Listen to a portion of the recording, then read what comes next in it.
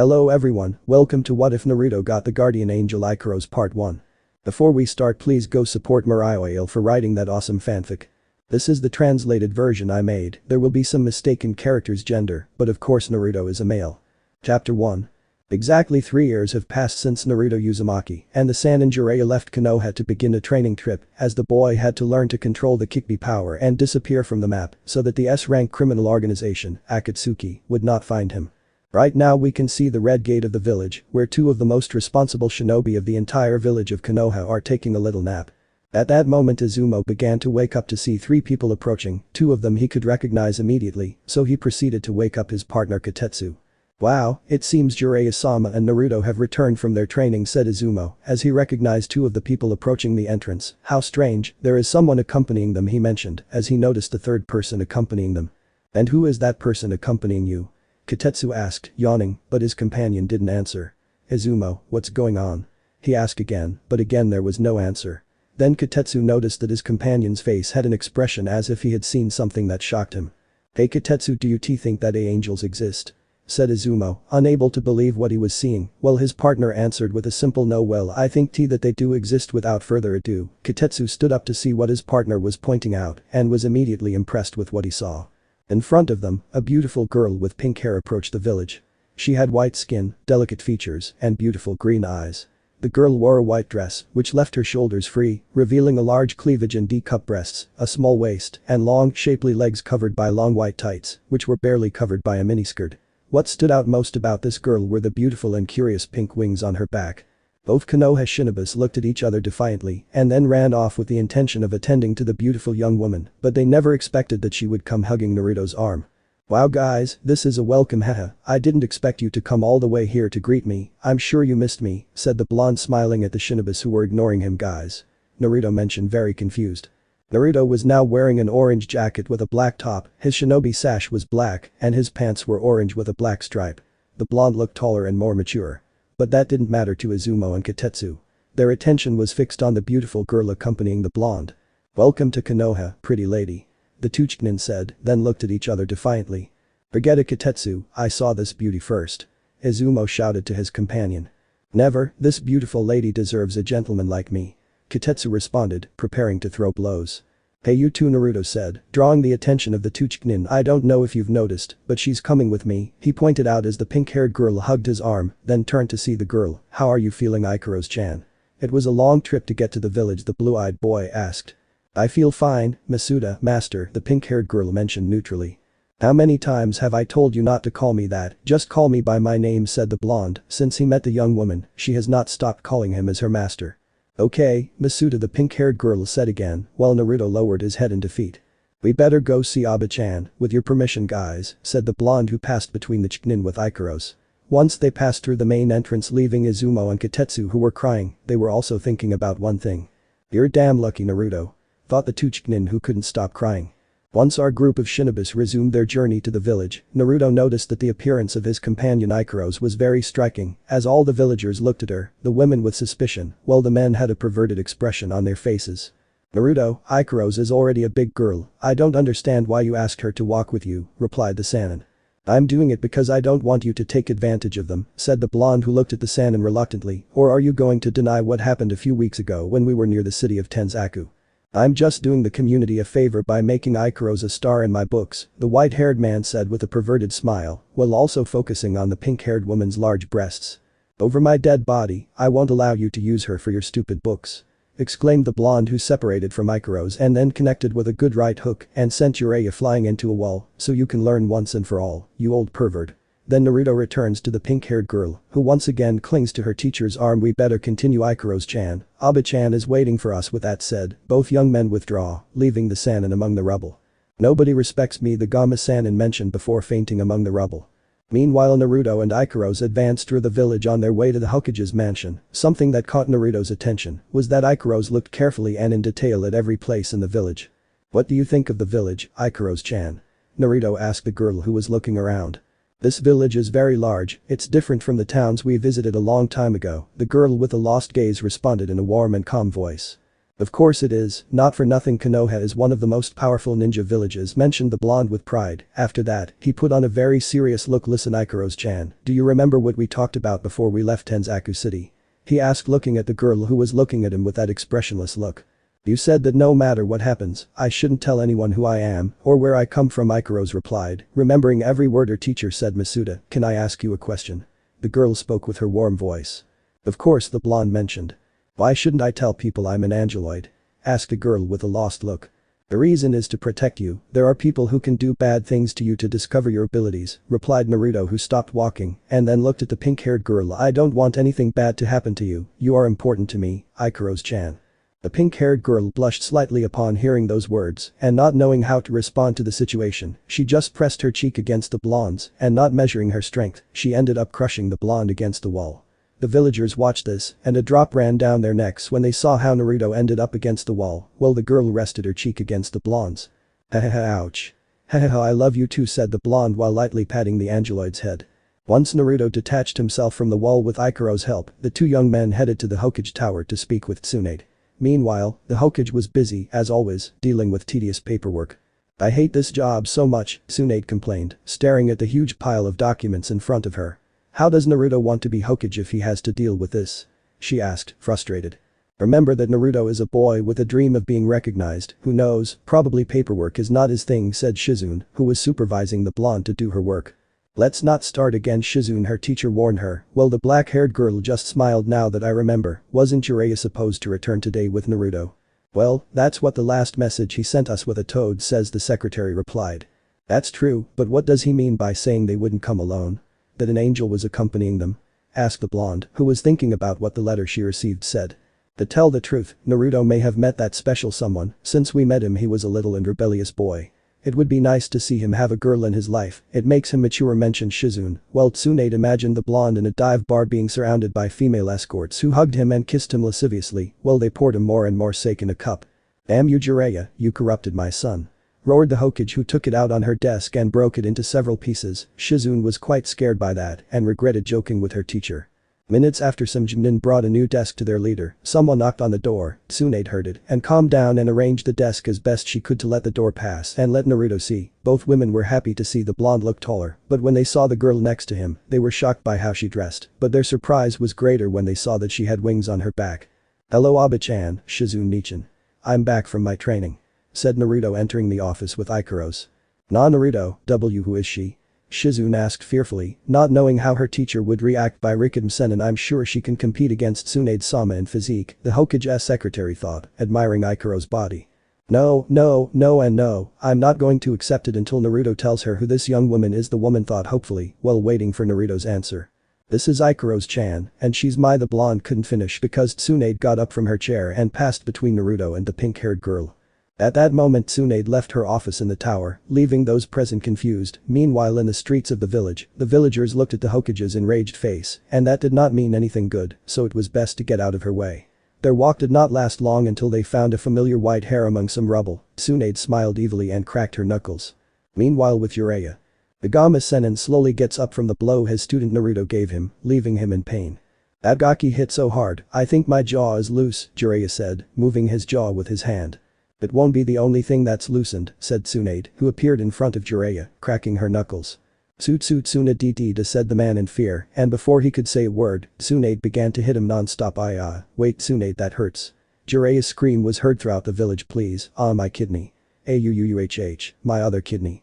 Screamed the Gamma-san, making all of Konoha hear him. Back to the tower.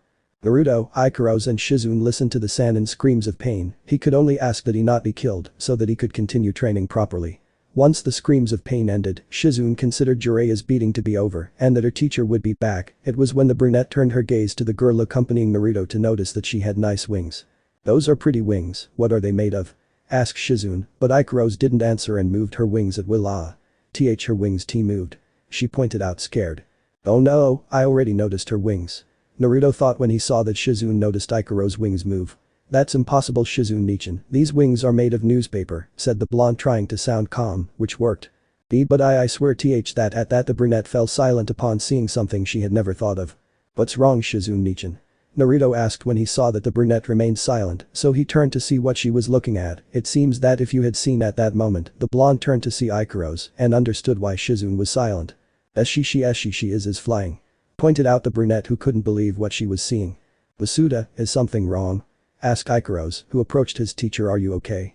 Ikaros-chan, I told you not to do those things. The blonde shouted, too alarmed to see the pink-haired girl floating. You have a lot to explain, you damn pervert. Were the shouts of the Hokage, who was returning to her office and in the process dragging a very mutilated Jiraiya. Your duty was to train Naruto as a shinobi, not to teach him your silly perverted ideas to conquer a slut. Like when the blonde entered the office, she was shocked to see that the young woman with pink hair and a revealing outfit was floating in the air. She is. Damn, they already discovered her, said the blonde, knowing that sooner or later they would discover Ikaro's secret. Hours after what happened in the Hokage's office and after healing Jiraiya, the blonde was now sitting in her chair looking at the Sannin, Naruto along with the girl with a lost look. Very well, you three owe me a very good explanation of what I just saw a few hours ago, the Hokage ordered with her arms crossed. Hey Iro Sennin. What do we do? Naruto asked, hoping for support from his sensei. Now if you need my help, why don't you ask your slave? Jiraiya said sarcastically, which alarmed Naruto. Slave? Said the Hokage and her assistant looking at the blonde. Needless to say they looked very upset by the slave thing. Naruto, can you explain to us that she is your slave? Ordered Tsunade and Shizune, pointing at Ikaros. Masuda, the pink-haired girl, spoke calmly, but the blonde was too upset by the accusations to pay attention to her. At that, Angeloid looked at those present, but there was something that caught her attention the most in one of them. Explain to me right now, Naruto. Uzumaki, why you, the blonde said furiously, then her face turned red with rage. Naruto, it would be better to tell Tsunade the truth, declared the Gama Sennin, leaving the blonde worried. You know perfectly well that we can't hide the truth about Ikaros. At the end, the blonde sighed in defeat. I think you're right, Iro Sennin, said Naruto, and then looked at the Hokage. Aba-chan, I must tell you the truth about. Before he could say a few words, he was greatly surprised to see Ikaros groping Tsunade's enormous attributes to Ikaros-chan. What are you doing? Ripe watermelon, said the girl with a lost gaze simply, while Jiraiya took out his notebook and wrote like crazy when he saw Ikaros groping Tsunade. Nah Naruto, say tell that girl to leave me alone. The Hokage asked between moans. Jiraiya, I swear that if you dare to put this in your book I'll kill you. The woman expressed, who felt that she could not move and breathed heavily, while her face acquired a faint blush. Enough Ikaros-chan, stop groping Aba-chan. Naruto said and then separated the pink-haired girl from Tsunade. I know why you did that. What you did is crazy. Watermelons, whispered the pink-haired girl who was looking at the breasts of a very agitated Hokage. Those aren't watermelons. Shouted the blonde, pointing at the blonde's enormous chest, who was still breathing heavily and kept a blush on her face. Well, maybe they are because of the size. But those aren't watermelons, never do things like that again, you heard me. The pink-haired girl just lowers her head at her teacher's scolding. I'm sorry, Masuda, Ikaros said a little sadly, but at that moment she felt Naruto caress her head. I forgive you this time, but don't let it happen again, the blonde said with a smile. At these words the Angeloid nods and stands next to Naruto, while Tsunade thought about whether or not to ask about the girl. Nah Naruto, the woman mentioned but was interrupted. But what kind of lunatic is your girlfriend, Naruto? How dare she do that to Tsunade-sama? Said Shizune angrily. How come you forgive her so quickly? That's just not right. Mentioned the Hokage's secretary looking at the girl with a lost look. Shizune Nicha, Ikaros-chan is not my girlfriend and she didn't know what she was doing either. She doesn't know much about the things we do in this world, mentioned the blonde who defended Ikaros, although the black-haired girl and the blonde opened their eyes completely when they heard that this girl came from another world. What do you mean she's not from this world? The brunette asked, confused. Naruto, you know I don't like difficult things, tell me what's going on or I'll take care of returning you to the first year of the academy myself, the Hokage shouted, scaring Naruto. Tsunade, what Naruto told you is true, Ikaros does not belong to this world, said Jiraiya, who took the floor. Young lady, tell them the truth about yourself. I can't, Masuda told me that I can't talk to anyone about myself, said the pink-haired girl. Don't worry Ikaros-chan, Aba-chan and Shizune Nichan are trustworthy people, mentioned the blonde who places his hand on the shoulder of the girl with a lost look. You can tell her with confidence who you are. Will you all be clear about this or I'll be forced to ban men from the hot springs in Ichiraku. The woman shouted, scaring Naruto and Jiraiya, who were urging Ikaros to spill the beans. At that moment Ikaros left Naruto's arm and set her sights in front of the women, which caused Tsunade to grab Shizune and hide behind her to avoid being groped again, while the brunette became nervous because she did not know what the so-called Ikaros was capable of. Good morning, Sukuna-say, watermelon woman, the pink-haired girl greeted the Hokage politely, who had a twitch in one of her eyes at how she was called. My name is Ikaros. I am a pet class angeloid who is at the service of my Masuda. With that said, Tsunade and Shizune were surprised by what they heard, but at the same time, they were confused by not knowing what that angeloid thing was that the girl with the lost gaze mentioned. Jiraiya, what crazy ideas you put in this poor young girl's head? Shouted Tsunade, preparing to give the poor Sanin another beating. Please Tsunade, you must calm down, I didn't do anything to Ikaros, what she told you is true, she is an angeloid. Said the Gamma Senin in defense. Wait a minute, what's this pet angeloid thing? Some kind of hack slave you can buy? She asked, annoyed, disappointed in Naruto because she thought he was different. It's nothing like that, Shizune Nichin. We have no idea what angeloids are or where they come from. We only know that they obey the orders of their masters, the blonde said in defense. Now I feel more at ease knowing that she's not Naruto's slave, but there's still something you haven't told me, how did you meet her? The woman asked, raising an eyebrow. You see, Aba-chan, things happened in a way you won't believe, the blonde mentioned a little nervously, and Tsunade didn't quite understand what her son was talking about. It all started 6 months ago, in the Land of Lightning. Flashback. Somewhere in the Land of Lightning, Naruto could be seen training hard, as he had 6 months left to finish his journey and return to Konoha.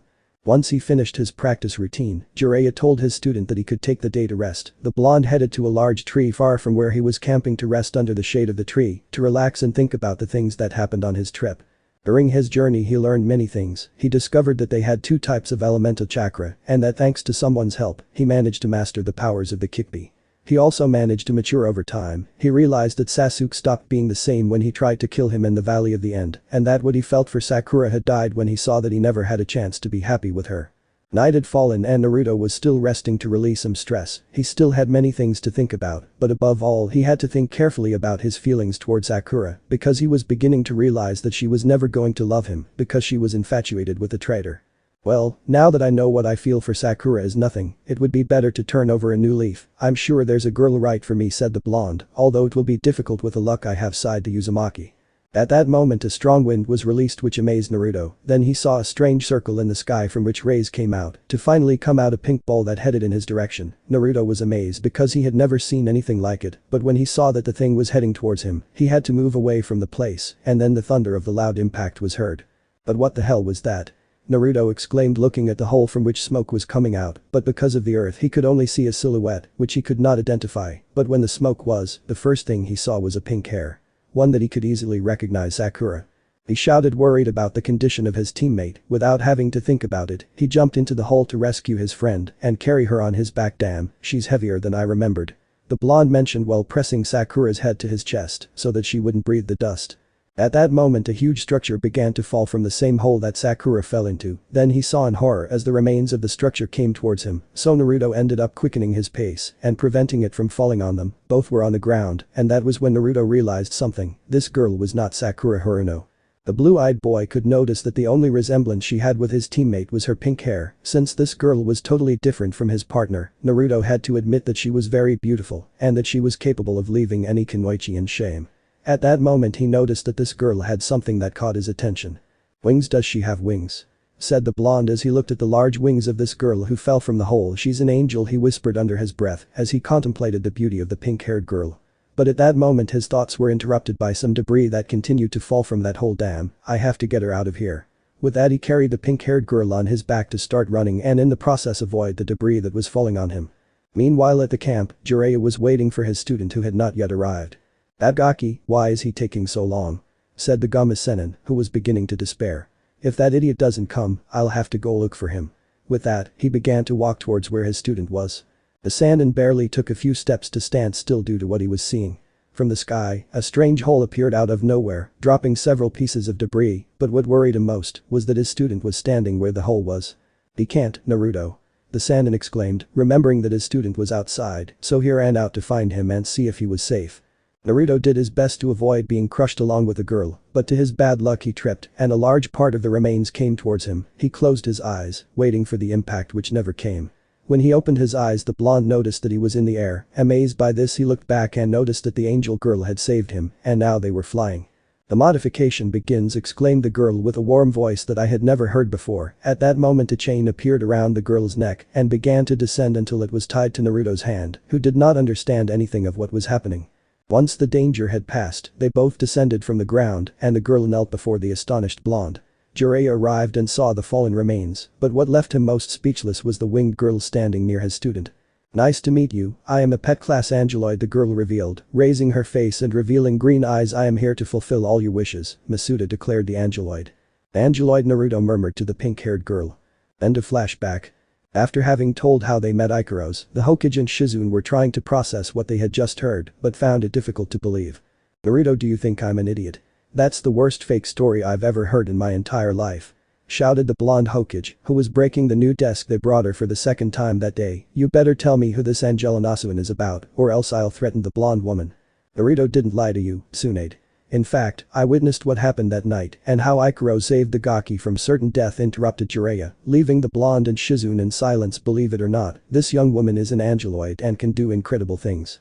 "Well, angeloid or not, I won't believe it until you prove it to me, because what you're saying is impossible," declared the woman while crossing her arms, while Naruto and Jiraiya sighed, knowing the woman's mind well. "I have an idea of how Aba-chan can believe us," said the blonde, drawing everyone's attention. "Ikaros-chan, I need you to use one of your cards." "Hi," Masuda, the pink-haired girl, took out a strange card that shone. Tsunade and Shizune looked closely at that object. That did not seem to be an ordinary card. "Thank you very much, Ikaros-chan," Naruto thanked, stroking the head of the girl with a lost gaze. "Aba-chan, what is your favorite sake of all?" "Huh?" Tsunade said, not understanding anything. "What does that question have to do with?" "That doesn't matter, just answer my question," interrupted the blonde, which annoyed the Hokage a little. "It's obvious that Kiri's Hisam, Ice Storm, is very good, but without a doubt my favorite is the Supish plus Nafamatsu, spicy powder. It's the best because when you ingest it, it leaves you with a very pleasant internal warmth." "But what's that for, Naruto?" the woman mentioned. "It's to show you that I'm telling you the truth," the blonde mentioned with a big smile, and then looked at the pink-haired girl. "Ikaros-chan, I want you to bring me 20 large bottles of the sake that Aba-chan mentioned." "Hi," Masuda said. Ikaros to see the letter she had in her hand. "Transport," she exclaimed with her serene voice, so that instantly a strange colored energy covered the entire room, and then the 20 bottles of each sake that Naruto asked for appeared. "And what do you think of this, Aba-chan? Is this enough proof for you to believe me?" Naruto said with a foxy smile at the expressions on the Hokage and his assistants' faces. But how when?" said Shizune, who couldn't believe what just happened. "Well, with Tsunade. This is it's beautiful." The Hokage shouted, very excited as she ran like a girl in a toy store to see them and make sure that her gift was real and not an illusion, and to her joy, the bottles were real. "This is the best thing that has ever happened to me in my life. But which one should I start with?" she asked while deciding which drink she would drink first. "Maybe I should start with some Hisam to relax, or better yet with Supish plus Nafamatsu to regain energy." Then Tsunade went to the young people to give them a big hug. "Thank you, and thank you so much. You don't know how happy you've made me, Naruto, so from this moment on I will begin the preparations for your wedding with the pretty young woman who accompanies you. From this moment on you both have my blessing," declared Tsunade, very excited. "WW wedding?" Naruto exclaimed, shocked by the Hokage's words. "Masuda, what's this about a wedding?" asked Ikaros, who didn't know the word. "It's just a huge party where we'll celebrate the loving union between you and my little blonde airhead," explained Tsunade, ruffling the shocked Naruto's hair. "I'm not even dating Ikaros-chan, don't say that crazy stuff, Aba-chan," Naruto complained, quite embarrassed by the things the Hokage was saying. "Don't be like that, be happy that you have a nice girlfriend who will make you happy," said Tsunade without stopping smiling, and at the same time Naruto growled at the things the Hokage said. "Now if you'll excuse me, I have some sake to try without wasting time." The woman took one of the bottles to open it and start drinking. "No, it can't be," Shizune cried, crying in a comical way. "What's wrong, Shizune-nichan?" asked Naruto, watching the brunette cry. "It's been days since Tsunade-sama didn't complete the reports, and now that she has all that sake it's not fair," the brunette shrieked, taking a few drops from Naruto and Jiraiya, and Ikaros watched everything without understanding what was happening. "Don't exaggerate, Shizune, I'll finish that hateful paperwork later. Now let a woman enjoy one of the pleasures that life offers her," mentioned the blonde, ready to drink from the first bottle. "No way," Shizune shouted, having already snatched the bottle from his hand. "First you finish your work, then you can get drunk until you lose consciousness," she complained angrily. "Shizune, Naruto gave it to me. Give it to me, give it to me, give it to me, Naruto gave it to me, it's mine, give it to me," said the woman, trying to reach the sake bottle, while Shizune pushed the bottle as far away from her as she could. "First, do your job as Hokage and finish signing the documents," Shizune ordered, more than annoyed, while the defeated Tsunade continued with her duties. "I can't believe that a simple letter can do things like bringing bottles of sake. Is it a type of technique that the angeloids use?" she asked while sealing the bottles in a scroll she carried with her. It's not any of the techniques that Ikaros-chan uses, rather it's better if she explains it to you, mentioned the blonde, giving the floor to the pink-haired girl. These cards, as you would call them in your language, are a teleportation device. Based on Masuda's request, I can order the necessary equipment from Synapse, Ikaros mentioned, but it seemed Tsunade and Shizune didn't understand anything the young woman explained. Synapse? The brunette mentioned, confused. What is that Synapse? The brunette asked. That's right, what the heck is this Synapse thing? The annoyed blonde asked as she continued with the paperwork. Work or I'll throw all the bottles in the trash. Shizune threatened, causing Tsunade to speed up the process. You'll pay for this, Shizune, the Hokage immediately thought, continuing to write quickly. Just so you know, Ikaro-san, can you tell us what Synapse is? The black-haired girl asked. I have no information about Synapse, I only remember waking up with my Masuda in my arms, the girl replied. That's strange now that you mention it, said Shizune, although we could possibly help you with your memory, since we have an expert, perhaps Inoichi-san can. At that the brunette was interrupted by the Hokage. I don't think it's a good idea, Shizune, Inoichi may be capable, but I don't think it's convenient to reveal Ikaro's secrets, mentioned the blonde Hokage, making Naruto sigh in relief. Thank you for not revealing what happened to Ikaros-chan, I would feel terrible if something bad happened to her, the blonde declared with a slight blush. At that moment the pink-haired girl pressed her cheek against the blonde's again to show her affection for him. One would think that it was a sign of affection between them, but taking into account that she is a somewhat absent-minded angeloid, she did not calculate her strength and ended up trapping Naruto against the wall again. Naruto? The blonde shouted, worried for her unofficial son, while she left her duties to move Ikaros and check the blonde Naruto. Naruto, my boy. Are you okay? Aren't you hurt? She asked while touching the blonde's chest looking for any fractures. Ouch, that hurt a lot, the blonde complained, while Tsunade healed some scratches he had on his face. What did Ikaros do? Asked Shizune looking at what had just happened. Don't worry, this is how Ikaros-chan shows me her affection, said the blonde with a nervous smile, while patting the head of the girl with a lost gaze. At this comment, Tsunade and Shizune smiled, as they really missed the blonde in the village, but that nice atmosphere was interrupted by. If this is how much she loves you, it's certain that Tsunade is crazy about me, said Jiraiya, laughing at the situation, making Tsunade get annoyed by her old friend's words.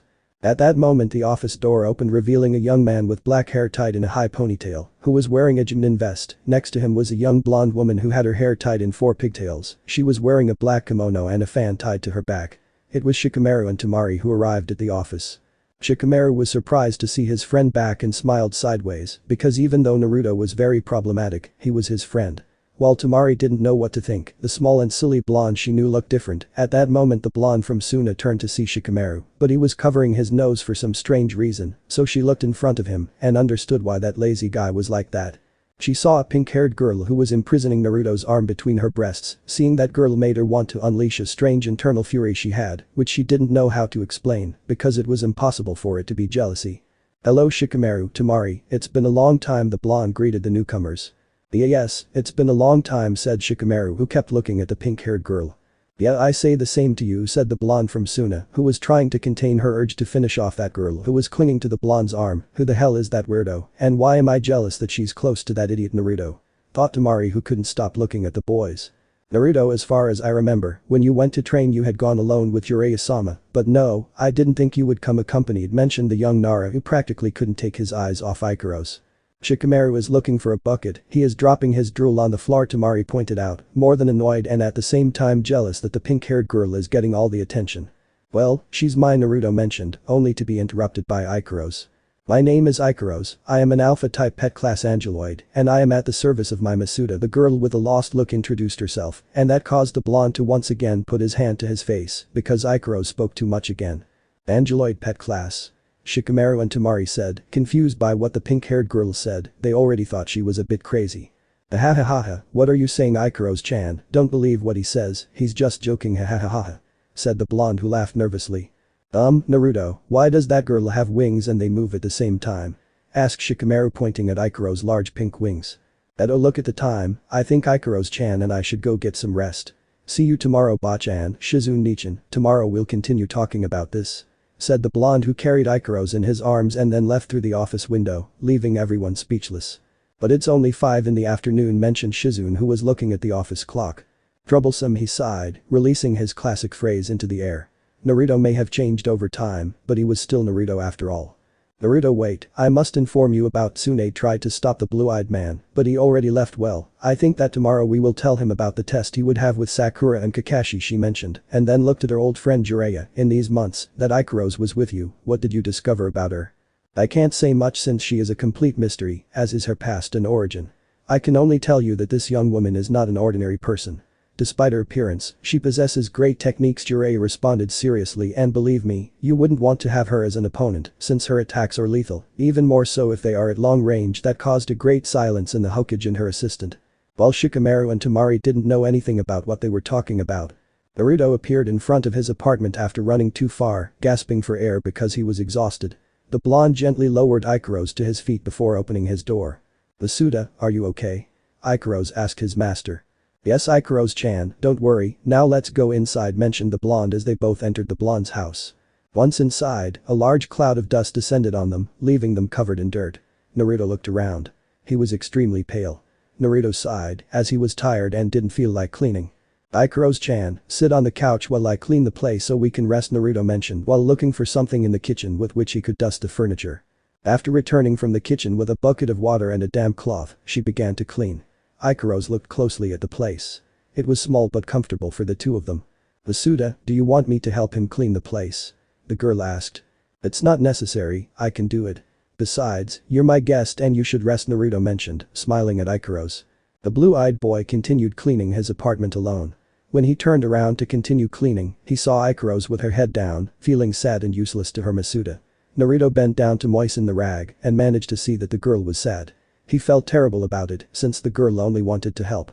He approached her and then handed her the rag. "Ikaros-chan, if you want you can clean my furniture," the blonde mentioned, showing her the rag. "Hi Masuda," exclaimed the girl, starting with Naruto's order.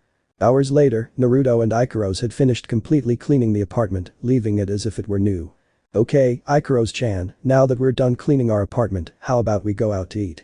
the blonde said with a smile. "Masuda, what did you mean by our department?" Angeliad asked. "It's easy, from today you will also live with me," mentioned Naruto, while Ikaros looked at him without understanding. "Look Ikaros-chan, you don't remember much of your past, that's why I offer you a home by my side. Besides, you told me a long time ago that you want to be with me." Saying that, the pink-haired girl felt a strange warmth in her chest. The pink-haired girl showed her affection to her teacher by pressing her cheek with Naruto's, but as always the poor girl remained embedded in the wall. "That hurt me." She began to complain about the pain, but she had to endure it knowing that Ikaros showed her affection to her. Once the blonde left the wall, they both got ready to eat, and as always Ikaros was hugging Naruto's arm while they both walked. Ikaros could feel an inexplicable warmth coming from her chest, and this always happened when she was near her. Masuda, the Angeloid, had no idea why, but it was certainly something she liked. Chapter 2. A not very pleasant reunion. It was already getting dark in the village of Konoha, and small lanterns could be seen lit outside homes and businesses. At this moment, Naruto and Ikaros walked calmly through the village since the blonde had decided to invite her to lunch, but they hadn't noticed how much Ikaros attracted attention from both the male and female population since the men drooled and the women hated the girl for taking their attention away, and the only thing they could do was punish their perverted partners. "The village has changed a lot since it was rebuilt, yet it remains the same as always," said Naruto, observing the great changes in Konoha. They even placed Bachan's face on the Hokage monument. "Masuda, where are we going?" Ikaros asked curiously as she turned her face, giving the blonde an innocent expression. "We'll go to the best place in Konoha where they serve the best ramen in the world," said the blonde without stopping smiling. "Maybe old man Tucci wants to hire you, Ikaros-chan. When it comes to cooking, there's no one who can beat you," he mentioned, knowing that the pink-haired girl had a good hand when it comes to cooking. "Arigato, Masuda," the girl said simply and turned her gaze forward while smiling sideways, knowing that her Masuda liked the seasoning she gave to her food. Minutes later, the boys arrived at Ichiraku's. To Naruto's surprise, the place had grown quite a bit, now twice the size of what it had been in the past. The blonde and Ikaros entered and saw AM serving some customers who were happily taking their orders. Naruto was about to greet her until she saw him and greeted him in a very different way. "Welcome to Ichiraku Ramen, if you would like to follow me I will guide you to the bar since our tables are currently occupied," said the brunette girl without even noticing the blonde. "That was weird, AM didn't recognize me," said Naruto, scratching his neck when he saw that the brunette hadn't recognized him, then following AM walking Ikaros-chan. "Hi, Masuda," said the Angeloid following the blonde. By the time the young men entered, something similar had happened as in the village, as the men were blushing, and some had foolish faces upon seeing the beautiful young woman who had entered the place. Well, we hope you enjoy your stay, here is the menu, in a few minutes I will come for your orders, said AM leaving Naruto with a great mystery of why she had not recognized him. Masuda, why are you looking at that woman? He asked, having a strange feeling towards the brunette. It's just that I find it strange that AM doesn't recognize me. Maybe she's changed a lot these past few years or something, I replied, confused by the way the brunette didn't recognize him. Masuda, you look just like the first time we met. I don't think you've changed at all, said Ikaros looking at Naruto with a small blush. Thanks for saying those words, you haven't changed either, you're still the same nice girl I knew, said the blonde with a slight blush. I'm sorry for the delay, but we're a little full as you can see now, how about I take your order, said AM who still didn't recognize Naruto. AM, just to know, do you remember me? The blonde asked, pointing at himself.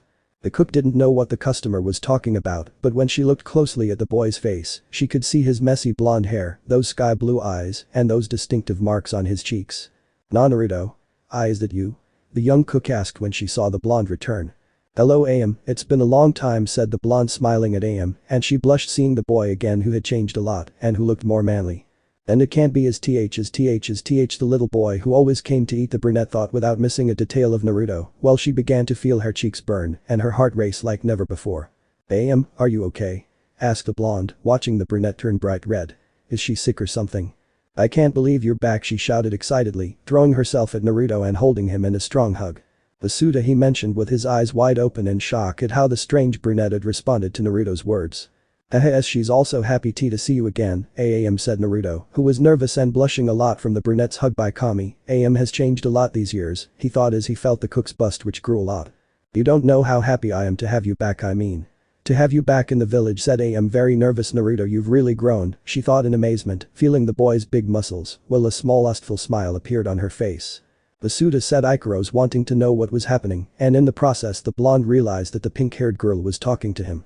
I almost forgot, AM, I want to introduce you to someone. Naruto separated from the cook and then approached the pink-haired girl. This is Ikaros-chan, a very special friend that I met during my trip with Iro-senin, he said, introducing the angeloid.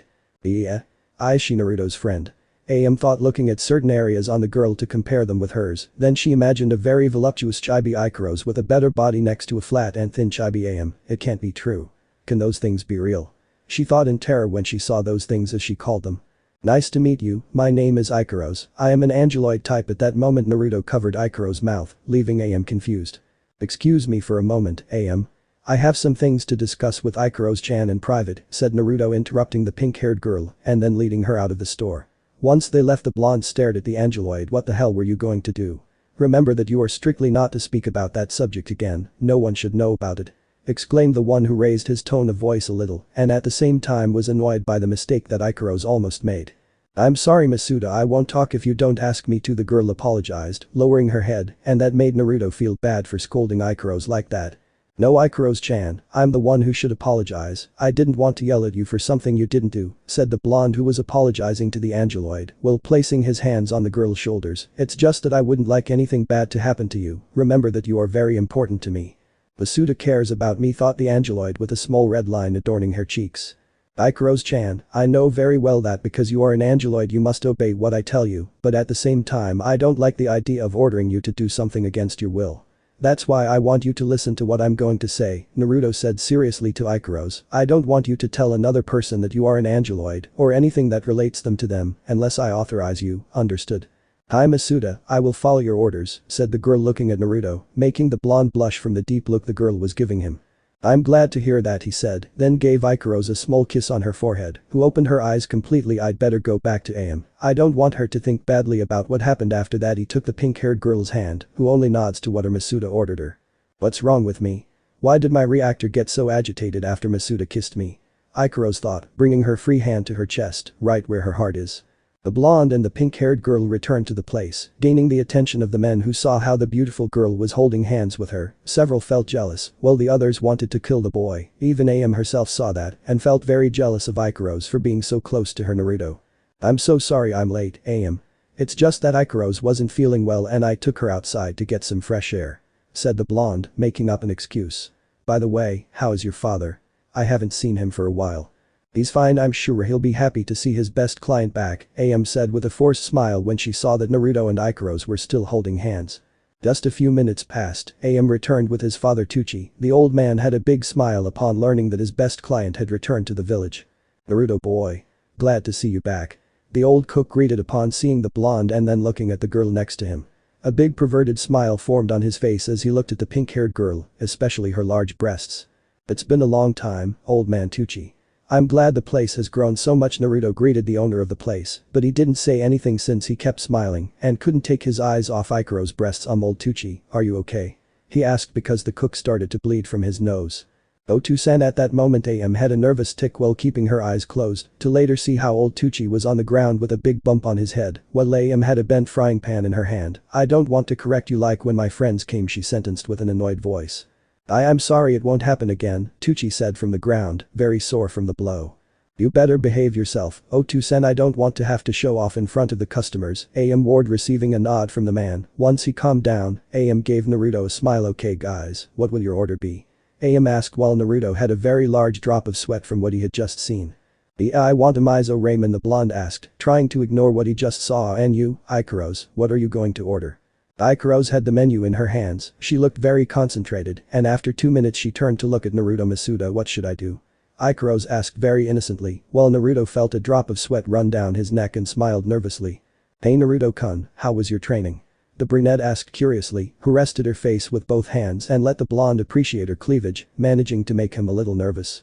"Oh well, it went very well. I've improved a lot," said the blonde, embarrassed, who looked away so as not to see AM's cleavage. "I can't believe AM does those things. She never behaved that way with me," he thought while he tried to see the cook, who smiled tenderly. "It seems that Naruto-kun is still my innocent little boy. It will be fun to make him mature," AM thought with a little sadness, having those kinds of thoughts. "Hey Naruto-kun, how did you meet your friend?" AM asked, directing her gaze towards the pink-haired girl who seemed a little distracted. Why is AM interested in knowing about Ikaros-chan? Naruto thought after the question the young cook asked him. "Well, the truth is, Iro-sennin and I found Ikaros-chan hurt during the trip. Unfortunately she doesn't remember anything about her past or where she comes from. But since we met she never leaves my side, and at the same time I take care of her, so Iro-sennin doesn't do anything wrong to her," said the blonde, trying to hide as much as possible from mentioning anything about the angeloids or synapse. "What a shame, it must be terrible not to remember anything about your past," said AM looking at Ikaros sadly. She seemed to be a girl very dependent on the blonde, but in the end something caught AM's attention. "Naruto-kun, may I know why she calls you Masuda?" asked a cook curiously. "Damn. Now what should I say?" thought the blonde, who felt pressured by AM's questions. "Well, it's because that I can't think of anything to save myself from this. My Masuda is a kind person and has taught me many things I didn't know, that's why I call him Masuda," Ikaros said surprisingly, while Naruto felt relieved by what she said. "Thanks for the help, Ikaros-chan." Naruto mentally thanked the girl who saved him. "Since that day we helped her, she never stops calling me Masuda. At first it was a bit annoying, but it's her way of thanking me," he said while stroking Ikaros' head. "You make me feel more and more proud, Naruto-kun. You definitely have a big kind heart," said AM, putting her hands on her cheeks to prevent the blonde from seeing her blush. "Maybe this girl has nice clothes, a better body, and that she catches everyone's attention, but I have known my Naruto-kun since I was little, and I will not let myself be defeated," she thought with determination. Minutes later Tucci arrived with the boys' orders. Naruto's eyes began to shine when he saw the steaming bowl of his beloved ramen. On the other hand, Ikaros stared at his order. "Here you go, guys, enjoy your meal," said Tucci, placing the orders in front of the kids. "Thanks a lot, old man, I've missed your dishes for a long time," said the hungry blonde, who took some chopsticks to start devouring them. "How I miss this flavor." Those words delighted the cooks. Then the blonde looked at Ikaros, who was only looking at her bowl. "What's wrong, Ikaros-chan, aren't you hungry?" "Masuda, what is this?" asked Ikaros, looking at the steaming bowl of food. "I forgot that you know this dish," said Naruto, scratching the back of his head for forgetting that the pink-haired girl comes from another world and that he didn't know anything about this world. "This dish is called ramen, and it's one of the most delicious there is. You have to try it," he suggested to the angeloid, who nods at her Masuda's words. The pink-haired girl turned her gaze back to the bowl of ramen, gently took the chopsticks and tried to lift the food, but it always slipped, making it impossible for her to eat the food that Naruto ate with great ease. "Masuda, I think I have problems with food," said Ikaros, turning to look at Naruto. "Hey, how can we solve this?" Naruto said to himself while thinking of a solution. Suddenly he had an idea that caused a big blush on his face. "The best thing is that I feed you." That answer surprised everyone who was eating in the place. "Ikaros-chan, give me your chopsticks, please," asked the blonde, so that the girl could give them to him and he could take some noodles. "Well, open your mouth." Ikaros obeyed and opened her mouth to receive the food that her Masuda was giving her. "And what do you think? Did you like the ramen?" Once Ikaros took the first bite, she savored it and only came to one conclusion, to give a slight smile to her Masuda, who blushed when he saw her smile in such an angelic way. "I think I'll take that as a yes," said Naruto, seeing the angeloid's beautiful smile. "I really like those smiles of Ikaros-chan, they make her more beautiful than she is," thought the blonde, who continued feeding the pink-haired girl. Many of the men present at the establishment were dying of jealousy at being in Naruto's place and feeding off that beautiful girl. Tucci watched what the boy was doing and could only smile. "It seems Naruto found that special girl, I'm happy for him," said the old cook, who turned to talk to his daughter. "What do you think of Am?" Am? The moment the old man turned to see his daughter, he almost had a heart attack because Am was surrounded by an evil aura while leaving traces of a scratch on the wall. "I'm glad about it, they make a cute couple," she mentioned with a cute forced smile while clenching her teeth and digging her nails even deeper into the wall. Naruto and Ikaros had a good time at Ichiraku's new place. The blonde told Tucci and Am about the things he did on his travels and the places he visited. Meanwhile, a pink-haired girl could be seen running with great joy on her face and heading to the ramen place. That girl is Sakura Haruno, who found out from the Hokage that Naruto had returned. The Kunoichi wanted to see her teammate and know how his training had gone because she also wanted to show him her progress under Tsunade's tutelage and above all, show him that she was no longer that pathetic girl who could not defend herself. "Hey Naruto, it's good to see you back." At that moment when the girl entered the business, she was shocked to see that her friend was feeding a complete stranger. "Who the hell is she?" Sakura shouted, pointing at Ikaros, while everyone was speechless when they saw that there was possibly a hurt person. "Who is that girl, and why is Naruto feeding her, and about why does it bother me so that baka is with her?" Were the thoughts of the pink-haired Kunoichi, who couldn't believe what she saw. "Well, I don't know who that stranger thinks she is, but we can't allow Naruto's baka to ignore us for her," Sakura's inner declared very angrily. The blonde man turned to look at Sakura seriously and she became a little nervous because of the way the blonde man and some of the other customers were looking at her. She decided to calm down from the bad impression she'd given and say hello to her friend. "Hello Naruto, I'm glad to see you again," Sakura greeted, trying to stay calm. Naruto turned to see a girl his age. She had short hair the same color as Ikaros and green eyes. He only looked at her for a few seconds before saying only 4 words. "And who are you?" asked the blonde, raising an eyebrow, leaving Sakura and the Ichiraku team completely in shock. Did Naruto not recognize his teammate? "No, you don't recognize me?" Sakura asked in complete shock. "Do I even know you?"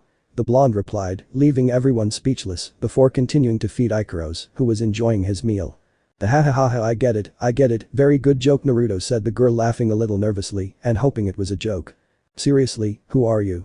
the blonde replied, not having to look at her as his attention was on Ikaros. "This joke is going too far Naruto, you're starting to scare me," mentioned the girl, starting to despair. "Naruto, don't you remember Sakura?" Tucci asked, worried that the blonde was suffering from some kind of amnesia. "And who is the Sakura?" he asked again, not paying attention to what was happening. "This can't be possible, how could you forget me? Don't you remember who I am anymore? I'm Sakura Haruno, I'm your friend and teammate of Team 7, we're both under the command of Kakashi Haddock," she mentioned, desperately trying to make the blonde remember that, while those present watched attentively what was happening. "Sakura Haruno?" said the blonde, who stopped feeding Ikaros and then remembered that name. For some reason that name sounds familiar to me. Saying that, Sakura felt the hope that her best friend had recovered his memory. "The only thing that comes to mind is a girl with pink hair, a huge forehead, and who was always in a bad mood." Suddenly Sakura's joy vanished because of the things the blonde said and then got angry. "Akaya?" she screamed, completely hurt, while throwing a powerful punch at the blonde, which was stopped by the one who had stopped feeding Ikaros. "I remember you well now, Sakura. As always, you have a worse temper than a stubborn old mule," Naruto said, serious yet annoyed at having his peace ruined. Sakura, on the other hand, was shocked that her teammate had stopped one of her super attacks, as if it were nothing. How?" Sakura said in total shock. She trained with the Hokage these years, and Naruto blocking one of her blows was impossible to do. "Did you think I was going to waste my time these 3 years I was away from Konoha? I'm not the same baka you used to hit whenever you wanted," Naruto declared, squeezing even harder, hurting Sakura in the process. "Nah Naruto, please let me go, you're hurting me," the pink-haired girl exclaimed in pain as she felt her legs lose strength. "I will, but you better calm down, I don't feel like dealing with your tantrums," he ordered. Well, Sakura had to accept immediately so that the blonde would let go of his partner's hand. "So what is it that you came to tell me?" he asked quite seriously. "It's just that I found out you were back, I thought you were going to visit me, but it got late and I thought I'd look for you," Sakura explained, a little sad because of the way the blonde was treating her.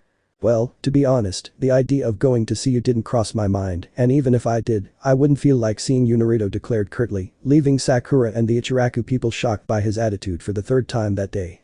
Those words affected Sakura deeply and she didn't know what to think or how to act. She only had one question in her head. Why was Naruto behaving so rudely toward her? Not even Sasuke was that cruel to her. And may I know what you're here for? Right now I'm a bit busy with Ikaros-chan, the blonde said sharply and went back to feeding the angeloid. The pink-haired girl exclaimed, strangely nervous, only to realize that Naruto wasn't entirely alone. Who is the girl accompanying you? Is she your not girlfriend? Sakura asked, staring at Ikaros. Sakura's question caused the blonde to blush quite a bit and Ikaros to shake her head a little, not understanding what it means to be a girlfriend. What? Why didn't you tell me that Ikaros is your girlfriend? Tuchi's daughter burst out, dying of jealousy. WTF, what nonsense are you talking about? Ikaros-chan isn't my girlfriend, we're just friends and nothing more. Naruto shouted, very red. To clear things up, that caused Sakura and AM to sigh in relief. Thank you, Kami, I'm glad to know that my Naruto-kun is still single. That means I have a chance, AM thought with relief as she sighed. It's good news that nothing is happening between them, Sakura thought as she looked sideways at Naruto's companion. She undoubtedly had a divine figure, one that any woman or kunoichi would kill to have by Kami. How the hell did she manage to get that body? So, nothing's happening between you and young Ikaros, right? Was the question Tuchi asked Naruto, making AM and Sakura stare at him. I already told you no, nothing's going on between Ikaros-chan and me. So I'd appreciate it if you'd stop asking those silly questions. I wouldn't be able to take advantage of her, the blonde replied, annoyed. The Suda is very good to me, Ikaros spoke, drawing the attention of the girls, Naruto and Tuchi. He always takes care of me from Hirosen and Sama. When he asks me to take off my clothes, the girls said, well, Naruto's face turned a little red. What does that shameless pervert want? Sakura burst out with a powerful scream while her eyes turned white with fury at seeing that the old pervert wanted to take advantage of someone who pretends to be completely innocent. Mental note, put some ultra-powerful laxative in Jiraiya-sama's food the next time he comes to eat, AM thought with a small, deranged smile on her face. There's no need to shout like that, you're going to make everyone deaf, said Naruto, his ears hurting from his teammates' shout, and about that dirty old man tried to take advantage of Ikaros-chan to use her in his next book. Luckily I stopped her from doing it, and in the process I beat her up, so she would learn. Having said that, Sakura was surprised, she couldn't believe that Naruto was capable of defending that stranger from his teacher. And in the process she felt very jealous of how he defended her. Hey, you should not let yourself be convinced by that old pervert, you have to use your head. Sakura began to scold the angeloid for no reason, who became depressed by the tone the pink-haired woman used with her. Don't yell at Ikaros-chan like that, she didn't know what Hirosen wanted to do. Naruto faced the pink-haired girl, yelling in her face. He couldn't stand the perverted sensei taking advantage of her or someone else yelling at Ikaros. How can you defend someone like her? I don't even believe your poor victim act. Sakura pointed out, annoyed, believing Naruto's friend was pretending to be weak. First of all, she's not to blame for what happened. Hirosen just took advantage of the fact that Ikaros-chan doesn't remember anything about her past. The blonde claimed, leaving his teammate speechless, who was going to complain, but Naruto interrupted her. Shut up and listen to me. He shouted, making her remain silent. Second, you don't have the right to judge others whenever you want, you barely know her, and you treat her like garbage. Then he made a quick movement to grab his partner by the collar of her shirt to bring her close enough to look him directly in the eyes. And third, don't yell at Ikaros-chan in my presence again, because next time there is a world called torture, and I myself will make sure you know it. This threat had a profound effect on the people inside. Some villagers were shocked by Naruto's words. Tuchi and AM seemed like they had their tongues eaten by the cat because they remained silent, and Sakura was the most affected by how the blonde threatened her. Then the blonde let go of her while she took a few steps back in fear. Why do you treat me this way? What did I do to deserve this kind of treatment? She asked, hurt, backing away a little in fear. Do you want me to remind you of every blow and insult I received from you in the past? If so, well, it would take me forever to count them, said the blonde who addressed the old cook. Mr. Tuchi, I will take about 10 portions of miso ramen to my apartment, he asked, and the cook nods to prepare the orders. I'm sorry, AM, but I have to go. I don't want to ruin the night for other people because of a certain person, he pointed out without looking at his teammate. AM just nods to go help her father. Ikaros-chan, we're leaving, I want to go rest. The angeloid nods her head to get up from her post. 10 minutes passed while the blonde waited for what he asked for, and in that time he didn't say a word to Sakura, and she, out of fear of being threatened again, remained silent so as not to upset him. Here you go, Naruto, I hope you enjoy the dishes, said Tuchi, who handed the rest of the order to the blonde who was receiving the packages. Thank you very much, old man, and I'm very sorry for the way I acted, he apologized. Well, the old man told him that it was no problem. Well, see you tomorrow, rest, he said goodbye, while Ikaros made a small bow to say goodbye to the cooks and then followed his Masuda. Naruto, wait, I have to tell you that tomorrow. Sakura tried to talk to her partner who was leaving the place but ended up being stopped by AM. I think you've done enough, Sakura AM said in an annoyed tone. But Naruto never behaved like that in the past. Said the pink-haired girl who still hadn't gotten over Naruto's change. I also find that Ikaros woman suspicious. I think she's playing innocent to get everyone's attention and call Naruto Masuda. She finished, crossing her arms. You're so cruel to poor Ikaros. Naruto-kun told me she lost her memory when they first met. It's because she acts like she doesn't know anything and calls him Masuda because she respects him for the help he gives her, the cook replied, leaving Sakura silent. After AM's comment, Sakura left the bar, apologizing for her actions. As she walked home, she began to think about what had happened to her teammate and felt bad about it. He was absolutely right. She'd always treated him like garbage, and now he was paying her back. But what have I done with my attitude? Naruto must hate me more than ever now and think I'm ungrateful, she thought as she looked for a solution to her problem. I have to apologize tomorrow or he'll never talk to me again. I don't want to lose the only teammate on my team after that. She began to think of how to come up with the perfect apology so Naruto could forgive her. But Naruto and Ikaros. Masuda said the Angeloid to get the blonde's attention. Since they left Ichiraku, Naruto didn't say a word. Masuda, she called him again while he continued looking ahead. What's going on, Ikaros-chan? He asked, staring straight ahead. Masuda, are you upset? Ikaros asked very innocently while giving the blonde a confused look. I'm not, he replied since he didn't want to talk about what happened. But that girl Ikaros mentioned, being interrupted by Naruto. I don't want to talk about it, do you understand? Naruto said curtly, which made the Angeloid sad. I'm Masuda, he replied, a little sad at the way Naruto answered him. The return to the apartment was very quiet. Angeloid remained silent during the walk, thinking that Masuda would not speak to her again.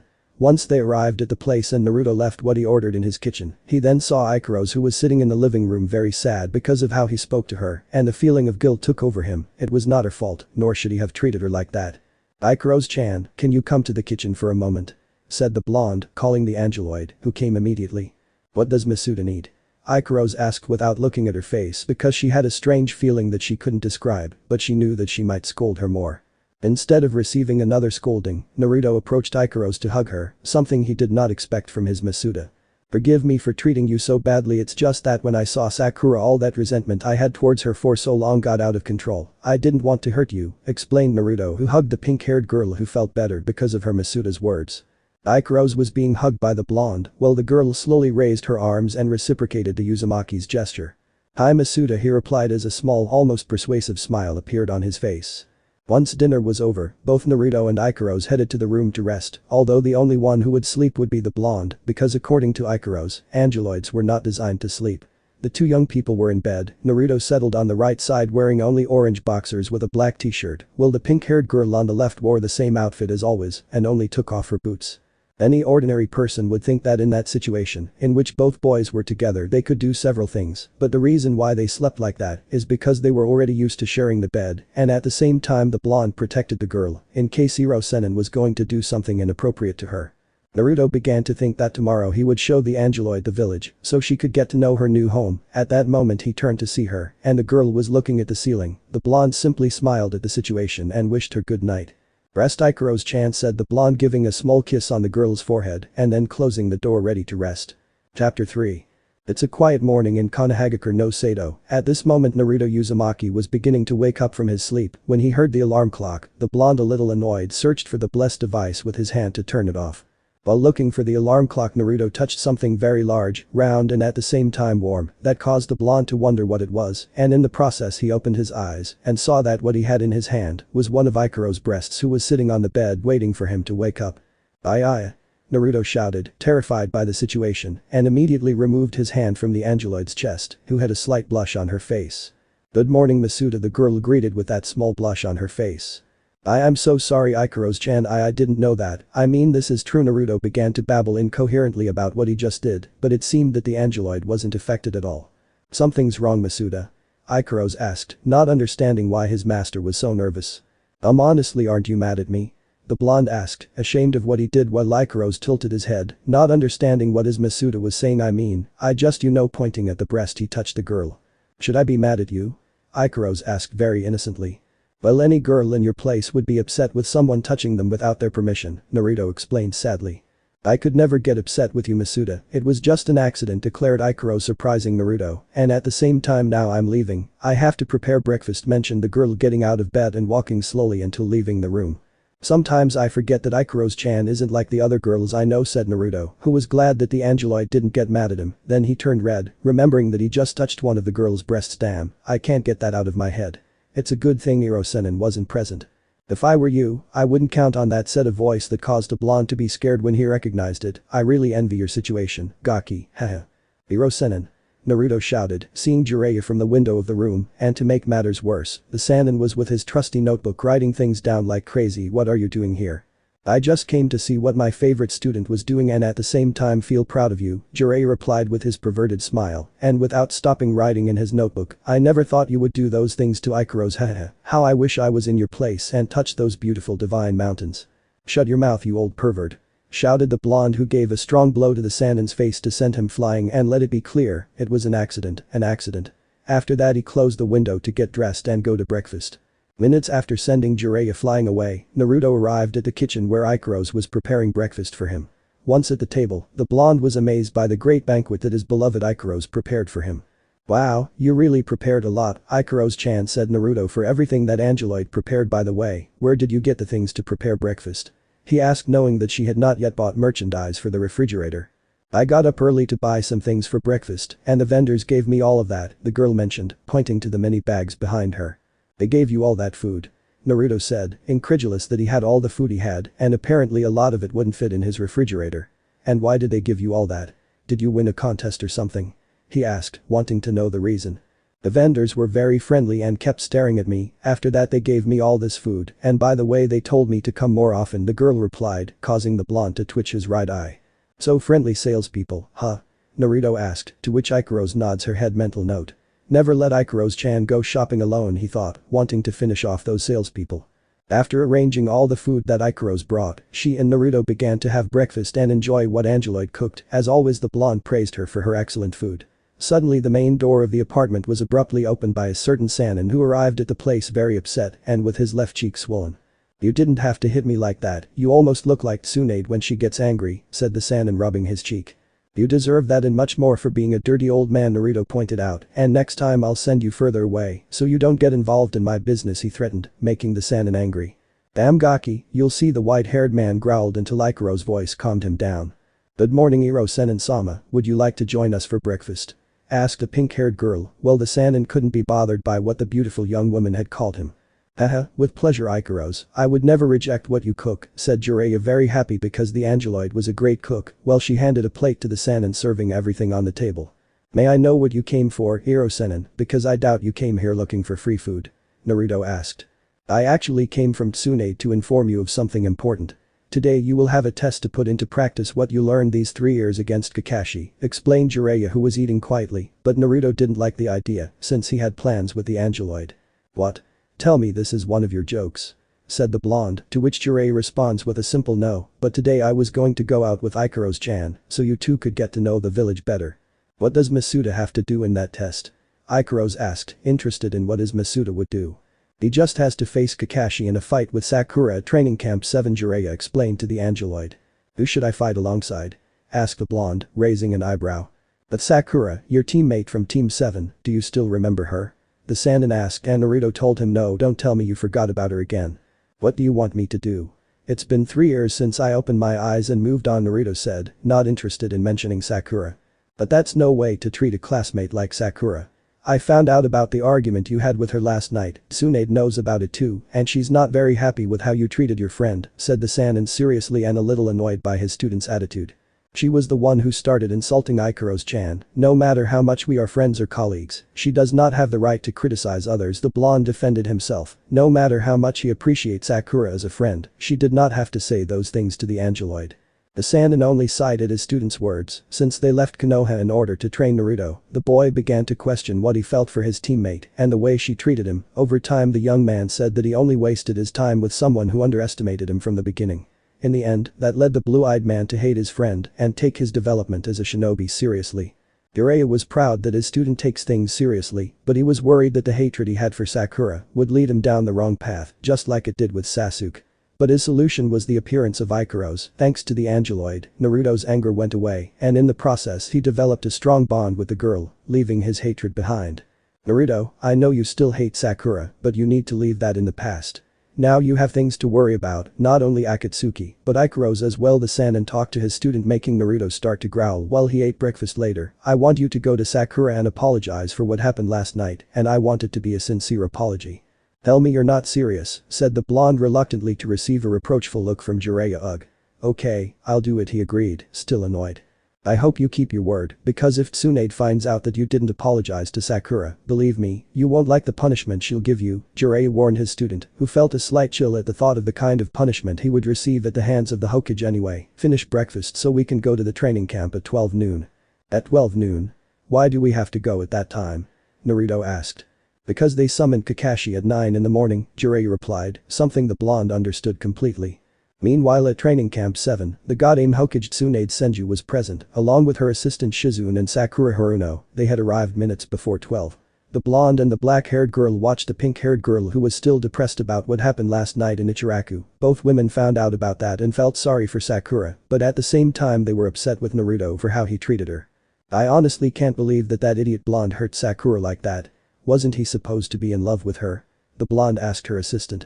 I think the same as you, Tsunade-sama. I find it hard to believe that Naruto-kun was capable of saying those things to his own teammate, said Shizune, who saw Sakura with her head down. He is not one of those people who attacks others. Something must have changed in him during his trip. I just hope that everything he told us is true and that he is not a second Jiraiya, because if so, he mentioned while his gaze darkened and he cracked the bones of his fingers and knuckles. I will make sure to give him a corrective tailored to his needs, the blonde sentenced with a terrifying look. There are times when Tsunade-sama can be more terrifying than Orochimaru, thought Shizune, very scared of the Hokage. Both women continued with their own business without noticing that Sakura was hurt from last night, so much so that she had a nightmare in which she was seriously injured and cornered by several Nukenin. She tried to ask Naruto for help, but he just abandoned her, saying that she should manage on her own. When the nightmare ended, Sakura couldn't sleep well, fearing that she would dream that terrible moment again. This is all my fault. I turned a kind and gentle boy into a terrifying monster who despises me, all thanks to my foolish obsession with Sasuke. I would give anything to have the old Naruto back, thought the girl, trying to remember her gentle friend. Minutes later Jiraiya arrived with Naruto, and by the way Ikaros came with him, taking his arm as usual. Tsunade noticed that they arrived at the field at the indicated time, and by the way she prepared to give the blonde his punishment, but before Shizune stopped her, they both noticed that the blonde was wearing a more modern outfit than the one he wore yesterday. Naruto was wearing an orange jacket with a black flame design on the abdomen and on his arms, while the sleeves were rolled up to his elbows. On his left hand he had a black battle glove, while on his right wrist he had a strange object that looked like a yellow bracelet. He also wore orange sports jeans with black lines on the top and white shoes with a lightning emblem on them. The three women were surprised by the blue-eyed man's change of clothes, so much so that Sakura blushed at her friend's new appearance. At that moment, the Sannin and the two young men arrived with the Hokage, who was completely shocked. We're here, Tsunade. I'm sorry if we're a little late, but the Gaki wanted to try on his new clothes, Jiraiya pointed out to his student, who looked happy. Nah, Naruto? You my Naruto? Asked the blonde incredulously, seeing her son dressed like that. What do you think, Bachan? This outfit was a gift from Ikaros-chan, don't you like it?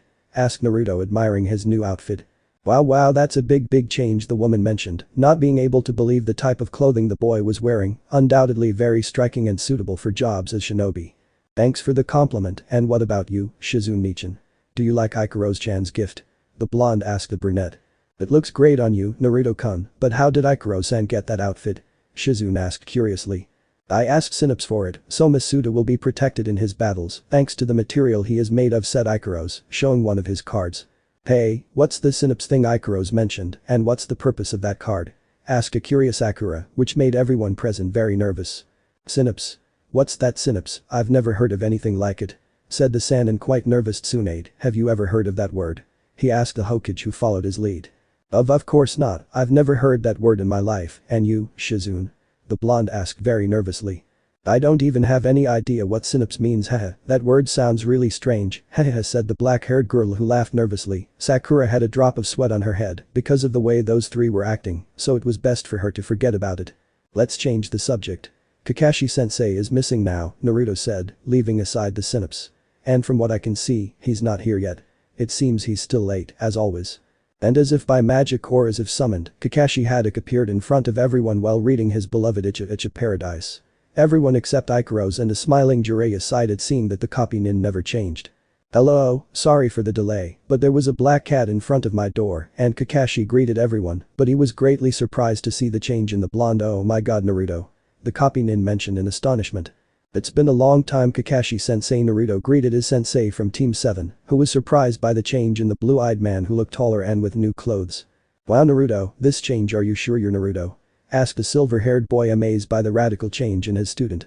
Well, whatever happened makes you look more mature. I'm happy for you, mentioned Kakashi with a happiness that could only be noticed in his eyes, but said happiness disappeared when he noticed that the blonde was not alone. Naruto, who is that girl? Is she your girlfriend? Asked Kakashi without any tact.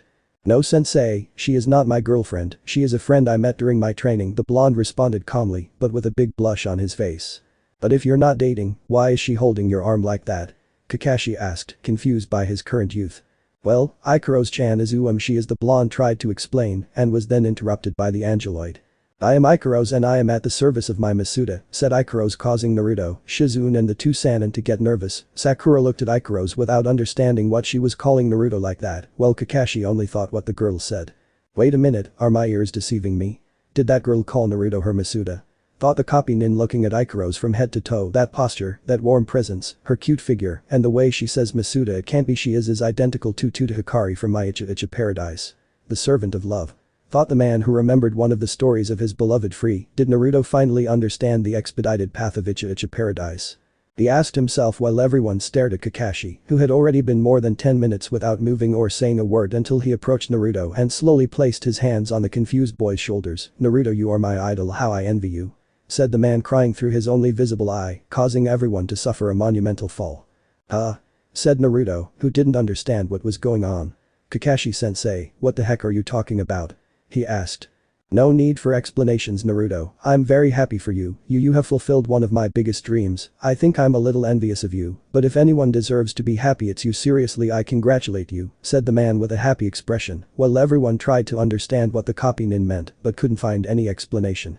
Sensei, seriously, what are you talking about? Asked Naruto, who was more than confused. You don't need to understand it Gaki, because I do understand what Kakashi said, haha, said Jiraiya, smiling foolishly as he remembered one of his books where the beautiful maid Hikari appears, whose job was to please his beloved Masuda in everything he asked of her. To tell the truth, Ikaros does look a lot like Hikari, that Gaki has a luck that any man in the world would envy, thought the Sannin with a silly smile. Very well you two, I hope your thoughts are not in reference to some garbage that you idolize so much, because if so I will have to punish you severely, mentioned the woman looking at Kakashi and Jiraiya, who turned a little pale. Well, we have already wasted too much time, so it's time to get serious. Naruto, Sakura, you were summoned to this place to have a little fight against Kakashi. We have decided that it is time to evaluate the performance you have had around these 3 years, indicated the woman to the two boys. I understand that, Tsunade-sensei, but what will happen to Ikaro-san? Will she be here watching until the test is over? Asked Sakura, having all due respect for Naruto's companion. She was very afraid that he would reproach her again for her lack of respect for her new friend. She won't be participating in the test, she only came as a spectator, Naruto answered Sakura's question seriously. I thought I could help Masuda with the test, would that be wrong, Masuda? Ikaros asked, looking at the blonde, drawing everyone's attention. I'm sorry, Ikaros-chan, but I don't want to put you at risk. This test is very dangerous, and I wouldn't forgive myself if you got hurt, the blonde explained, aware of Ikaros' abilities, but at the same time not wanting her to expose herself in front of Sakura and Kakashi. But Masuda, it's my duty to help him, perhaps am I not useful to him? Ikaros asked, feeling a little rejected by the situation. The blonde stared at the angeloid who said he was useless, which made him very sad because he didn't want to hurt Ikaros. Ikaros-chan, follow me, he asked, taking one of Ikaros' hands to get them away from the others so they could talk alone. It should be said that this left the Sannin, Shizune and Kakashi wondering what those two would do, while Sakura felt very jealous of how her teammate behaved. Once away from the others, the blue-eyed man began to speak. Listen to me, Ikaros-chan, I would never think that you are not useful, in fact you are a wonderful girl with unique qualities. I only ask that you do not participate in the test because I do not want other people to know about your abilities, he explained, so that the angeloid could understand the situation well. There is also another reason why I do not want you to fight, is that I do not want to see you get hurt. You are very important to me, he declared with a big blush, and by the way, the pink-haired girl felt that sensation in her chest again, the same one when her Masuda kissed her forehead. Hi Masuda, I will obey you, Ikaros mentioned with a small smile, while smiling. My reactor, it's accelerated again, the pink-haired girl thought when she saw Naruto and his concern for her. Naruto just smiled because Ikaros understood what he asked, and as a reward, he kissed him on the forehead. That action caused several reactions. Jiraiya along with Tsunade smiled at how the blonde showed his affection for Ikaros. Shizune was excited that her younger brother had matured so much. Kakashi just raised his right eyebrow. And finally Sakura, who was burning with jealousy when she saw the kiss that Ikaros received from her teammate and then turned her back on them. Jiraiya-sama, is there any connection between Naruto and that Ikaros girl? The copy nin asked. That's right Kakashi, young Ikaros is the most important person in Naruto's life. If it weren't for her help, Naruto wouldn't be the same as always. Jiraiya answered sincerely. If it weren't for the Angeloid, Naruto would have become a person full of hate and resentment. Like the most important person in his life. Chaya, it's surely because of those huge cow breasts. What do men see in those huge things? What does she have that I don't? The pink-haired girl thought, completely frustrated, seeing the blonde's actions. After the kiss, Naruto returned with Ikaros to the others who were waiting for them. I'm sorry if I'm late, but I had some things to talk to Ikaros-chan about, Naruto explained to the others while Tsunade approached her son with a smile. Very well Naruto, I hope Ikaros-chan is calmer now, and don't worry, I'll take care of her to avoid any stupidity on Jiraiya's part, Tsunade said to the blonde, while Jiraiya could only cry for his bad luck. Why does everyone distrust me? The Gama-senin said depressed. Thank you Aka-san said Naruto, which made the Hokage overjoyed to call her Aka-san. I hope you take care of Ikaros-chan and keep her away from Iro-senin. How can you distrust your own teacher? Jiraiya shouted, feeling offended by his student's words. It's because I haven't forgiven you for that time you asked Ikaros-chan to strip so you could use her for your stupid books. The blonde shouted, annoyed, and in the process, the Hokage was engulfed in flames upon learning what her former teammate was planning to do. Dude, Tsunade mentioned with a terrifying voice while her hand squeezed Jiraiya's head, who was completely terrified. Are you aware that your perverted acts can be considered child abuse? The woman asked while Jiraiya could only tremble. But Ikaros is the Sannin mentioned, being interrupted by Tsunade. But the innocence that Ikaros shows in the face of her memory loss, it's as if you were dealing with a 6-year-old girl, Tsunade sentenced, leaving Jiraiya looking like an idiot. So I'll ask you, do you deserve to be hit or not? Tsunade asked while Jiraiya just trembled. May I say a few last words? Jiraiya asked in his last seconds of life, and Tsunade granted his last wish. Not on the face, that's what I eat.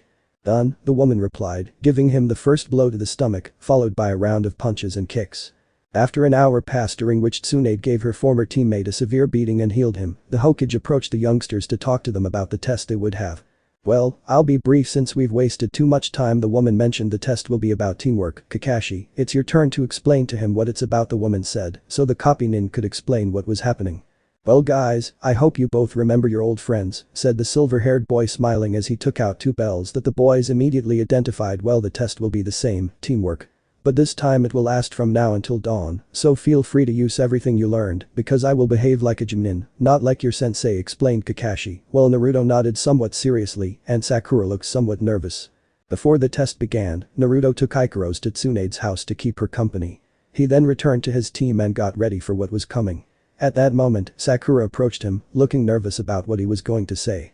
Naruto, I want forgiveness for what happened last night in Ichiraku, she apologized, bowing her head. We'll talk about that later, now focus on the test, said the blonde seriously, to which Sakura nods, a little hurt by her partner's cold attitude. Okay guys, the test is about to begin now. Shouted Kakashi, causing Sakura to jump and hide. I think history repeats itself. Mentioned Kakashi, scratching his head when he saw Naruto standing in front of him like the first time. If I were you, you wouldn't say that. I'm not the boy I was 3 years ago anymore. Naruto declared. I'll show you the results of my training with Iro-senin, so get ready, sensei. Then the blonde unclenched his fists, making the bracelet on his right hand shine and release large amounts of electricity. Both the spectators and Kakashi and Sakura, who were hiding in the trees, wondered what the blue-eyed man was doing. So Gaki is planning to use that, Jiraiya said, drawing Tsunade and Shizune's attention, because he doesn't want to waste any time defeating Kakashi. I hope he's careful, or he'll end up badly hurt. Jiraiya, what's that? What's Naruto going to use? Tsunade asked, somewhat worried. And since when has he been molding Raiden? The woman asked, looking at her companion for an explanation. Rajinkin, Fist of the Thunder God, said the Gama-senin is the name of the weapon Naruto uses, thanks to that he can perfectly control his related element. The Hokage and his assistant were surprised as they watched how the lightning covered the blonde's arms up to his fists to become a kind of golden metallic protectors with some black parts, and with 3 long, sharp points on the sides of his forearms. Kakashi will have a hard time from now on.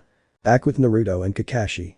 The copy nin watched the blonde who wore those strange protectors on his arms and that gave off slight electric shocks. The same thing happened with Sakura, who remained hidden and who did not take her eyes off those things that her teammate had. What kind of jutsu is that? Kakashi asked in shock as he saw the electricity running through his student's arms. It's not a jutsu, Kakashi-sensei, this is another gift from Ikaros-chan, mentioned the blonde with a smile while taking a fighting pose, N.A. The same pose that K from King of Fighters 99 uses. If it weren't for her, I wouldn't be able to deal with my problem with the Raiden, he finished, while with Sakura he felt jealous of Ikaros again. Jiraiya, is that true? Tsunade asked, trying to process the information.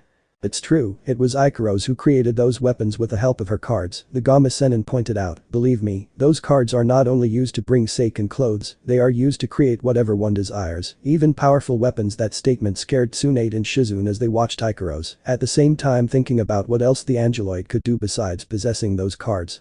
Jiraiya-sama, what does Naruto-kun mean by this problem he's having with the Raiden? Shizune asked to change the subject. As you know, Naruto has large reserves of chakra, and even more so if we add that of the Kikbi, explained Jiraiya. Due to that problem, Naruto's Raiden has become highly unstable and difficult to control, causing a small spark to become a lightning bolt. But isn't that dangerous? You just told me that his Raiden is highly unstable, the blonde mentioned, worried about her son. That's why she has Raijinkan, thanks to her new weapon, she can perfectly control Raiden without taking risks, said Jiraiya, making Tsunade sigh in relief, as did Shizune. The Gaki came up with the idea that if Ikaros' cards are capable of bringing things, then he thought of a weapon that would help him control his Raiden. At first I was surprised that the girl could create a weapon out of nothing, but if it weren't for her, the Gaki wouldn't finish his training. When Jiraiya finished his explanation, Tsunade approached Ikaros to give him a little hug.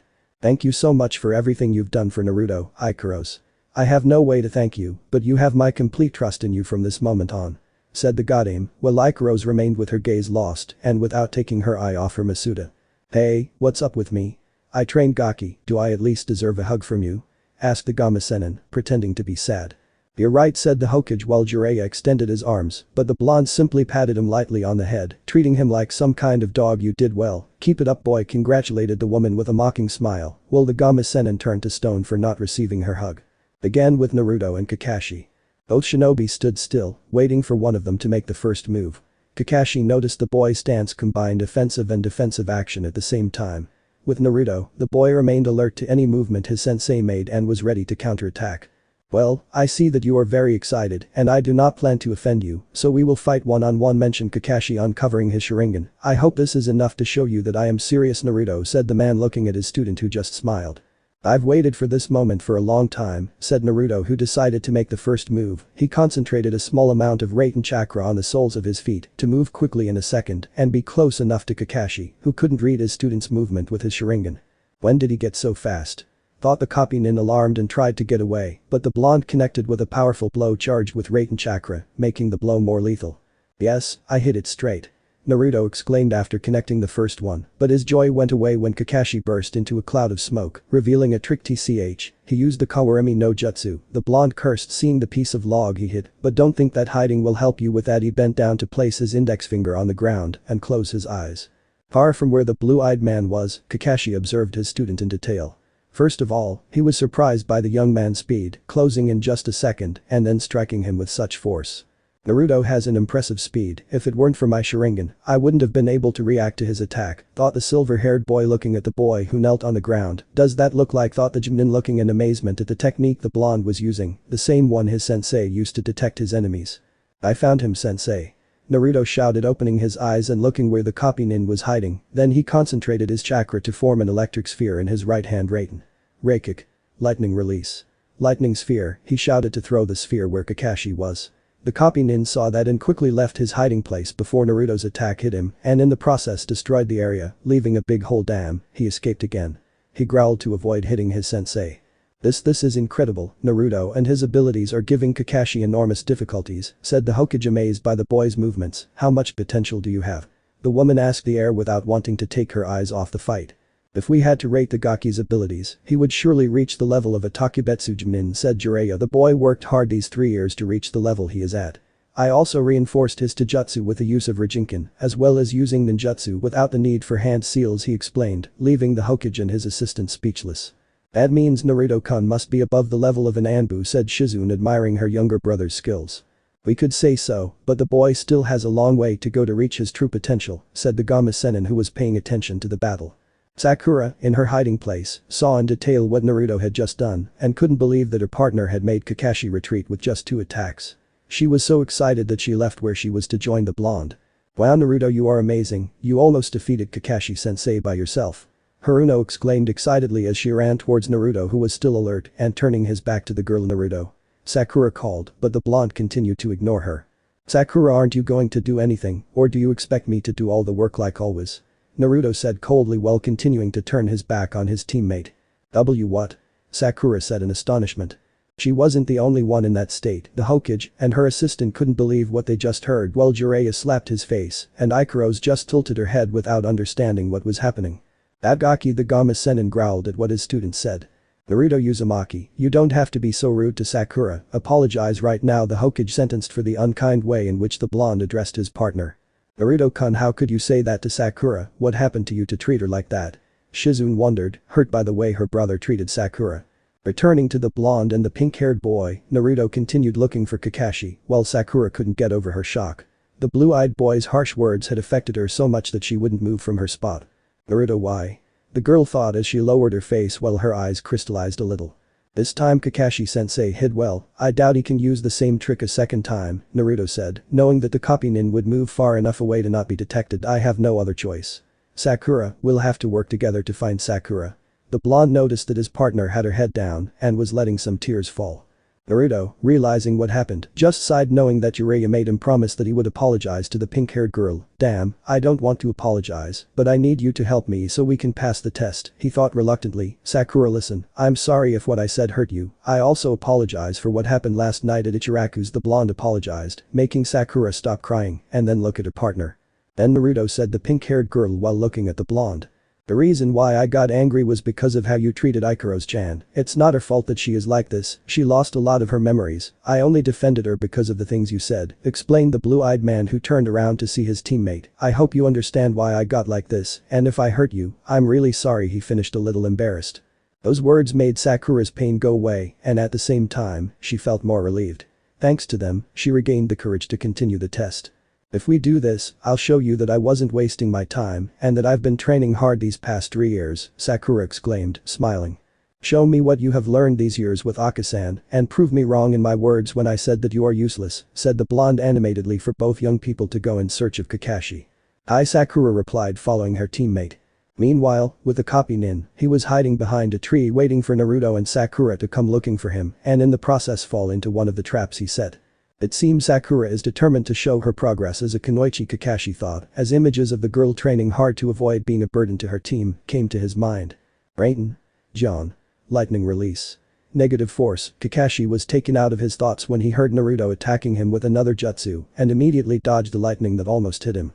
Good attack Naruto, it's clear you're good at Raiden, declared Kakashi, seeing the blonde behind him with his right arm extended and surrounded by electricity. But don't think you can defeat me with that, said the one who recovered his posture and was preparing to fight. Don't get so confident, sensei, remember I'm not the only one fighting, said Naruto with a victorious smile. Now Sakura. He shouted, giving the signal to his partner. Sakura ran towards Kakashi while the chakra appeared completely visible on her right fist. Just when the girl was about to hit the ground, the Jinnin moved to save himself from the attack, which upon contact with the ground, destroyed a part of the field and left a huge crater. I guess it wasn't such a bad idea to move after all, Copy Nin commented with a drop of sweat running down the back of his neck. Wow, it seems Sakura took the training with Akasan seriously, said Naruto with a drop of sweat behind his head, seeing the damage the pink-haired girl caused with a simple blow. Perfect. Great work, Sakura. The Hokage said, proud of her student. Apparently Hokage-sama not only taught Sakura simple medical techniques, said Kakashi, amazed by the pink-haired girl's enormous progress. Beauty and strength, Tsunade, you created a perfect clone of yourself, said Jiraiya nervously, seeing what the pink-haired girl did. Returning with Naruto and Sakura. Good job, Sakura, you left me speechless, said Naruto, who approached his partner, who blushed slightly. I thank you, I didn't mean to disappoint you, the girl replied with a smile while looking away in shame. This is getting very interesting, guys, but I think it's my turn now, declared the silver-haired boy looking at the boys who were in combat position. It's time we get serious, he finished to start the real battle while his students launched themselves against him. Chapter 4. Kakashi's Test, Part 2 and Final. Naruto and Sakura were in front of their sensei. The three ninjas had taken their fighting stance waiting for their opponent's move. It was then that Kakashi brought his hand to his face, making Naruto growl a little when he saw what he would do. Okay guys, I'll stop treating you like children, said the silver-haired boy, uncovering his Sharingan eye. Get ready Sakura, Kakashi-sensei is serious, and we don't know what might happen, Naruto said to his teammate, maintaining his fighting pose, while she began to think about the radical change in her friend. I answered the pink-haired girl, it's strange to see this new Naruto, he doesn't even use the chan in my name anymore, thought Sakura a little sad looking at the blonde, and then seeing Kakashi no, calm down Sakura, you must stop thinking about that, now the important thing is to show Naruto how much I have changed, and that way teach him that Sakura Haruno is not a burden, she thought determinedly, I'm ready. Both young men waited attentively to see what Kakashi would do, then the silver-haired man performed hand seals at high speed, leaving his disciples impressed. His speed at making seals is amazing. Sakura thought, surprised by what she was seeing. Awesome, Naruto thought in the same state as his friend. Peyton. Nkakik no Jutsu. Kakashi attacked by throwing a large fireball at the boys. Sakura saw that and prepared to dodge it until she saw Naruto stand in front of her, waiting for the flames to reach him. Naruto. The pink-haired girl shouted, fearing that her friend would get hurt. Whatever happens, don't move, the blonde ordered his partner, who didn't move at all. Tsunade, Shizune and Kakashi himself saw what he was doing and became alarmed. Ikaros was worried about her Masuda, and Jiraiya didn't say anything knowing what the blonde was going to do. Naruto watched without fear as the fireball approached quickly. When it was close enough he hit upwards, and with the help of the sharp points that Raijinkan had, he cut the fireball vertically. It split in two and continued on its way passing by the sides of the boys, without them suffering any burns. Nah Naruto, how did you do that? She asked excitedly, seeing that her partner was intact and had cut a fireball without any problem. Chaya, get that amazing hot eye, don't waste time and take him to bed. Sakura's inner shouted, throwing a photo with Sasuke's face into the trash. Looks like those spikes aren't just decorations to look cool, am I wrong Naruto? Kakashi asked, feeling proud of the blonde. You're not wrong about that, sensei, my Raijinkan is not an ordinary weapon, it's very special, and I owe it all to Ikaros-chan, Naruto mentioned, making Sakura feel even more jealous towards the blonde's friend. I'm glad Ikaros-san gave that to you, Naruto, Sakura said with a forced smile. Cha, we have to do something against that weirdo with watermelon boobs. Sakura's inner shouted, squeezing the neck of a doll that looked very similar to Ikaros. I'll have to be very careful with those spikes, I can't let them take me by surprise, the man thought carefully. Well, it's time for some fun. Ninja tactic number 1. Taijutsu, Kakashi mentioned, staring at Naruto. The copy nin launched himself at the blonde with a punch, but he dodged it without difficulty. Then Kakashi began to give a round of punches and kicks against Naruto, who did the same. Master and student were in a close Taijutsu battle in which the copy nin had the advantage thanks to the Sharigan, but the truth is that the blonde had more speed in his rate and charge blows, and at the same time, dodged the sharp spikes that made slight cuts in his Junin suit. Sakura was surprised that as Naruto and Kakashi continued to fight and at the same time increased the speed of their attacks, the same happened to the Hokage and her assistant for what they were witnessing. I can't believe that's Naruto, that little brat eager to learn, I'm sure that with those skills he could be a Junin, commented Tsunade, impressed. I'm stunned. How did Naruto-kun improve so much in Taijutsu? Shizune asked, waiting for an answer. As I told you before, since the battle at the Valley of the End, Naruto has taken his training very seriously to fix his weak points. In the past he depended a lot on the Kage Bunshin and the Rasengan, but now it's different. His Taijutsu has improved a lot thanks to the help of his teacher, hehe, explained the Sannin, laughing pervertedly, and I must say that I would like her to train me personally, hehehe, he continued laughing, without noticing the murderous aura that the Hokage gave off. What the hell did you mean by that, Jiraiya? Tsunade asked, cracking her knuckles. Well, what I meant was why don't we just watch how the battle is going, suggested the Sannin to save himself from the mess he got himself into. Okay Jiraiya, let's go watch the fight, he said, releasing his ex-partner. Well, he fixed her clothes that she wrinkled while smiling. At that moment the White One heard the chorus of the same angels, having escaped their punishment. When the fight is over, you will tell me the truth or I will beat it out of you, said Tsunade in a cute and innocent way, imitating a certain redeed from Kiri, who sneezed loudly. Back with Naruto and Kakashi, both continued in their duel, dodging each other's attacks, while the other tried to land a hit. At that moment the blonde saw that his sensei lowered his guard on the left side. He threw a quick blow in that area, but Kakashi managed to dodge it by jumping towards, giving free rein to Sakura, who gave rounds of powerful blows to knock down the copy nin, but he dodged them without problems due to the difference in speed between his two students. If only I could touch him once, the pink-haired girl thought, trying to connect one of her super hits to Kakashi. It seems they both have different speeds, but I can definitely see how much effort they put into training. Both Naruto and Sakura matured as ninjas, Kakashi thought, analyzing the combat styles. The copy nin continued dodging Sakura's blows until a tree stopped him. The pink-haired girl threw a strong punch, but Kakashi dodged it by jumping to the side, while Sakura's fist ended the tree in two. The silver-haired boy moved away a few meters from Sakura and Naruto to then look at them and address them a few words. Wow guys, I'm surprised at how much you've improved, said Kakashi smiling under his mask, especially you Naruto. Your blows are so fast that it's hard for me to evade them even with my Sharingan activated, commented the silver-haired boy. I'm flattered by your words sensei, but to be honest, I can attack faster than that, said Naruto standing in front of Kakashi as he slowly raised his right hand where an impressive amount of Raiten chakra began to concentrate, and I'll show it to you right now. Let's see who's faster, me or your Sharingan, declared the one who was still concentrating his chakra in his hand. That's it. Since when did you learn Chidori? Kakashi exclaimed in shock upon seeing that Naruto learned the same jutsu he taught Sasuke. You're wrong. This isn't Chidori, nor is it Rikiri. This is my own jutsu that I developed during my training, the blonde said seriously. Now let's see if you're able to dodge this. The copy nin was shocked to see how his student had developed a technique similar to his own. Now he just had to figure out how powerful or destructive it could be. The blonde didn't move as he continued to concentrate his chakra in his hand and closed his eyes to say a few words. Sandadarebu, Thunder Drive, said the one who disappeared from everyone's sight, moving at a great burst of speed, hitting Kakashi, and then appeared behind the copy nin who was sent flying by the attack and at the same time received a powerful electric shock. So fast. I think I could be as fast as my great uncle Tobirama. Tsunade mentioned in shock. Naruto is awesome. Shizune said as her teacher nodded at her words. I couldn't even see the moment he attacked. Sakura said, trying to recreate the attack in her head, but she couldn't because Naruto was quite fast. I think I won, sensei, said the blonde, watching Kakashi fall heavily to the ground, but to the surprise of the young people, the copy nin was saved from the blonde's attack by using the Kawarimi Dam. He used replace again. Shouted the annoyed by that annoying jutsu. Naruto, calm down, everything you've done so far is amazing without a doubt, but I propose something to you, said Sakura, drawing her partner's attention. Let's make a strategy. Right now Kakashi-sensei must be hidden after having used the Kawarimi, she pointed out. The Uzumaki nods at his friend's words and then tracks his sensei in the same way he did before, placing his index finger on the ground to search for his sensei. Kakashi-sensei is inside the forest. He thinks he'll have an advantage if he hides there, the blonde pointed out, observing the forest that was close to them. Naruto, how can you know that? Sakura asked, watching her friend smile mysteriously. Let's say I inherited it from a certain person, the blonde replied as he ran towards the forest, followed by the pink-haired girl, wondering what his teammate meant by inherit. The members of Team 7 entered the forest to search for their sensei. As they continued searching for Kakashi, night began to fall, making the search more difficult. I'm sure he must be around here, I could feel his chakra and even heard the sound of bells, said Naruto, who was walking next to Sakura and at the same time was attentive to anything that happened. He probably did it on purpose. Don't let your guard down, the pink-haired girl warned her companion. I already know that, Kakashi-sensei is very clever, Naruto pointed out, still paying attention. The young people continued walking until they saw something ahead of them. It was a badly injured and very familiar person.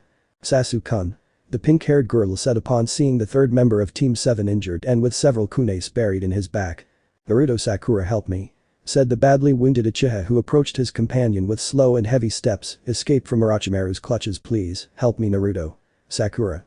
The blonde said nothing nor showed any emotion for what he saw while he held his left hand where his band is. Sakura was very annoyed that Kakashi used that kind of genjutsu. She was going to cancel the illusion until Naruto got there first. Raiten. Reikik.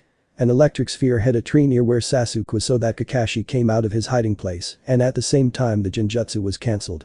The pink-haired girl looked in astonishment at the blonde who launched that attack and even more when she saw that he used his headband to cover his eyes.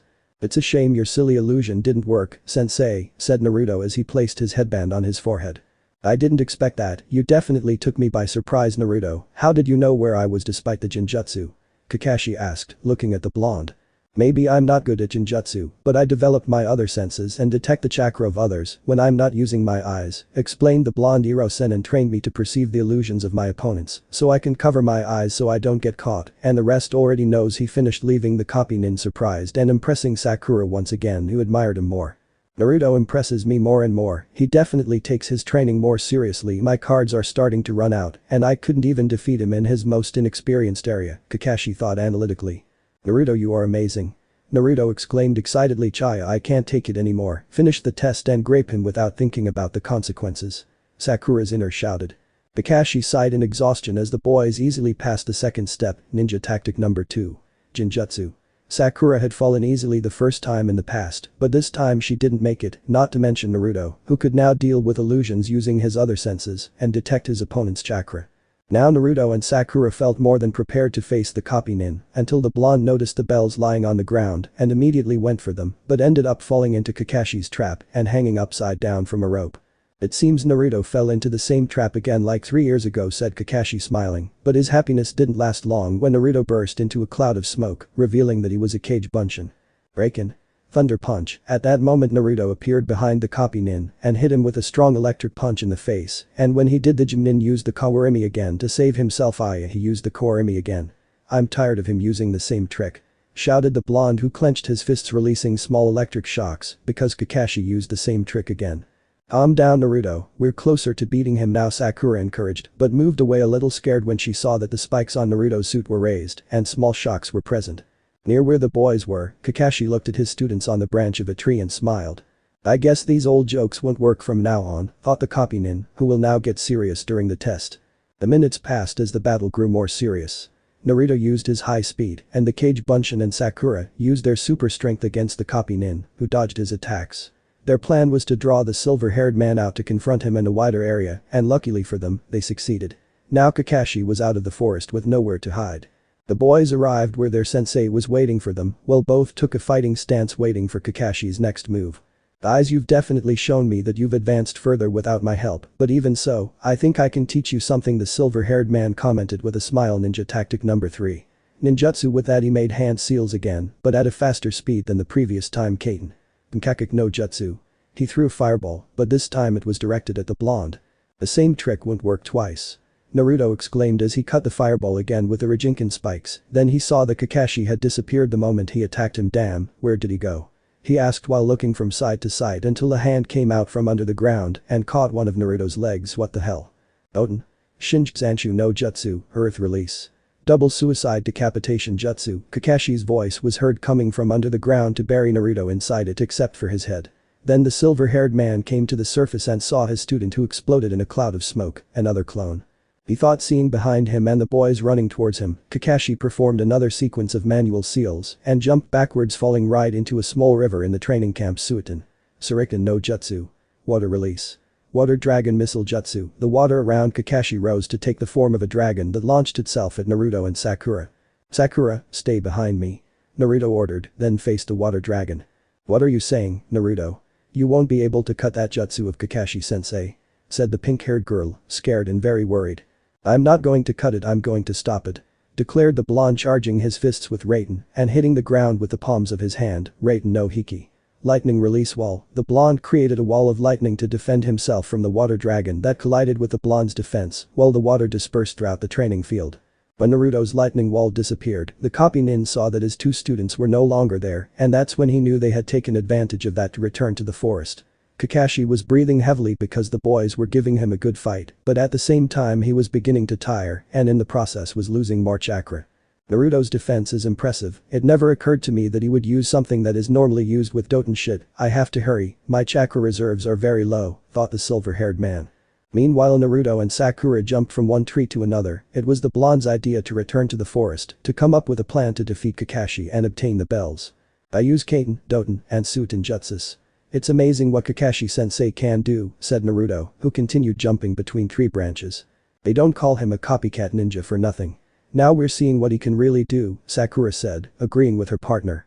In the distance, Jiraiya, Tsunade, Shizune and Ikaros watched in great detail as the battle unfolded. I hope Masuda is okay, said the Angeloid, worried about Naruto, while Shizune placed a hand on the pink-haired girl's shoulder. You have to stay calm, Ikaros. Naruto will be fine, said the brunette to calm the pink-haired girl, and in passing she addresses the Hokage to talk about the test. I am really surprised by the development the boys have had these 3 years, but without a doubt Naruto-kun left me speechless. His handling of his Raiten jutsus, that super fast attack, and finally that defense he used were surprising, she pointed out, very excited.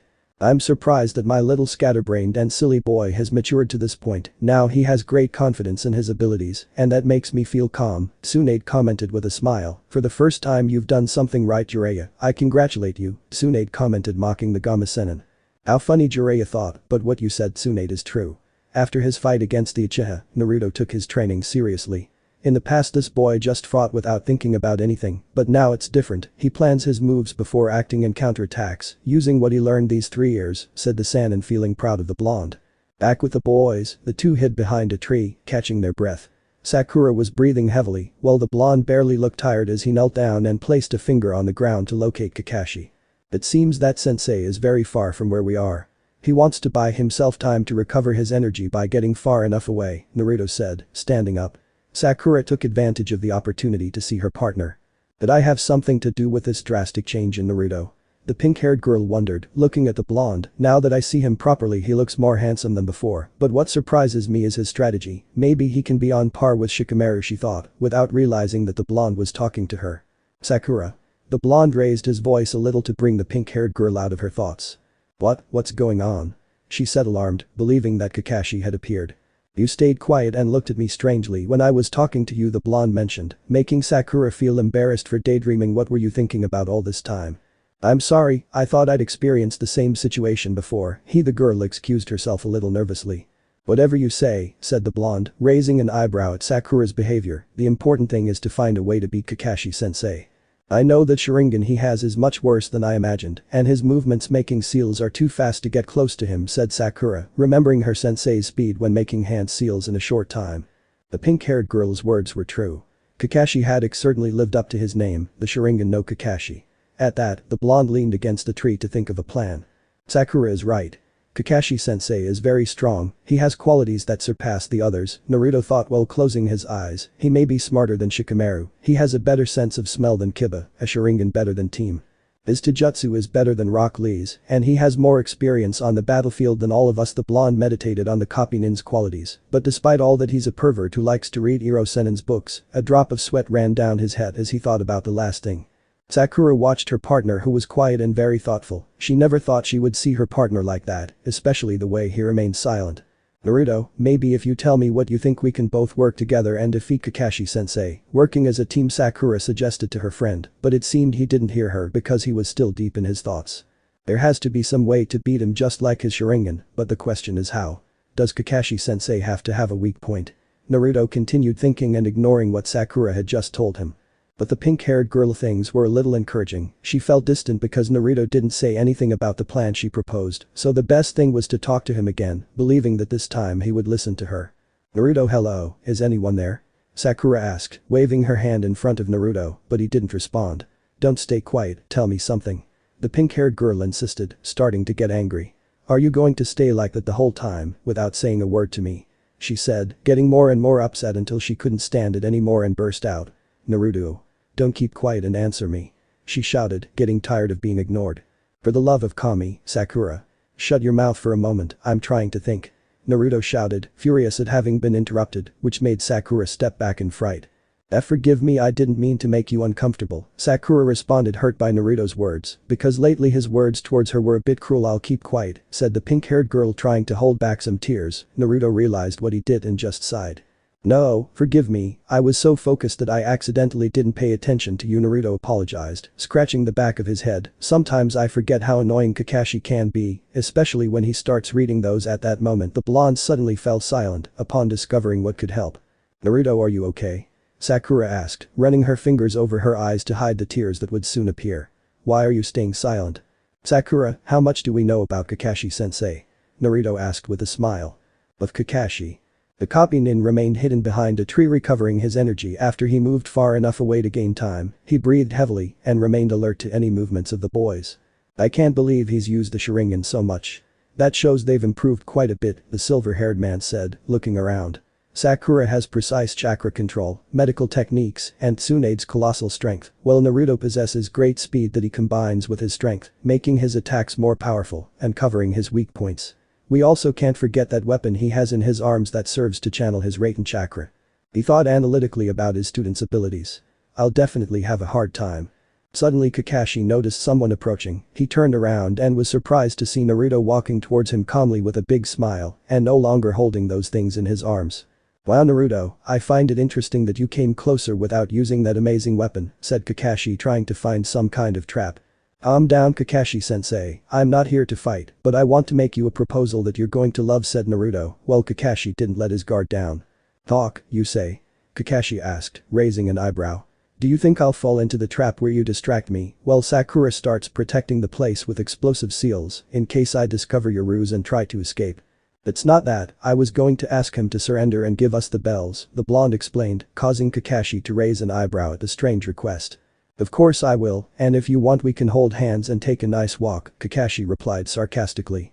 There was no need to use sarcasm with me, Naruto said a little annoyed while taking out an object very familiar to the copy nin. I wanted to offer you this that I have in my hands in exchange for you surrendering.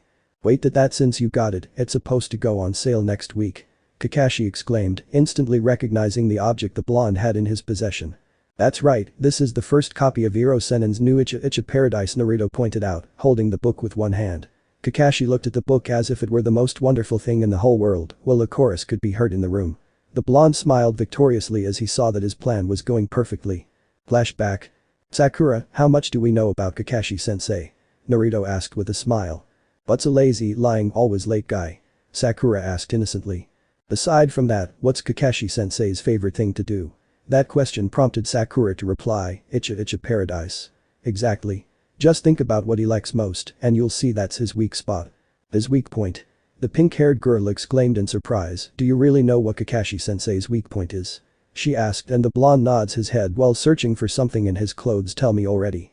What is the weak point, Naruto? This is his weak point, revealed Naruto taking out a book, but this was not just any book, it was the new Ichigo Paradise. I can't believe our sensei, a ninja so feared in the shinobi nations, has a weakness for that thing. At that moment Sakura blushed slightly to see Naruto with a twitch in his right eye. Is there any reason why you have that in your hands? Asked Sakura, believing that the blonde also read those books. Do you see me with the face of a pervert who likes to read this garbage? Naruto asked with a narrowed gaze. The only reason I have this is so that Iro Sennin stops bothering me with his stupidity about Ikaros-chan being part of his stories, he explained, while Sakura understood what was meant by the book. I'm sorry I doubted you, Sakura apologized, while Naruto simply nodded. So what's your plan? Sakura asked with interest. For the next few minutes, the blonde explained to his friend his plan to stop Kakashi and stop him from using his Sharingan. Sakura was amazed by her partner's brilliant idea, and that with it, they would undoubtedly defeat their sensei. When I give you the signal, you'll jump on Kakashi-sensei to take the bells off him while he's distracted, understood? Naruto finished explaining his plan to his friend, who nods.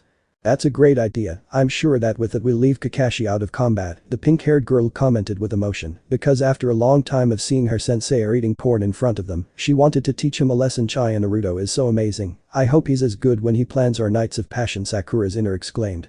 Okay, let's get started with the plan. I'll go first while you hide and wait for my signal, Naruto said, putting away the book and clashing their fists to deactivate his Rasengan. Sakura does what her partner says to hide and hope everything goes well. End of flashback. Just as I expected, Kakashi-sensei fell into the trap, Naruto thought when he saw the copy nin's reaction to the book. Do you know something, sensei?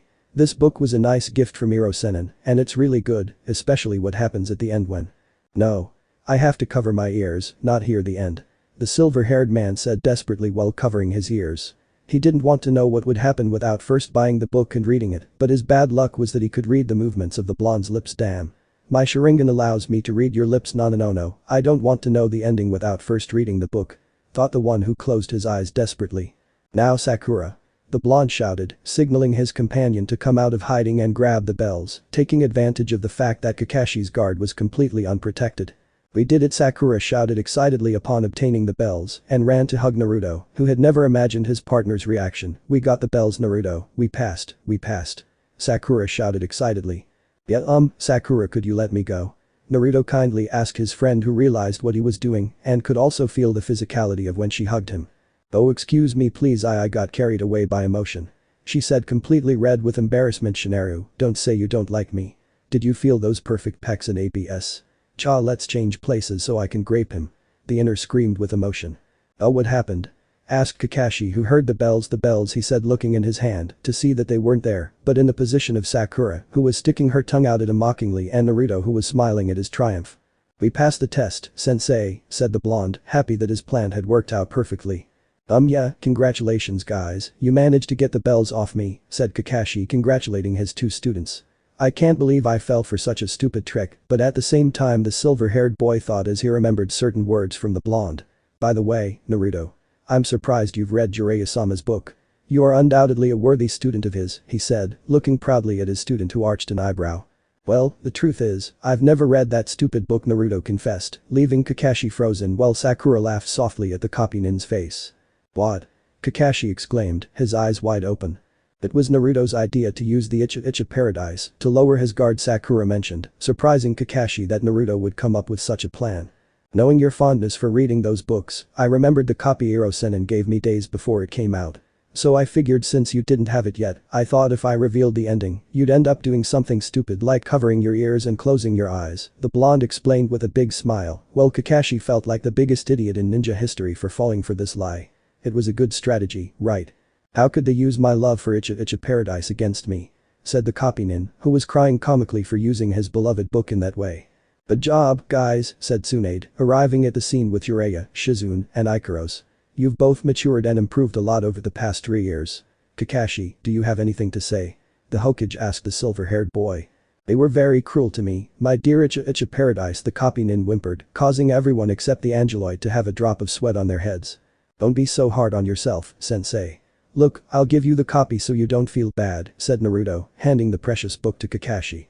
Yes, it's mine, my precious. Exclaimed Kakashi, hunching over while strangely caressing the cover of the book. Yes, we'll have so much fun, precious, we'll read you over and over again until a new precious comes out and we get bored of you. It's mine.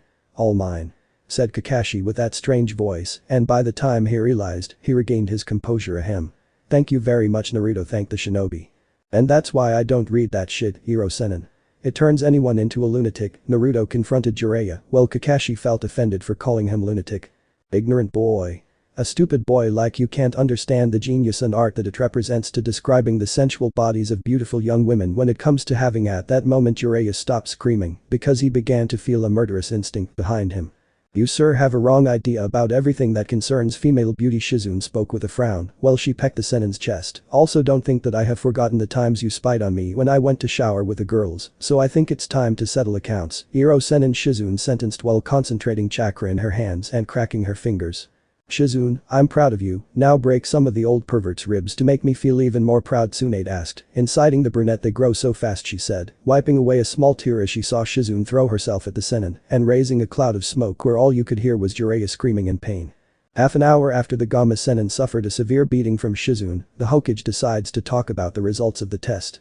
Well guys, I have nothing left but to congratulate you again on your performance in the test to get the bell, said the Hokage, but before announcing something important, I want to say a few words for you, Naruto, she said, drawing the blonde's attention in view of the great demonstration of skills such as your speed, affinity for the Raiden, and the great handling of that strange weapon you call Raijinkan. As Godam Hokage of Konoha, I give the rank of Chunin to Naruto Uzumaki, she declared, leaving the boys surprised, especially Naruto for his promotion. Chunin? Am I a Chunin now? Naruto said in disbelief. In just 1 day since he returned to the village, he was promoted to Chunin. You more than deserve it for your hard work, I hope you continue like this until it's my turn to hand over the position as Rakudame to you, said Tsunade, hugging Naruto tightly. Thank you, Ka-san, said Naruto, reciprocating the hug of his maternal figure, but part of my training I owe to Ikaros-chan, she always worried about my health, he mentioned while separating from Tsunade to approach the Angeloid. I don't know what would have happened to me if I hadn't met that day. You always healed my wounds and helped me with my problem when creating Raijinkan. Thank you very much for everything, said the blonde, who leaned down to kiss the Angeloid's forehead. That's my job, Masuda, she replied, a little blushing as she stood next to the blonde, who closed his eyes, knowing what would happen next. The Angeloid pressed her cheek against Naruto's face and then crushed him against the nearest tree. The Hokage and his assistant found the scene both comical and tender. Jiraiya was only amused watching his students suffer for Ikaros' love. Sakura became even more jealous, and Kakashi had a drop in his head. Iti. I love you too. Ikaros-chan, said the one who continued patting the Angeloid's head. It's a very peculiar way that girl has of showing her affection to Naruto, said Kakashi, seeing Ikaros' strange way. HMPH, whatever, grunted Sakura, who crossed her arm and turned around so as not to see that scene of the other pink-haired girl with Naruto. Hey Tsunade, why don't you show me a little love, hehehe, the sennin laughed, imagining Tsunade crushing with her great attributes. Jiraiya, exclaimed the blonde, annoyed, who was about to give Jiraiya a good beating, but she didn't count on Naruto getting ahead of her, giving her a good punch in the face that sent her crashing back against a tree. Back off, pervert. The blue-eyed man said, looking in the direction where Gamma sennin was lying. Ayaya. I can't feel my spine. The sennin shouted, more than pained. Oh come on, Jiraiya. Don't overdo it with that, now get up because I have something important to say, the Hokage ordered her former teammate. Really? Not feeling. Spine. Pain. The sennin continued complaining. Get up or I'll leave you worse than you are. The Hokage ordered, tired of Jiraiya's complaints. Okay, I feel better now. And as if by some strange jutsu, the Gamma Sennin stood up as if nothing had happened to him. Well, I need you two, pointing to Naruto and Sakura, to pay attention. Now I have decided that you will continue serving as Team 7. Kakashi will naturally be in charge, and his members for the team are Naruto. Uzumaki named the woman making the boy smile. Sakura Haruno mentioned Tsunade, exciting Sakura for being on the same team as Naruto, and as the third member of the team will be Ikaros, when naming the third member that caused several. Kakashi did not expect the young woman named Ikaros to be his new student. Sakura got depressed by that, and Naruto got upset. What, like Ikaros-chan will be part of our team? She's not even a kunoichi. Naruto exclaimed, annoyed because he didn't agree with his mother's decision. It was a decision I made with Jiraiya regarding the abilities your friend has, and especially what she does with, you know what, explained the Hokage, referring to the cards the Angeloid uses. What the hell were you thinking, getting her into kunoichi? The blonde man complained to the Sannin as he walked towards him and then grabbed him by the collar of his outfit. You know very well that Ikaros-chan isn't a warrior who would get her hands dirty. Those present were shocked by the aggressiveness Naruto displayed towards the Gamma Sennin. They couldn't believe how Naruto, a boy who is basically someone positive and kind, could behave in such a violent manner, especially towards the person who had been training him for years. On the other hand, Jiraiya remained calm. It wouldn't be the first time his disciple had acted like this. There were times when they had argued strongly and didn't speak to each other for almost a week. I'm doing this so she can help you in your fights. Ikaros is the only person who can calm you down when you get out of control, Jiraiya said seriously, which made the blonde realize what he was talking about and then let him go. I'm doing this for your own good, Naruto. Remember that she wants to help you, he mentioned to calm the blonde, who began to calm down.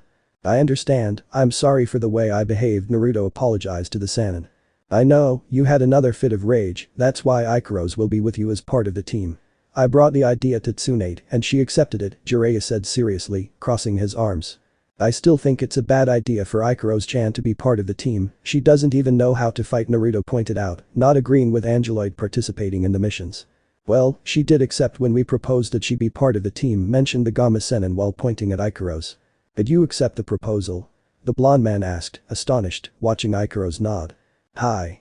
I accepted your mother and Iro Sennin-sama's proposal to help you. It is my duty because you are my Masuda, Ikaros replied. Naruto remained silent at Ikaros' words. It seemed that the circumstances did not matter, she would be faithful to him until the end. The blonde smiled slightly and hugged Ikaros, who opened her eyes in shock, while her cheeks were adorned by a small blush upon feeling her Masuda so close. Ikaros-chan, I promise that I won't let anything happen to you on the missions, and I'll always be there to save you from any attack, said the blonde without stopping hugging the pink-haired girl. Masuda. Ikaros said at the affection her master showed her by the way he hugged her. Sakura saw that and felt her stomach turn as she saw Ikaros being hugged by her friend, and at the same time, jealousy filled her with the things the blonde was saying. Oh yes, I'll protect you, Ikaros-chan, that girl is too grown up for Naruto to be on top of her in all the missions, Sakura thought with her arms crossed and an annoyed look. Chaya, we better act fast or that strange girl, Sakura's inner shouted. Well, we better get back to the apartment, I'm starving and I'd like you to cook something delicious, the blonde asked the Angeloid, who responded with a hi Kasan, would you like to come to dinner tonight? Ikaros is a great cook, the blonde offered to the Hokage. I'd love to, the Godame replied with a smile. Will you join us, Shizune? I asked the brunette, who accepted the offer. I'll go too, there's nothing in the world I can miss Ikaros' succulent dishes, said the Sannin with a huge smile. Go eat somewhere else, you greedy old coot. The blonde man, a vein popping out of his head, exclaimed. Don't be like that, you have a cute girl who cooks you delicious dishes and I have no one. Jiraiya said, annoyed that his student didn't invite him to dinner. It's because you're a pervert who prefers to see women's cleavage and spy on them while they bathe in hot springs. Naruto mentioned, more annoyed while gaining the support of Tsunade and Shizune for what he said. We have plenty of food, Masuda. I don't mind cooking for everyone, Ikaros said, calming the atmosphere between Naruto and Jiraiya. You heard her, for the first time be nice to your master and invite me to dinner because I'm starving, said the Gamma Sennin, who smiled triumphantly. Okay, but just this once because Ikaros-chan is right, I have a lot of food and no place to store it, said the blonde, who had to swallow his anger. Hey Kakashi-sensei, do you want to come to dinner? He asked, looking at the silver-haired boy, but he was no longer with them. Where did Kakashi-sensei go? He's mine, all mine. Kakashi said in his strange voice as he left the training grounds. All mine, we're going to read you over and over again until your pretty pages are worn out. He continued in his strange voice, while everyone except Ikaros had huge drops of sweat running down their heads. Let's pretend we've never heard that, Naruto suggested as everyone nodded. Well, since Kakashi-sensei will be busy, would you like to come over for dinner, Sakura? He asked his teammate, who blushed slightly.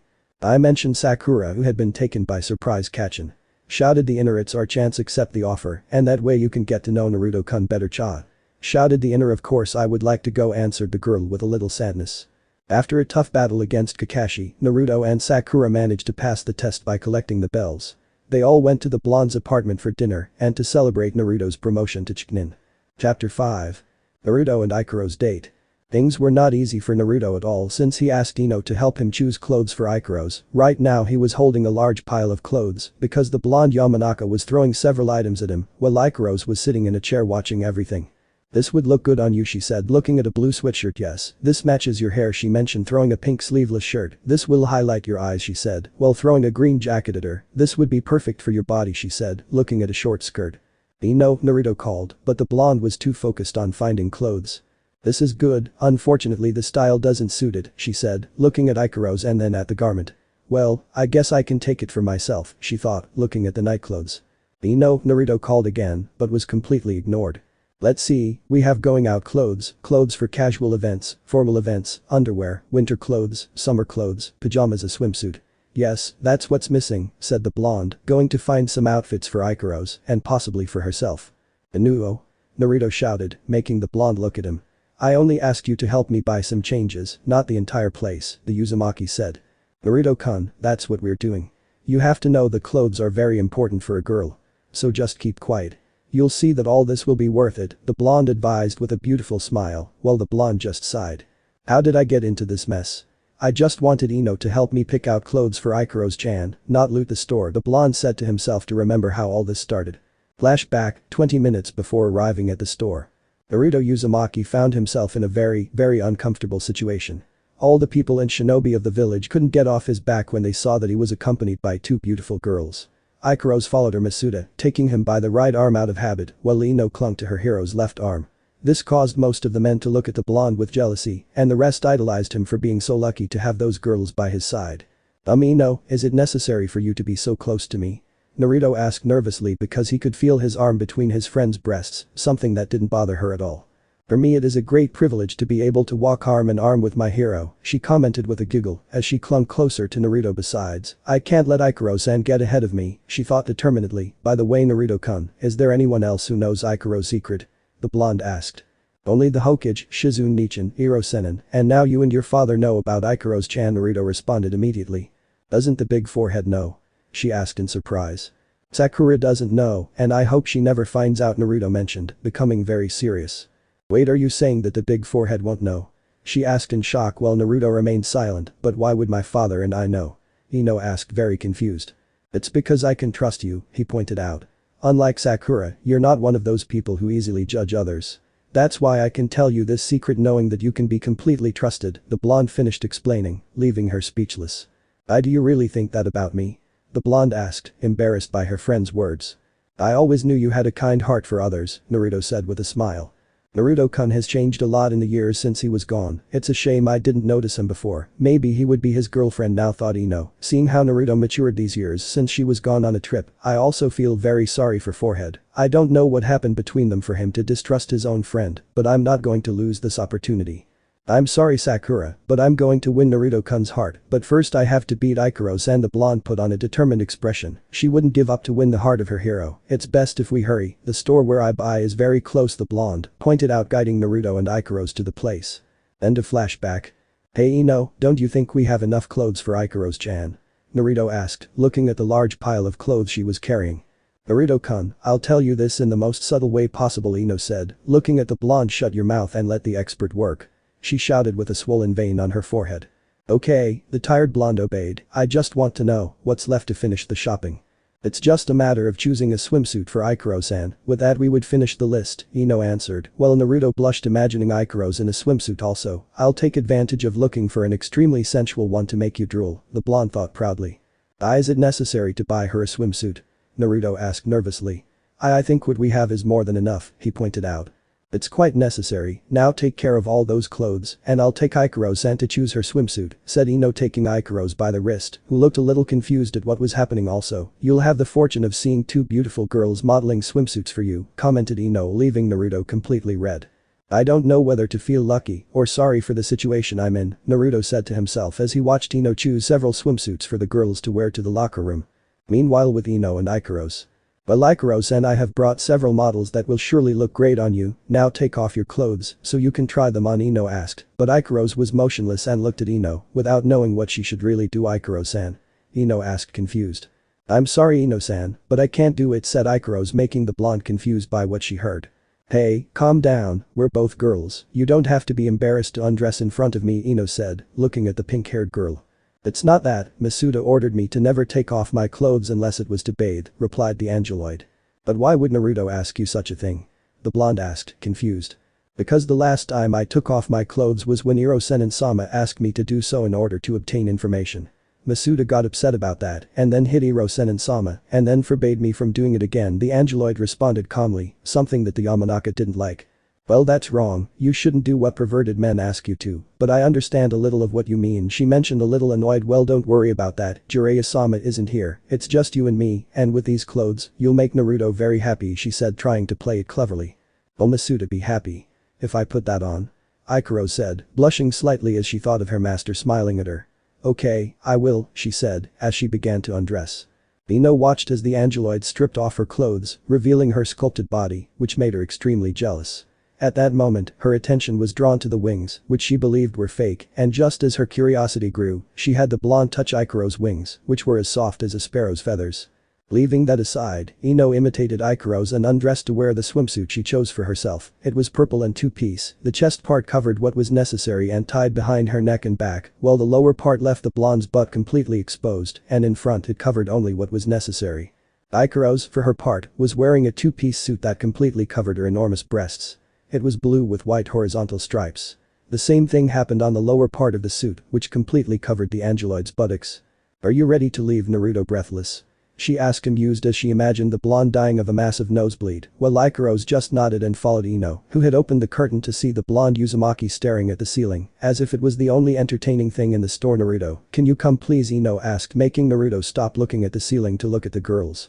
The blonde man turned around when he heard Ino's voice, only to receive the biggest surprise of his life.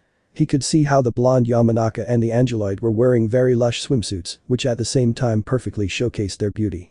He was so surprised that he froze, dropping the clothes the blonde had chosen for the angeloid to wear. So what do you think? Ino asked, turning around to model at Naruto, but he was lost in the two girls who were dazzlingly beautiful. Naruto didn't say anything about it, his brain had disconnected from what she saw, leaving him as a human statue. That caused Ino to smile widely, seeing that her plan worked. Ikaros approached Masuda because she worried because he didn't say anything and that he didn't move either. Ino-san, something bad happened to Masuda, he isn't moving at all, Ikaros pointed out, worried that something bad had happened to her master. Don't worry, Naruto-kun is fine, she clarified with a smile, he was just speechless seeing the beauties in front of him, said the blonde proudly, and then gave the blonde a kiss on the cheek. This is for saving me from Shiro, Hiro-kun, she said, without noticing the sad expression of Ikaros, who saw the kiss. Well friend, let's change so we can try on the clothes I chose for you. Ino took Ikaros' hand to return to the dressing room, leaving the petrified blonde who still hadn't reacted. Minutes after Naruto recovered, he and Ino looked at the clothes the blonde had chosen for Ikaros.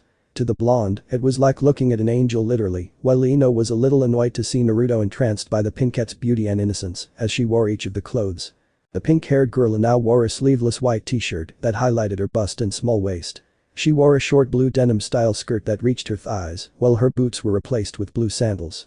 The black necklace with a broken chain remained on her neck, as did the white ornaments in her hair. It was what looked best on her. What do you think of my masterpiece? The blonde asked. Ikaros-chan looks very pretty, but Ino didn't like that, but that came from the blonde at all. I think you should do something with her wings. He pointed at the wings that were uncovered. I don't want everyone to see her wings. That would draw the attention of the council, who would demand to know who she is, he explained, something that Ino understood completely.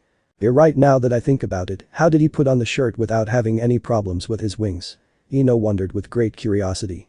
What do you think if you wear this so it would hide her wings, said Naruto, taking a light blue jacket with a hood and then giving it to the angeloid. Ikaros-chan, put this on, asked the blonde. Hi, Masuda, Ikaros said, taking the jacket and putting it on. Once on, the blonde saw that thanks to the garment, the angeloid's wings were perfectly hidden.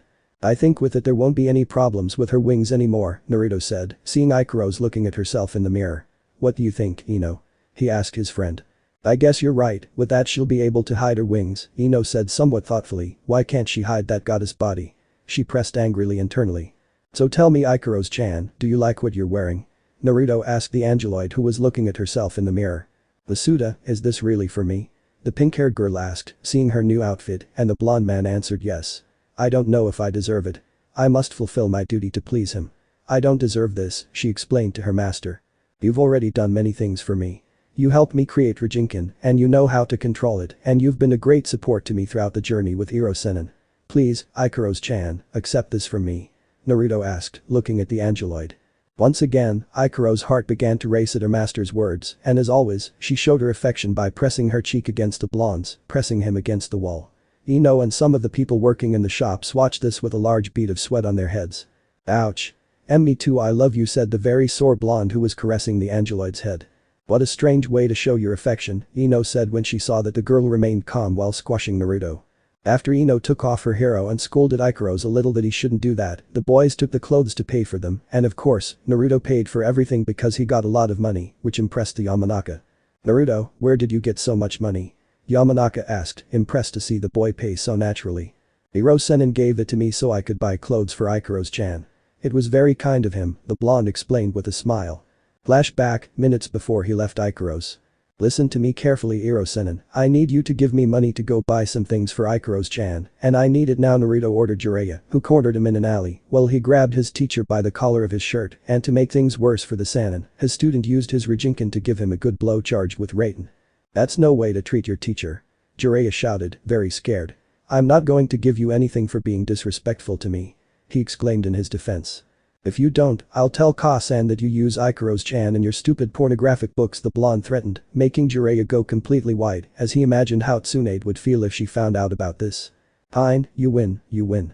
But for Kami's sake don't tell Tsunade. The Sannin shouted desperately while handing her a large amount of bills. Thank you very much, Naruto thanked him with a smile, taking the money and releasing Jiraiya before leaving the Sannin alone. She's becoming more and more like Tsunade when she took my money to go drink sake, said the Sannin, remembering painful moments when Tsunade took his money in the past. End of flashback. Wow, I didn't think Jiraiya-sama was so generous, Ino said, amazed at all the money the Sannin had given to Naruto. It's just a matter of talking to him properly so he'll help you, the blonde said with a smile. He only had to threaten his teacher to get the money. While the cashier was checking out what the boys were wearing, Ino saw that the swimsuit she chose was among Ikaros' other clothes. She was going to pay for it, but Naruto stopped her. Don't worry about that, I'll pay this for you, the blonde said to his friend, while paying everything to the cashier. Take it, as part of the help you gave us, he added, taking the bags with the clothes and handing her the swimsuit that Ino chose. Don't worry, I really wasn't planning on buying it, it's more than I can afford right now, she said with the intention that Naruto wouldn't pay for her. I insist, you shouldn't spend your money, and the suit is very expensive, Naruto pointed out, while the blonde got a little nervous. The suit was more than she had with her. Don't worry, I have no problem paying for it. Once they had paid everything, the boys left the store, but just then. Come back soon, especially your handsome one, said the cashier, winking at Naruto, making him smile nervously, while Ino frowned annoyed. Focus on your work. Ino shouted, clinging to Naruto's arm as he carried the bags of clothes while Ikaros clung to his other arm, only to be pulled by Ino, who wanted to prevent the cashier from flirting with Naruto. Can you believe it? Who does she think she is to flirt with you in front of me? She asked angrily as she left the store. Don't be like that, she was just doing her job, Naruto said to calm his friend. Well, good job, she was flirting with you, she pointed out, more than annoyed. Yamanaka didn't like the way the saleswoman was looking at her hero, and she didn't like that at all. Like I told you before, she was just doing her job, the Uzumaki said again. He realized that the saleswoman was trying to seduce him, but he just ignored her, playing dumb. On the other hand, he enjoyed how Ino got annoyed. Well, don't confuse night jobs with morning jobs, Ino said, annoyed and crossing her arms, which Naruto quickly understood. If you want to cheer up, I think you and Ikaros-chan are prettier than the saleswoman, Naruto mentioned. That made the girls blush. You sure know how to cheer a girl up, Ino said, leaning closer to Naruto's arm. By the way, do you think you can accompany me to the flower shop? I still have to work, Ino asked Naruto, who nods. The boys returned to the flower shop, unaware that someone had been following them since they entered. It's worth noting that the person seemed very annoyed by the way the blonde and the pink-haired girl clung to each of the blue-eyed boys' arms. This caused the person watching them to get angry and retreat home, grumbling about what he saw. I hope my princess is okay, Inoichi sighed as he rubbed his head with one hand and took an aspirin with the other. It will be harder to keep her protected with her scandalous new clothes now. He complained, bringing the pill to his mouth. So, scandalous clothes. An annoyed Ino asked at the door of the store, causing the man to spit out the water. Hey hello Ino, her father greeted with a drop of sweat running down his neck. How did it go with Naruto and Ikaros? He asked. Pretty good, we bought a lot of clothes for Ikaros, said the blonde with a friendly smile, as she looked at Naruto carrying several bags, making Inoichi remember the days when his wife forced him to do that. Also Naruto-kun insisted on buying me something, she said, showing a bag that Inoichi knew very well. Naruto, I apologize if you spent too much, I know that the store where the clothes went is very expensive, let me pay for what you bought for my princess, said the blonde sighing, because he knew that if Ino chose something it was because it was very striking, pretty and expensive. Don't worry Mr. Yamanaka, I bought it as a thank you, if it weren't for Ino-chan, what I would have bought would have surely been a disaster, the blonde commented nervously, while the Yamanaka blushed. Are you sure? Inoichi asked hesitantly, as it didn't feel right. Don't worry, I did it with pleasure, Naruto replied with a smile. Well, now if you excuse us, Ikaros-chan and I will continue with our thing, he mentioned, while the angeloid approached Ino. Ino-san, can you tell me what a date is? She asked, still not fully understanding what going on a date meant. A date? The blonde asked. Why do you want to know? The blonde questioned, looking at Angeloid. Masuda said that he and I would go on a date, but that I had to change my clothes first, so as not to attract so much attention, the pink-haired girl replied in a calm tone, while Naruto got a little nervous. A date with Naruto? The blonde shouted and then grabbed Naruto by the collar of his vest. Why are you going on a date with her? Ino asked in a threatening tone. Explain it to me, Naruto Uzumaki. The young Yamanaka demanded furiously. Wait Ino, I'm going out with Ikaros-chan so she can see the village and nothing else. The blonde defended himself, now a little scared seeing his friend's angry expression. Luckily Inoichi held him back so he could calm down. Calm down, princess. Remember that Ikaros isn't a person like us and he doesn't know much about what we do. I don't see anything wrong with your friend dating young Ikaros, Inoichi explained to his princess to calm her down. Okay, no problem if it's about showing him the village, she said, turning her back on them, making a proud pose, but she mentioned getting the attention of both blondes. I want to go out with you one day, said Ino, turning around and smiling mischievously at Naruto, who was surprised by such a request. A date? You want to go on a date with me? Exclaimed the blonde, who honestly didn't expect such a request from Ino. Yes, after all I have no other way to pay my hero-kun, Ino said, flirting with Naruto, as she walked towards him in a sensual way and played with one of her fingers, making circles on the chest of the blonde Uzumaki, even though Mr. Yamanaka was present. Princess, I think you're taking advantage of the situation, Inoichi pointed out, not liking the idea. Well, I think it's fair after the help you gave us, said Naruto, accepting Ino's offer. I hope you don't mind the idea, Mr. Yamanaka, he asked his friend's father. Please daddy, say yes, Naruto is a great boy, look at everything he did for us in just one day, and I really want to go out with him, please say yes, Ino asked, looking her father directly in the eyes, making the man sigh defeated. Okay, you can go out with Naruto. After all, he did us a big favor with Ikaros' help, Inoichi agreed, watching his daughter happily hug Naruto. Just promise not to do anything stupid while you're dating, he asked, being an overprotective father.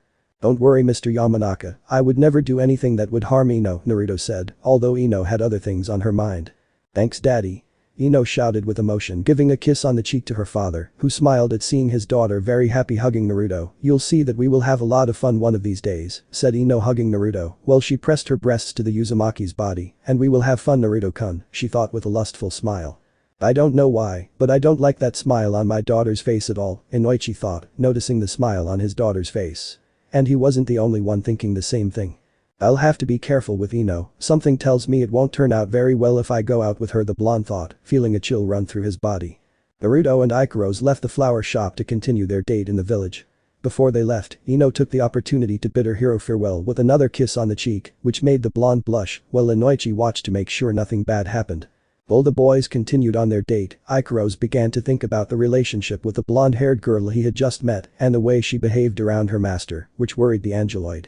The pseudo Ikaros spoke with an expressionless face, drawing Naruto's attention. How close is he to Ino-san? The pink-haired girl asked, looking at the blonde. Well, you could say we're friends. The truth is we never got along since the first in the academy, we always argued and she made fun of me, even before I went on a trip she was still the same, but over time she began to change and prove to be someone trustworthy. That's why I told them about you knowing, Ino isn't someone who judges others like Sakura does, explained the blonde seriously, because Ino had shown Naruto that he could completely trust her when they went on a mission in a few years before he left to train with Jiraiya, while Sakura just made fun of him and told him to take things more seriously to bring Sasuke back. I understand, but Masuda, why don't you trust Sakura-san? She seems like a kind person, Ikaros asked. The thing is, I didn't always have good times with her, she always turned to me as a last resort, and her temper is terrible when she's angry, Naruto explained, trying to make the girl understand. I think Sakura-sen is a kind-hearted person, she mentioned. I think she likes you, Masuda, the pink-haired girl pointed out, while the blonde man shook his head. I doubt it, Ikaros-chan, Sakura only thinks about herself, and she made that very clear to me the last time I saw her before leaving, Naruto replied. It's better not to think about that and continue with our thing. I want to show you all of Konoha. With that said, the boys continued their date. The hours passed and the boys walked throughout the village. Naruto showed the Angeloid around the village, took her to places he knew and visited from time to time, and also bought her some dangos, which she enjoyed with a small smile. At the end of the date, the blonde took Ikaros to his favorite place, the Hokage Monument. They both stood on the Sandaime Hokage's head to admire the view of the entire village. I always visited this place when I felt lonely and wanted to relax, Naruto explained to his partner. Is this your happy place? Angeloid said, looking at the panorama in front of her. Every time I feel sad or bad, I come here to forget everything, said Naruto, looking at the village. A very important person to me brought me to this place. He was like a grandfather I never had. He advised me on many things that helped me to be what I am today, he explained with a smile, remembering Hiruzen Sarutobi. I would like to meet that person who was your grandfather one day, Angeloid asked. I would have liked for you to meet him too, Ikaros-chan, but that's no longer possible, Naruto said, smiling at his friend's words.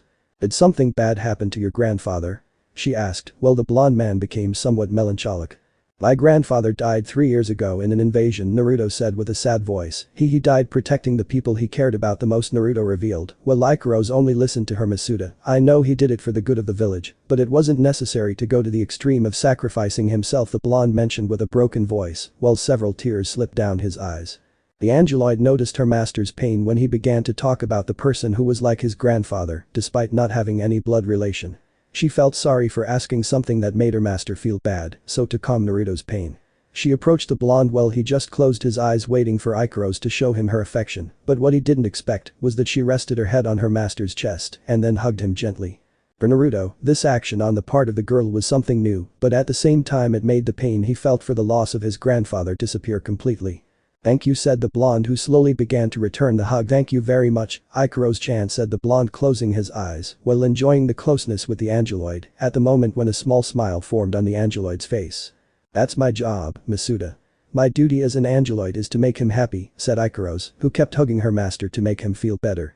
Ikaros-chan, can I ask you something? Naruto asked as the pink-haired girl nodded. Did you hug me because it's your job or because you wanted to see me happy? Naruto asked, looking at his companion. I don't like seeing him like this, and I've seen some people hugging someone who's sad to make them feel better, Angeloid responded simply. But Ikaros-chan, it's time to go home, the blonde mentioned with a smile, while the Angeloid nods her head to return to the apartment. The week quickly passed, and in that time a lot of things happened with Naruto. The blonde met Iruka again at Ichiraku, and in the process introduced him to Ikaros. Needless to say, the Chunin joked with his former student by telling him that he got a beautiful girlfriend, something that the blonde denied, saying that they are just friends and nothing more. He also met Konohamaru, Yuden and Mogi, and like what happened with Iruka, Konohamaru kept praising his boss for having a pretty girl, making the blonde get upset and repeat again that he and Ikaros are just friends. Another thing that happened during that week were Ino's daily visits to greet her Hiro-kun. The Yamanaka continued to wear the same outfit that the Angeloid gave her, saying that she loved her new clothes, something that Inoichi disliked because his princess attracted a lot of attention from the boys in the village. In those days Ino talked about any subject with Naruto, and by the way she cooked him a delicious lunch, but her surprise was when she tried what Ikaros cooked and she took it as a great defeat if it came to cooking, but despite that the blonde did not give up, she was determined to win the heart of her Hiro-kun. The other thing that was strange for the Uzumaki was that he didn't see Sakura during the week, something strange for her since they always saw each other, but that didn't happen. He even looked for her in the places where she usually is, but he didn't see her either. Then he asked Tsunade if she had seen her teammate, and the Hokage told him that she has been very busy at the hospital. After that Naruto went back to his own thing to rest and occasionally train his speed and Taijutsu. Once the week was over, the members of Team 7 gathered at the Hokage's office to receive their first mission in 3 years. Kakashi and Sakura were already there, waiting for Naruto and the new member of the team. It seems that Naruto is on the right track with the beautiful Ikaros, he just has to read Ichiha Paradise. It would be an exact copy of me, said the copy nin, proudly imagining the blonde as his own mini-clone. There's no way I'll allow Naruto's mind to read those junk books, said an annoyed Hokage, while hitting the poor desk hard. Those books turn people into lustful psychopaths, the woman said very angrily. Tsunade-sama, please calm down. Remember that Naruto-kun is not someone like Kakashi or Jiraiya-sama, Shizune said to calm the blonde Senju who was staring at her. Don't talk, we still have to talk about the matter that I enslaved you and that I am an evil woman who interferes between the love that you and Naruto have for each other, said Tsunade, making Shizune feel so ashamed that she looked like an apple. But I already explained to you that it was the Sake's fault. The black-haired woman defended herself, ashamed of what happened that night in Naruto's apartment, and you're also to blame because you said to drink knowing what. She pointed out to the Hokage, who was a little startled. It's not my fault, I forgot about that, you gave yourself away. The defending Hokage pointed out. What matters is that we'll talk about this later and about my supposed watermelon breasts. She retorted, making Shizune even more afraid than she was. Hi. Tsunade-sama said the terrified black-haired girl, why did I have to drink that night? Shizune thought she was crying for her bad luck. While the two women continued their activities and Kakashi read his new book, the only person who remained silent and with his arms crossed while looking out the window at the village was looking down on him. He also seemed grumpy and let out low grunts that the Hokage could hear. Sakura, is there a reason for you to be so serious? Tsunade asked, looking at the state of her student who was only growling and clenching her fists while looking away. No, there isn't, Tsunade-sensei said Sakura, who didn't feel like talking. At that moment the door opened for Naruto, N.A. Right now he is wearing the suit he wore during the test against Kakashi and Ikaros to enter the office, and behind them followed the Gamma Sennin, who was cleaning his teeth with a toothpick. I'm really sorry for the delay, we just had an unexpected guest while we were having breakfast, said Naruto, while pointing at a very satisfied Jiraiya. It's not my fault you have Ikaros as a cook, she's the best cook I've ever met, said the Sannin, praising the Angeloid's culinary skills. That doesn't change the fact that you're a pervert and a profiteer, the blonde remarked, annoyed that Jiraiya was sneaking into his apartment for free food. I'm not a profiteer and above all I'm a super pervert. The Sannin shouted proudly. Shut up you old pervert or I'll beat your jaw out. Tsunade and Naruto shouted at the same time, making Jiraiya shrink. Nobody respects me anymore, Jiraiya said, very depressed. Well, since the whole team is gathered, I'll give you your first mission in 3 years, the Hokage said as the team members listened to her. Your first mission is? I hope they aren't those silly D-rank missions, I'm already a Chunin so I can do those things, said Naruto interrupting the Hokage. I'm sorry to tell you that they will do those silly D-rank missions, the Hokage clarified, something that didn't please her son. The reason they are doing those missions is so that Ikaros has experience working in a team of ninjas. But you know she's not a Kunoichi, remember Ikaros-chan's abilities and that she's good when it comes to attacking from long distances, Naruto mentioned, so that Tsunade would change her mind. I'm sorry, but I'm the one in charge, so you'll do some D-rank missions, ordered the Senju who wouldn't change her decision. Sometimes I think the old man was more understanding about missions, the blonde complained, while his mother looked at him in disgust at what her son said. Aka, that's no way to talk to Tsunade-sama. Sakura burst out to throw a punch at Naruto, and he just easily caught her fist, leaving those present speechless. And what's wrong with you now, Sakura? Why are you attacking me like that? Naruto asked seriously, still holding onto his teammate's fist. It doesn't matter to you. She exclaimed, managing to free herself from his grip and then turning her back on the blonde. It seems she got up with her left foot out of bed, thought Naruto, who didn't understand Sakura's aggressiveness. Ahem. Well, you see guys, the mission that corresponds to you today is, said the blonde who was interrupted by a very upset Chunin who entered the office. Okage-sama, we have big problems. Shouted the Chunin, breathing heavily as he approached Tsunade. What's going on? She asked, hoping for answers from the Chunin. We just received an emergency message from Suna. Kazuki Gaara was kidnapped by Akatsuki. The Chunin reported, leaving everyone in shock, especially Naruto. Gaara was kidnapped by Akatsuki. Naruto exclaimed, worried for his best friend. Chapter 6. To the rescue of the Kazuki, Ikaros' first official mission. In the Hokage's office there was great tension due to the news that Gaara had just been captured by the Akatsuki.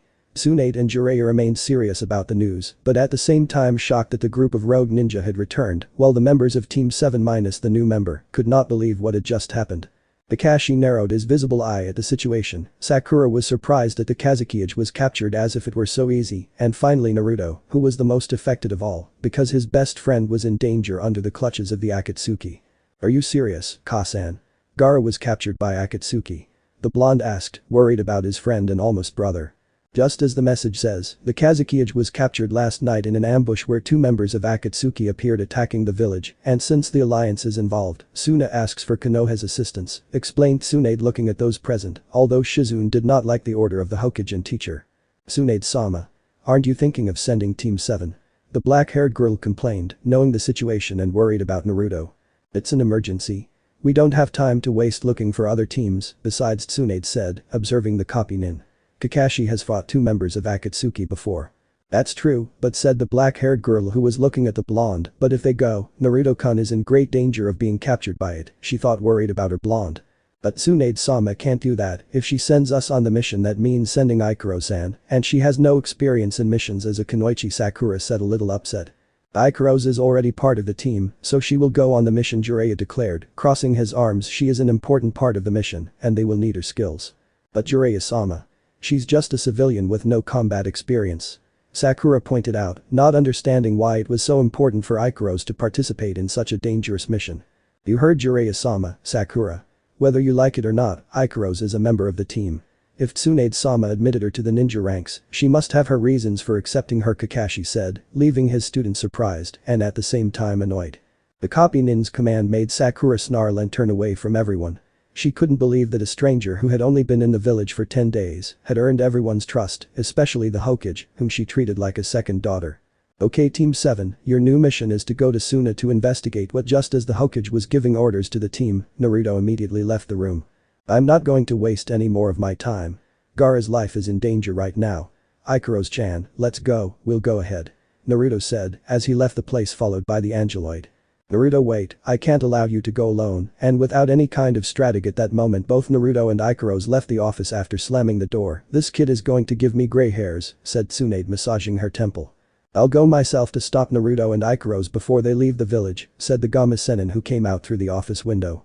If you'll excuse us, Tsunade-sama, Sakura and I will leave to catch up with Naruto and go to Suna, said Kakashi, who left the office with Sakura. Once Team 7 left, Tsunade sighed tiredly and sat down in her chair. I hope I made the right decision in sending Naruto on this mission, the blonde Senju mentioned, worried about her son. Meanwhile, at the main entrance of Konoha, Naruto along with Ikaros rushed to the entrance to go find their friend who is in danger. Hold on, Gaara, I'm on my way to help you, thought Naruto, who was almost meters away from the entrance until Jiraiya appeared in front of his student's path. Where you think you're going, you should wait for the rest of your team before leaving, said the Sannin, preventing the blonde from leaving the village alone. I don't have time to waste your nonsense, Hero Sennin, so step aside while I go help, Gaara ordered Naruto, who was not in a good mood. You're not thinking with your head, Naruto, so calm down and breathe, the white-haired man who was crossing his arms and looking seriously at Naruto ordered. Seriously? I'm calm. The blonde shouted as his body released electric shocks. Now move away, Gaara is in danger. He ordered again, but Jiraiya didn't budge at anything. I won't do it, Gaki, if you want me to move you'll have to calm down, you're releasing too much Raten chakra and it could be dangerous, Jiraiya sentenced due to the instability of his element. I don't care what you say. If you don't get out of the way right now, I'll do it by force. Threatened the blue-eyed man who activated his Raijinkan and took a fighting stance while his eyes changed to those of the Kikbi. This is my last warning, Jiraiya, get out of the way or I'll see you seriously hurt. You are easily carried away by your anger, that will make you end up hurting your loved ones, said the Gama Sennin, pointing at a certain person behind his student. The blonde turned to where Jiraiya was pointing to see something that stopped his rage, and that was Ikaros, who was suffering from seeing her Masuda in that state. Just seeing the pink-haired girl made Naruto's anger go away while the electric shock stopped. Then the Angeloid approached the blonde to look into his eyes, which returned to normal. Please, Masuda, you mustn't get angry like that, if you do bad things will happen, said Ikaros, taking Naruto's hands while a worried expression surrounded her. The Angeloid's words had a great effect on the blonde Uzumaki. He felt a big lump in his throat because of her behavior, but thanks to Ikaros, his anger and rage went away and he then hugged the girl. I don't know how you do it, but you've helped me again, Ikaros-chan, said Naruto gratefully as he hugged Ikaros. Without your help, I could lose control, added the one who wouldn't let go of the girl for anything. Masuda, said the Angeloid with a small smile on her face, I just want to help in whatever way I can, she mentioned, closing her eyes and enjoying the moment. Jiraiya watched as his student calmed down completely, all thanks to Ikaros. The only thing he could understand was that the girl exuded an aura of peace and tranquility so powerful that it could calm the Kikbi's murderous instincts, preventing Naruto from losing control. The boys continued hugging for a while, nothing ruining that beautiful moment between them. What are you doing? We have a very important mission and you are just wasting time. Sakura shouted angrily as she had reached her companions. Sakura's scream made Naruto quickly separate from Ikaros, and she felt a little sad about leaving her Masuda. On the other hand, the Uzumaki had a small vein throbbing in his head because his teammate interrupted them. What's wrong, Sakura? Ikaros-chan, and I weren't doing anything wrong, said Naruto, a little annoyed while Sakura approached him, and it was clear that she was more than annoyed. Nothing bad, are you saying nothing bad? She asked furiously while she threw herself at Naruto with the intention of hurting him. You are wasting valuable time that we could use to start that rescue operation that we have, with Suna, said Haruno, throwing punches that were evaded by Naruto. Hey, what's wrong? Why are you so mad at me when I didn't do anything? Said the blonde, dodging Sakura's super punches without any problems. That is not your business.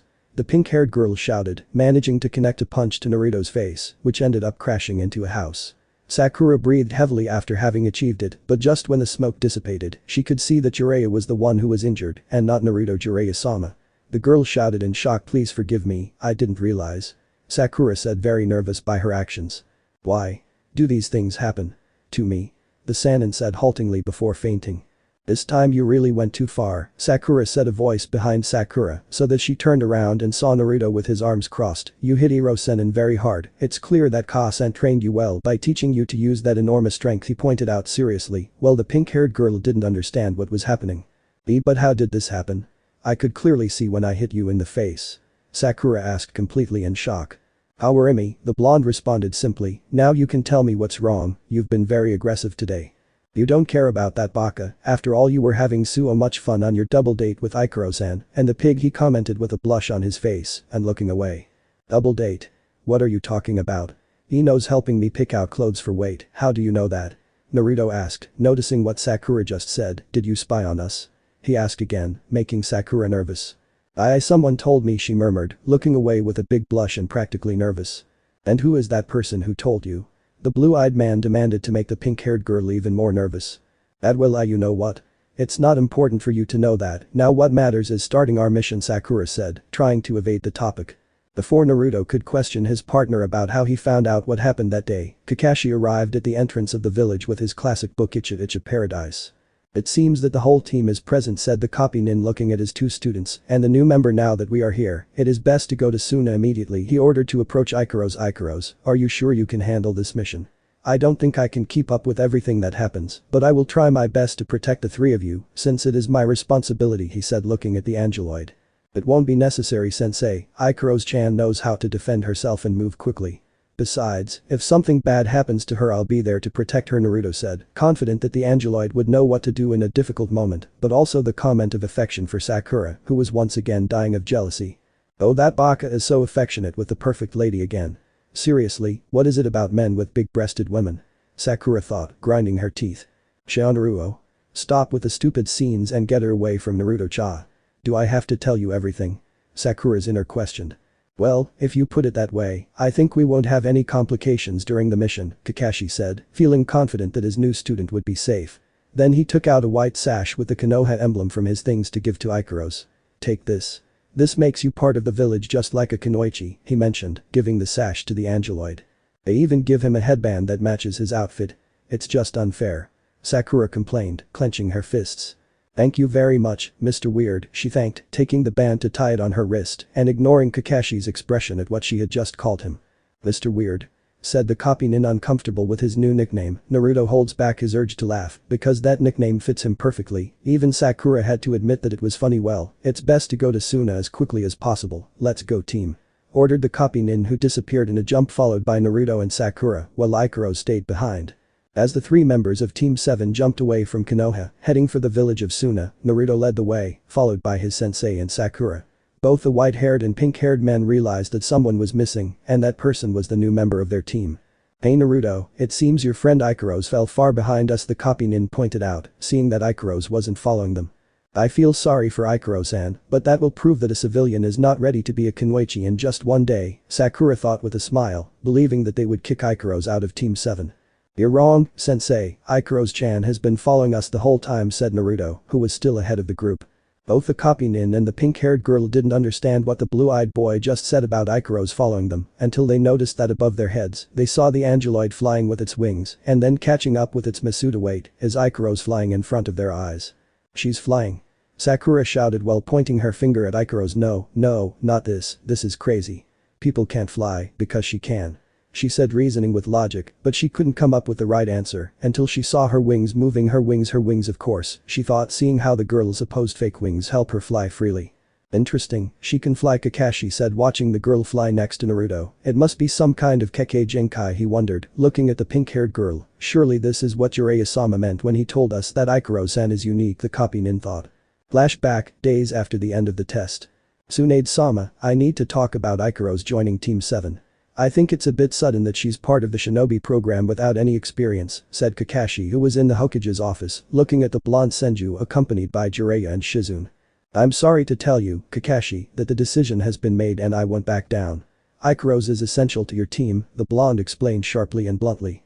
I don't understand why you keep saying Ikaros is essential to the team. Can you tell me, what does this Ikaros have on my team? The copy nin asked.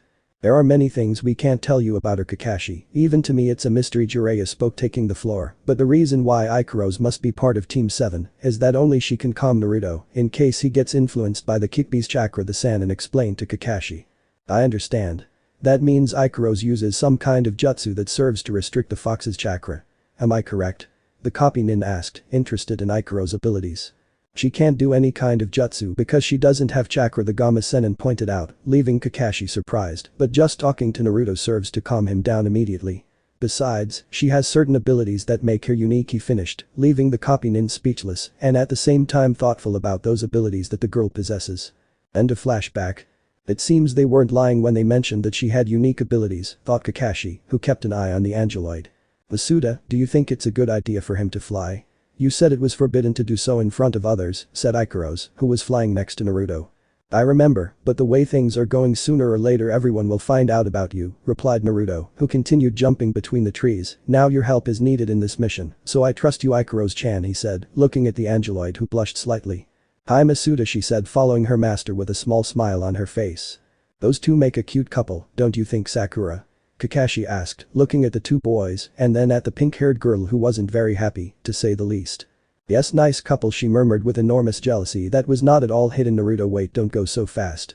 Sakura shouted with the intention of making her partner stop, but he ignored her. Did you not hear me, Baka? She shouted furiously, but the blonde was already too far in front with Ikaros to hear her. For over an hour, Team 7 continued on their way to the Land of Wind, while Naruto and Ikaros continued ahead of the group, ignoring their sensei's pleas not to go too far. At that moment, Sakura saw Temari nearby, returning to Suna, unaware of what had happened to her younger brother. Temari-san. Sakura called, causing the blonde from Suna to turn around and see how Team 7 appeared and landed in front of her. Hey, what's going on here? Why are you all in such a hurry? And the blonde asked, realizing something insignificant. She's flying. She pointed out in shock, watching Ikaros float in the air. There's no time to explain it to you, we have big problems in Suna, said Naruto, who didn't want to waste time explaining about Ikaros. We just received an emergency message from Suna. Gaara has just been kidnapped by Akatsuki, said Kakashi, so that Temari was shocked by the news. What? Gaara has been kidnapped? The blonde from Suna exclaimed while Kakashi nods his head, making her growl. I knew it, something bad was going to happen, Temari thought as she remembered what happened at that stand when the cup cracked a little. It will take us two to get to Suna if we follow this path, Kakashi suggested for Temari to join the group and continue on their way. The group continued on their way to the village of Suna, along with Temari, who watched as Naruto along with the girl he met days ago went ahead, although her attention was focused on the Angeloid that was flying next to the blonde. Do you want to tell me how that girl is flying? Temari asked with great intrigue. I have no idea, but I think it's because of those wings on his back, Sakura pointed with her finger. What? You're telling me those paper wings are real? Temari exclaimed, having received another big surprise that day. Where the hell does that girl come from? She thought. Night fell quickly as Team 7, accompanied by Temari, continued on their way. Kakashi, Sakura, and the blonde from Suna were a little tired from the trip, but the blonde and Ikaros didn't look exhausted at all. The blue-eyed boy was so focused on rescuing Gaara that he paid no attention to Sakura's calls. Naruto, we should stop and rest. We've been here for hours since we left Konoha. The pink-haired girl shouted for her partner to stop, but it didn't work. Naruto. Don't you think it's me? I know, Sakura, you don't have to yell it at me again. Naruto shouted to his partner. I can't stand idly by knowing that Gaara's life is in danger. Naruto said, Sakura, surprised by her teammate's attitude. The same thing happened with Temari and Kakashi, but he remained serious about it. I know why Akatsuki is after him and me. Naruto continued speaking to gain everyone's attention. Gaara has the Ichibi sealed. Well, I have the Kikbi inside me. Both Sakura and Temari were shocked by what the blonde revealed while Kakashi and Ikaros remained serious. The Angeloid knew about the situation of the Kikbi sealed in her Masuda when she had a serious conversation with Uraya. Since then she has remained attentive in case her master did not lose his sanity due to his moments of rage that he was going through. That is why she was in charge of being by his side at all times to prevent the fox from controlling him. Meanwhile, with Sakura, she began to remember when she was a child how the people of the village would distance themselves from her friend during that time, and she never understood why that happened until she learned the truth. It was all due to the Kikbi sealed inside him. The pink-haired girl was saddened to learn what her friend went through at that time because of the people's contempt. Gaara and I. We have two Bijk sealed inside us. That's why Akatsuki is after the Jinchuriki. Naruto continued talking while increasing the speed of his jumps. I understand Gaara when people called us monsters because we were both born with a sealed Bijk. But over time people started to see us differently, and especially the fact that now the villagers of Suna see him as the Kazukiage. But despite all that, why does everything bad always have to happen to him? Those words had a great effect on Temari. She looked with pain at the blonde who understood what her younger brother went through, and at the same time she was grateful that thanks to him, Gaara stopped being a weapon as he thought. Naruto Uzumaki, you are undoubtedly a person with a big heart and strength. Thanks to you, my brother stopped being the one who enjoyed killing, thought the blonde from Suna looking at the blue-eyed girl. I don't know how or when it started, but I can't stop thinking about you, thought Temari without taking her eyes off Naruto. That's why I can't waste even a second. Naruto declared as his body was enveloped in Raiten chakra. I'm going to go ahead and save my friend. Impossible, that technique is from the copy nin, thought, alarmed recognizing what the blue-eyed man was doing. Wait Naruto, you can't rush like that. Kakashi warned, trying to stop his student. I already told you that I'm going to waste my time, sensei. Ikaros-chan, we have to hurry to get to Suna. Naruto ordered and then disappeared from the sight of his team at great speed, just like Ikaros, who reached her master with the same speed. Is that Naruto's speed? Sakura asked in shock at how fast he moved, just like Ikaros. How fast? Temari said, amazed as she saw Naruto practically disappear in the blink of an eye. Raiten Chakuramdo, lightning release chakra control mode, said Kakashi, getting the attention of the two Kunoichi Jutsu that only two people know how to use. The first is the Sandame Reikage, and the second is the current Yondame Reikage. The girls are quite surprised that Naruto knows how to use a jutsu that only a Kage would use. But how? How is it possible that Naruto knows that type of jutsu? Sakura questioned with intrigue, seeing such an advanced jutsu for Ichigo. I don't know, but it's best if we catch up with him before he gets into too much trouble, ordered the copy nin, who quickened his pace along with Sakura and Temari to catch up with Naruto and Ikaros. Slowly the sun began to rise over the horizon, while at the entrance to the village of Suna, two Jonin could be seen guarding the entrance with an expression of concern and stress. The road from Konoha to Suna was a bit long, and they were in charge of receiving their brothers from Konoha. I hope Konoha's help arrives as soon as possible, said one of the Jonin who was guarding the entrance. But with the sandstorm that happened yesterday, it's possible that they'll be delayed more, indicated the other Jonin, worried. After that he saw something in the distance that caught his attention. Hey. What's that? Slowly they could notice how two figures were approaching at full speed. They quickly took a defensive position in case it was an enemy shinobi, but that defense fell apart when those two figures stopped and turned the two Jonin into mountains of sand with eyes. What the heck was that? Shouted one of the Jonin, who freed himself from the sands to see two boys, and who he easily recognized as Konoha ninjas. When he saw their headbands, they finally arrived. We thought they were. The Jonin stopped talking when he saw something he couldn't believe. An angel, he said when he saw Ikaros floating with her wings outstretched. A beautiful angel, he said again while blushing slightly. I see him and it's true, a beautiful angel, replied his companion, blushing at the beauty that Ikaros radiated. Both Jonin came out of their thoughts when they heard someone clear their throat and saw a blonde boy wearing an orange and black suit. Sorry if I interrupted you, but we came by order of the Hokage to help you, said Naruto, a little annoyed. Aye, that's true, sorry if we got distracted, apologized the Jonin, who wiped the sand off his suit to see that the help they asked for was only from two people. Were only you two here to help us? He asked. We'll go ahead of them, the rest of my team is on the way, Naruto answered, so that the Jonin feel more secure. What matters is that they inform us what happened with Gaara, the blonde asked, so that the Jonin would get serious. That's true. Please follow us. One of the Jonin pointed out, guiding Naruto and Ikaros into the village of Suna. The group ran through the village as Ikaros followed her, Masuda flying by her side. Many of the villagers and shinobi watched a pink-haired girl fly with great surprise, while saying things like, look, it's an angel. And an angel has come to help us. Naruto didn't pay attention to what they were saying because the Jonin were informing him about what happened during the fight between the Kazukiage and the Akatsuki and what happened to Kankurm. What? Is Kankurm hurt? Naruto exclaimed at what he just heard. How did that happen? After the Kazukiage-sama was kidnapped, Kankurm Dono went after him. But then a search party found him unconscious along with his puppets destroyed. The Tsunajinin said, informing the blonde of what happened. The worst thing is that the enemy poisoned him and we have no way to cure or remove the poison. If we don't find a cure, he could. Naruto was worried by what he heard. First, Gaara was captured and now Kankuram's life was in danger. But then an idea came to him about how he could save the puppet master's life.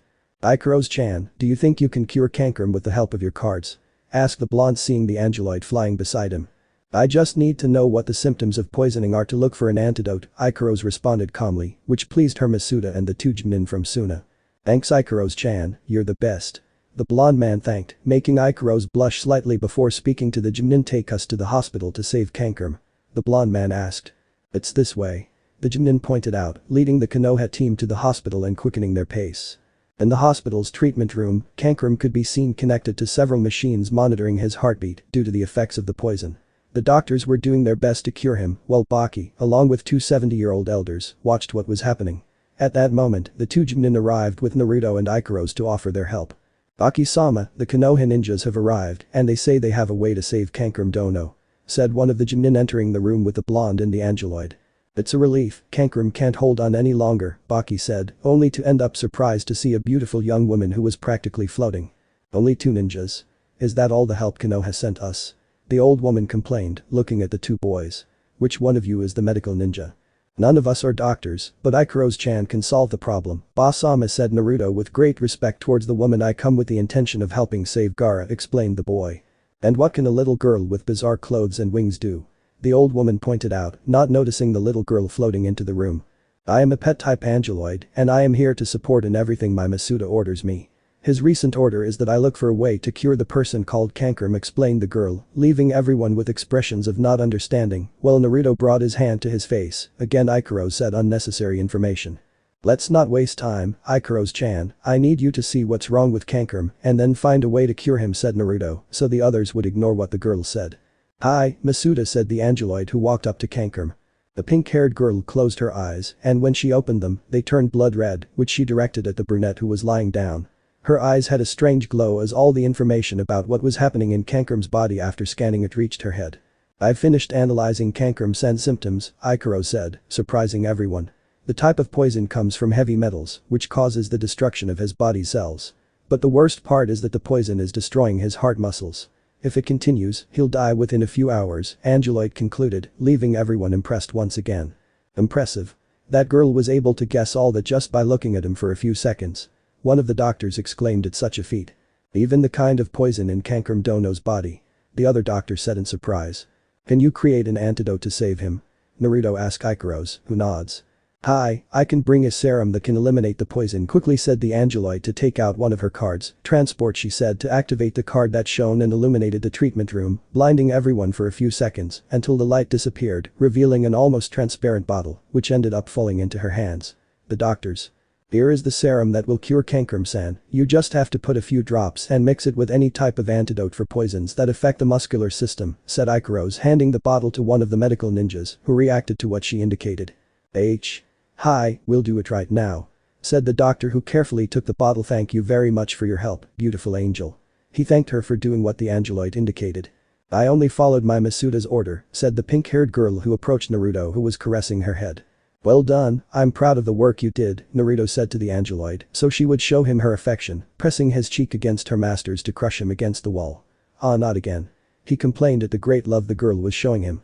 What kind of art did that strange young woman use? She was able to identify the properties of the poison without any problem, she could even analyze Kankuram's condition, but the strangest thing of all is that card in her hands. What kind of knowledge has Konoha discovered to gain such an ability? These and many more doubts came to the head of the old woman, who kept looking at Ikaros with great interest. The doctors prepared the antidote with the serum Ikaros gave them. Once they had it ready, they connected the antidote to an IV in Kankuram's arm to wait for what would happen. After 10 minutes, the doctors checked the patient's condition and were surprised to see that his condition improved, his blood pressure returned to normal, and his heart rate had returned to normal. The doctors, Baki, and the old woman were glad that the puppeteer was saved from certain death. This is amazing, the miracle serum that the young lady gave us is so effective that you could say it's a great miracle, said one of the doctors happily, looking at those present. Young lady, if it's not too much trouble, could you tell me how you accomplished such a feat? The woman asked, hoping for answers. I just did a scan of Kankram-san's body to find out his symptoms. After I have the information I made the request to Synapse to bring the serum that would cure him, explained the angeloid calmly, but her explanation left those from Suna even more confused. Yes, I see, and what is this Synapse thing? The woman asked, even more curious. I don't know, I don't remember anything about my past, the pink-haired girl said a little sadly. Oh, I'm sorry if I asked a question I shouldn't have, the old woman apologized, believing she made a mistake in asking about his past. Don't worry, maybe I don't remember anything about my past, but I'm fine with my Masuda, said Ikaros looking at Naruto. He has taken care of me since I met him, and he gave me a place in his apartment. Love these days is more passionate than in my time, said the woman, remembering her past, said the boy's blush. Ikaros-chan is just my friend Ba-sama, we are not even boyfriend and girlfriend, the blushing blonde clarified, but the idea of the girl being his girlfriend did not displease him. Suddenly everyone heard a moan coming from Kankram, who began to wake up and slowly open his eyes. Ugh, where am I? Said the puppeteer, who stood up slightly from the stretcher. Please Kankram Dono, don't move, you're still very weak from the poison, the medical ninja asked. But I was fighting against the Akatsuki and then they used some kind of poison, said Kankram, covering his eyes with one hand because the light bothered him. You'd better rest. Even though the poison was eliminated from your body, you're still weak. But in a few days, you'll be better than ever, Ikaros said to Kankram, but he refused to rest and tried to stand up. I'm sorry, but I can't do that knowing that my brother is still out there, and at that moment the brunette was in shock when he saw the most beautiful woman he would have ever believed to see. I think I still don't feel well, because I'm hallucinating seeing an angel, said the one who didn't take his eyes off the pink-haired girl. You're not hallucinating Kankram, Ikaros-chan is real, Naruto said so the puppeteer could see him. It's been a long time, friend, he greeted, raising a hand. Naruto. The surprised puppeteer said upon recognizing the blonde, what are you doing in Suna? We came to help your village when they sent us the emergency message. My team and I went by order of the Hokage, and we met up with Tamari. Then we separated from our team to get there faster, which was a good idea, explained Naruto, since if they had delayed, Kankram would have died. Ikaros-chan was the one who saved your life by bringing a serum that eliminated the poison, he added, pointing at the angeloid who blushed slightly at her Masuda's words. Thank you very much for saving my life, Ikaros-san, the young brown-haired boy, who at this moment kept his eyes lowered, thanked, very embarrassed. Kankram, I need you to answer a question for me, said the old woman who approached the puppeteer. Gyobasama, Ebasmjaya-sama, Kankram said, surprised to see the honorable elders of Suna. I want to know if it's true that one of the Akatsuki was Sasori, asked the old woman Chio. Kankram began to tell everyone what happened when he met the Akatsuki and about the fight he had with the Akatsuki and his fight against Akasuna no Sasori, Sasori of the Red Sand. Such news made the old woman a little sad, which caught Naruto's attention. Naruto, Kankram called, standing up slowly while breathing somewhat agitatedly. Please the boy breathed as he made more effort than necessary. Help me rescue Gaara, he asked as he stood up and fell, but fortunately the doctors stopped him before he hurt himself. He needs to rest, he's not fully recovered yet, said the medical ninja who helped the puppeteer sit on the stretcher. No. I can't do it, Gaara. He's in danger, Kankram said haltingly. I need to go look for him, he continued talking until Ikaros approached him. Kankram-san needs to rest, he's still weak and it's best if he rests for a few days, said Angelite in a calm voice as she used her hands to gently lay him down. I guess I can't say no to such a pretty girl, he said with difficulty and a silly expression on his face. It's best if you both get some rest today, Baki said to Naruto and Ikaros, we have some rooms ready for you. The blonde was going to oppose because he wanted to go rescue Gaara as quickly as possible, but he needed to rest since he used the Raiten Chakuram-do to get to Suna faster. There is also the fact that he has to wait for the rest of his team and Tamari. Thank you, Baki-san, I suppose a rest would be the most advisable thing at this moment, mentioned Naruto. See you, Kankram, recover soon, he said, saying goodbye to his friend to leave the treatment room. Naruto and Ikaros followed Baki to the place where they would rest. Chapter 7. Discussions in Team 7. It's a new day in Sunagakure, things were a little calmer, but the fact of Gaara's rescue still remained. At this moment we can see Ikaros walking to her Masuda's room. Once inside she found the blonde peacefully asleep, so she proceeded to wake him up. Masuda, you must get up, the sun has risen, mentioned the angeloid with her expressionless but warm voice, while she moved Naruto a little. Masuda, the rest of the team has arrived at the village, and they are waiting for us at the hospital to talk about the mission, she mentioned, while Naruto was just beginning to wake up and growl. Ugh, damn alarm clock, the half-asleep man complained while he searched with his hand for the alarm clock, to end up touching one of the angeloid's breasts for the second time. What is this? It's very soft, he said while groping Ikaros' breast, who blushed slightly. Good morning, Masuda, she greeted, not at all affected by her master's groping. Ah.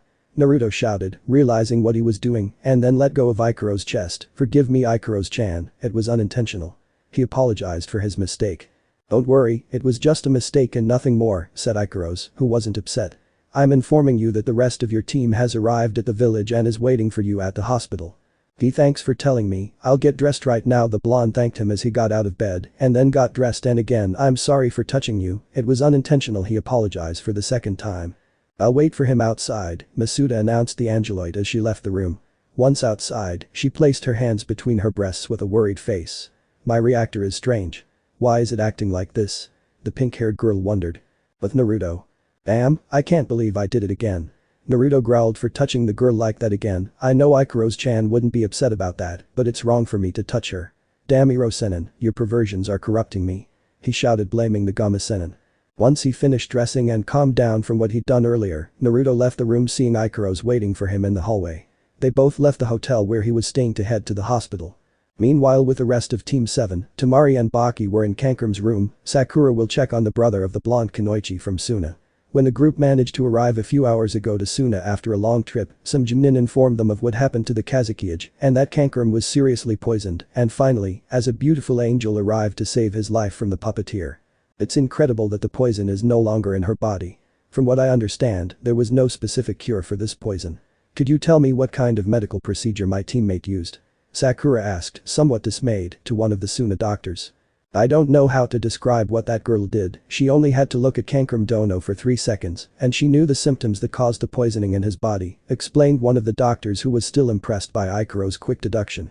She even used a strange glowing card to bring a serum from who knows where, but thanks to that, she was able to save the life of the Kazuki-Sama's brother. Surely that girl named Ikaros must be an angel who came from heaven to help us, the other doctor pointed out. That comment made Sakura's jealousy rise even more than it already was. She had studied with Tsunade these 3 years until exhaustion, learning everything her teacher taught her about medical techniques, poisons and creating antidotes, but the fact that a civilian could do the work of a medical ninja so easily bothered her quite a bit. I can't believe that Miss Amazing is now Miss Perfect, she thought, annoyed while she continued checking Kankuram, looking for something that Ikaros overlooked. At that moment she ended up noticing that her patient had a silly smile, and she could imagine why. "Why are you so happy?"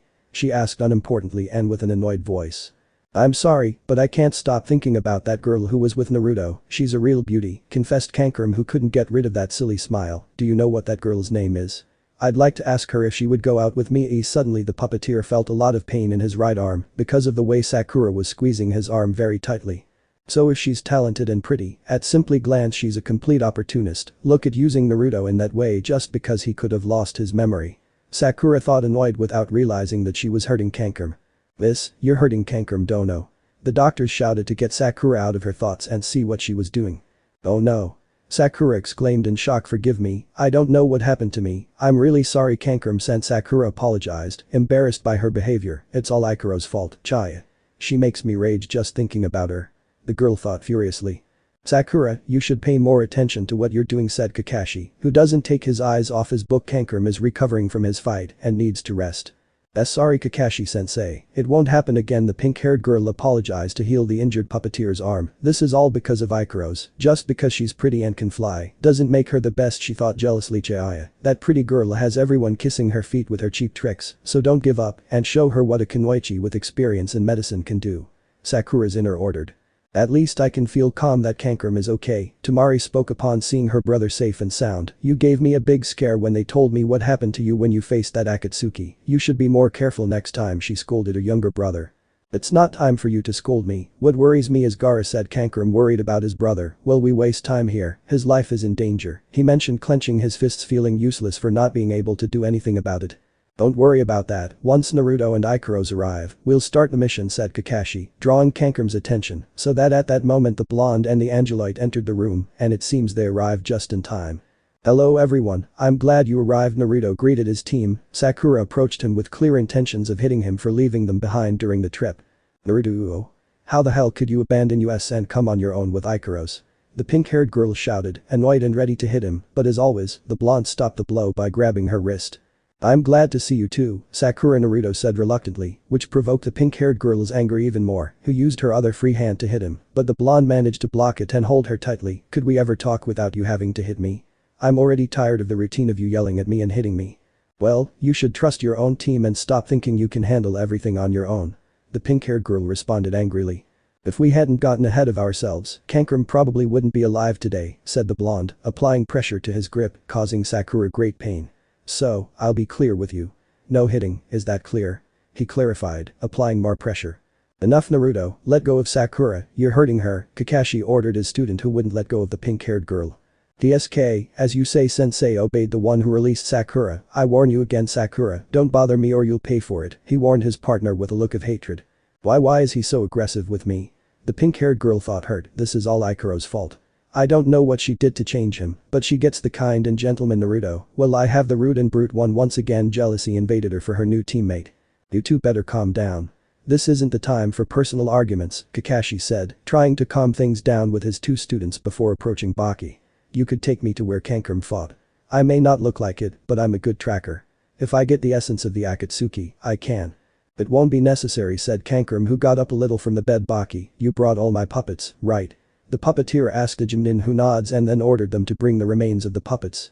Minutes later they brought all the remains of the destroyed puppets there were 2 Akatsuki, one of them took Gaara. Track the scent of those guys and you will find Gaara he said, while pointing to one of the hands of his puppet Karasu, Crow, that had a piece of black cloth. Kakashi approached the remains of the puppet to take the cloth. You kept fighting even when you were downed, not expected of Asuna shinobi the copy nin praised Akazuki's brother's cunning, then made hand seals to place his right hand on the floor Kuchiya's no jutsu. He exclaimed to summon his ninkin. The 8 ninja dogs have arrived. Pakken said from atop a large black bulldog. Pakken, it's good to see you again. Naruto greeted upon seeing the little ninkin after 3 years. Oh, is that you, Naruto?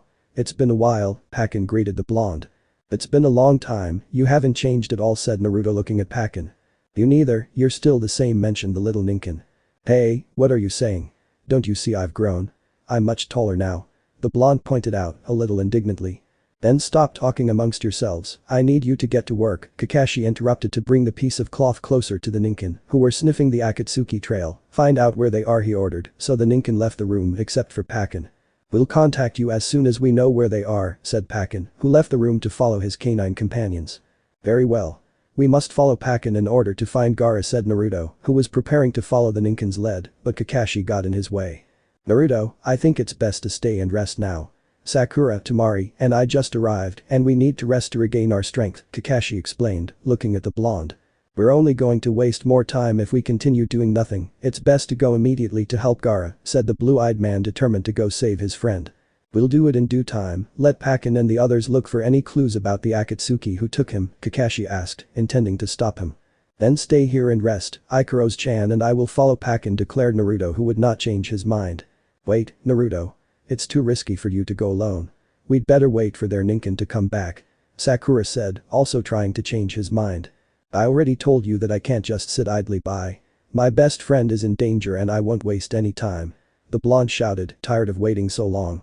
Ikaros-chan, we're leaving. He said to the angeloid, who obeyed her master. I'm not going to allow it and that's an order Naruto Kakashi exclaimed, standing in front of him and blocking his way. The copy nin's words made the little patience that the young Uzumaki had left run out and even more so when Kakashi mentioned the part about how he gave his order as a sensei. So now you're behaving like my sensei. Don't make me laugh Kakashi, you were never a good teacher, so to speak declared the blonde in a neutral tone, leaving everyone surprised, especially the copy nin who opened his visible eye completely. You're saying that I haven't been a good sensei? Kakashi asked, shocked and a little hurt by those words, but if I taught you everything that at that moment, the haddock was violently interrupted by Naruto. What I'm saying is true. You never taught me anything besides how to climb trees using my chakra. He shouted, leaving everyone in silence every time I ask you for help with my training, you told me you didn't have time and left, or should I remind you when I asked you to help me train for the finals of the Chunin exams, and you said no. Truth be told, Iro-sennin is a better teacher than you can ever be. I know I wasn't a good teacher for you, Naruto, and I admit it in front of everyone.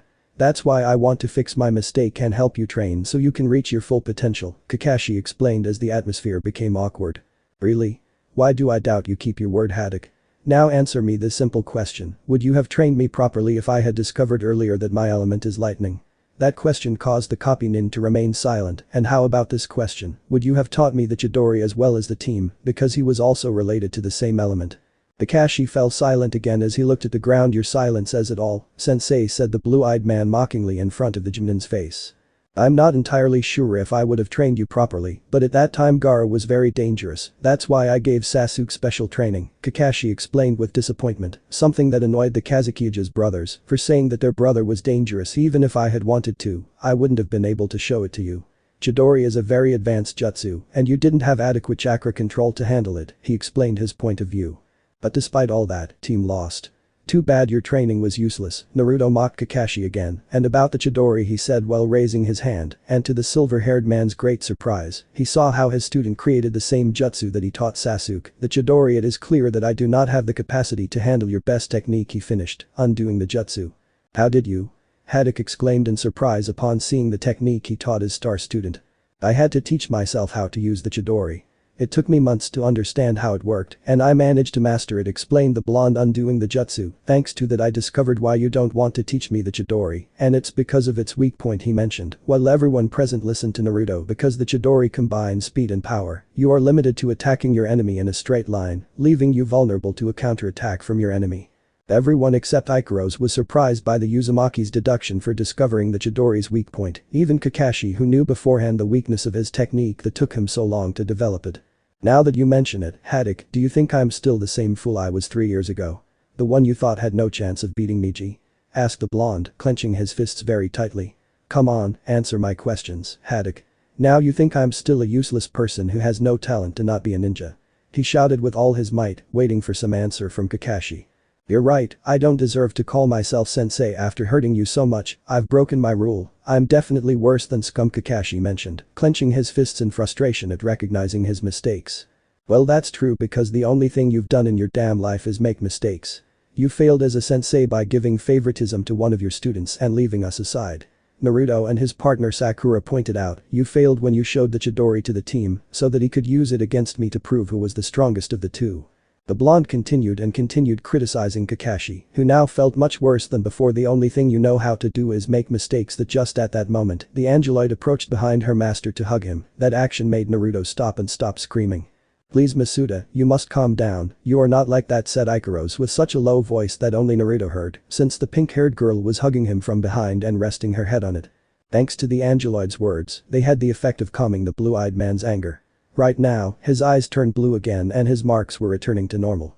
Little by little, he returned to normal and was breathing heavily as everyone looked at him in surprise. Ikaros noticed that her Masuda calmed down and separated from him to see that he was smiling at her for the help she gave him. Then the blonde left the room, followed by the pink-haired girl, without first looking at Kakashi with hatred. This time I listened to you during the mission, but when we're done and we return to Konoha, you'll never be my teacher again. The only person who will train me will be Jiraiya-sensei, Naruto declared, leaving the room accompanied by Ikaros. When he left, there was a great silence in the room where Kankram was recovering. The two members of Team 7 were deeply shocked by Naruto's harsh words. Sakura just stared out the window trying to find an answer to what happened to her friend, while the copy nin was devastated by losing another of his students. I think this is no longer a team, I've made too many mistakes, and I have no way to fix them.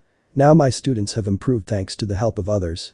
Obito, Rin, sensei, I failed you by trying what I believed was best for my team, Kakashi thought with depression. Not only did he lose one of his students who deserted the village, but another of them stopped considering him as their teacher. Naruto and Ikaros were outside the hospital waiting for Pakin and the other ninkin to find the Akatsuki trail.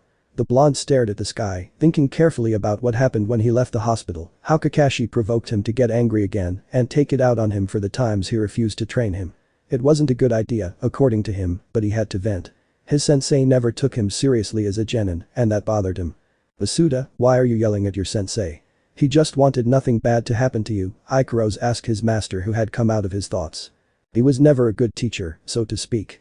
Years ago, he refused to teach me because he was always busy or he was simply focused on training the Uchiha, Naruto replied, crossing his arms. When Haddock started ordering me around, I couldn't help myself, so I got upset and started yelling at him. But I could tell his words were sincere, he was just worried about her well-being, Ikaros explained calmly. I already know that, but it's too late for me to regret it and all that nonsense. I already have two sensei who helped me with my training, he decreed, firm in his ideals. I should give him a chance. Kakashi-san is trying hard to be a good teacher and a role model, Ikaros insisted, so that her master would change his mind and forgive Kakashi. Do you think I didn't do it in the past? Do you know how many chances I've given him, believing he'd teach me something for the first time? But in the end, I got tired of waiting and decided to go ahead without his help, Naruto said. Now that you know, I ask you please not to speak again about a subject that is closed, he asked the Angeloid as they walked back to the room where he was staying.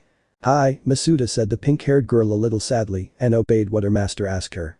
At that moment Sakura came out of the hospital door with a worried expression. She looked from side to side trying to find her partner so they could talk and fix things between them.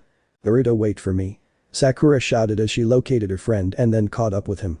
Today is not my day, thought the blonde, who had no desire to talk to the other members of his team. Naruto, I want to apologize for what. At that moment the blonde interrupted her, making a sign with his hand for her not to speak. Do me a favor and don't talk to me today. I'm not in the mood for conversation, especially with you, he asked his companion before leaving Sakura very hurt by his words. You shouldn't act like that, Sakura-san. Masuda isn't mad at you, he's just a little upset, said the Angeloid, wanting to cheer up her teammate.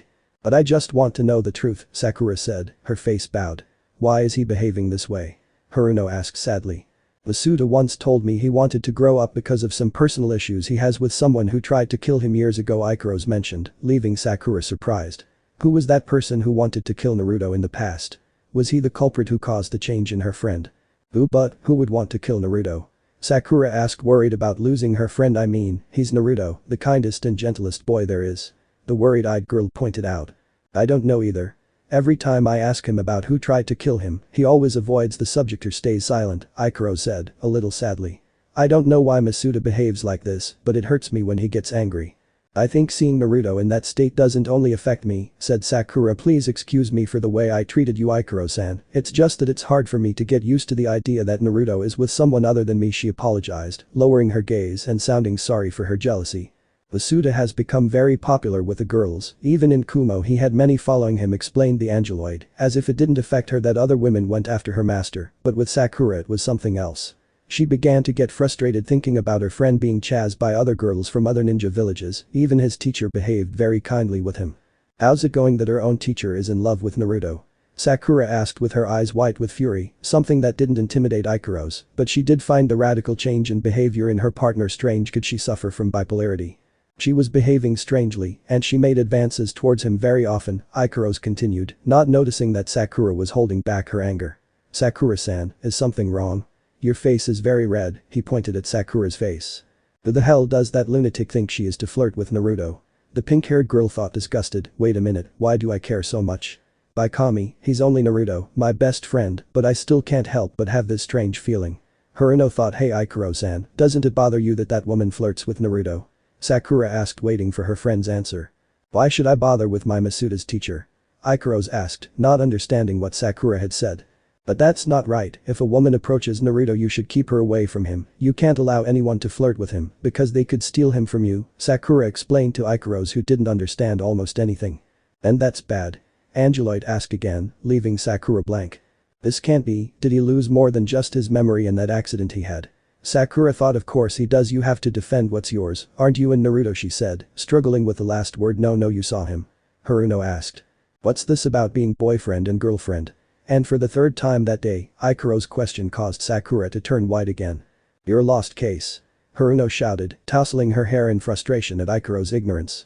Well, Ikaros-san, it's obvious you have some problems, so in order not to compromise the mission, I'll take care of protecting you. Sakura said seriously. It's not necessary, Sakura-san. I know how to defend, said the Angeloid, but was interrupted by Sakura, who placed her hands on her shoulders. You have nothing to thank me for, after all we are partners and we have to watch each other's backs, said Sakura, separating from Ikaros and leaving. Remember that you can always count on my help. Repeated the jade-eyed girl to leave the Angeloid confused, who also went to where her master was resting. The day passed without any news about the whereabouts of Gaara and the Akatsuki. Everyone was very worried, but they could do nothing but wait for an answer from Kakashi's Ninkin.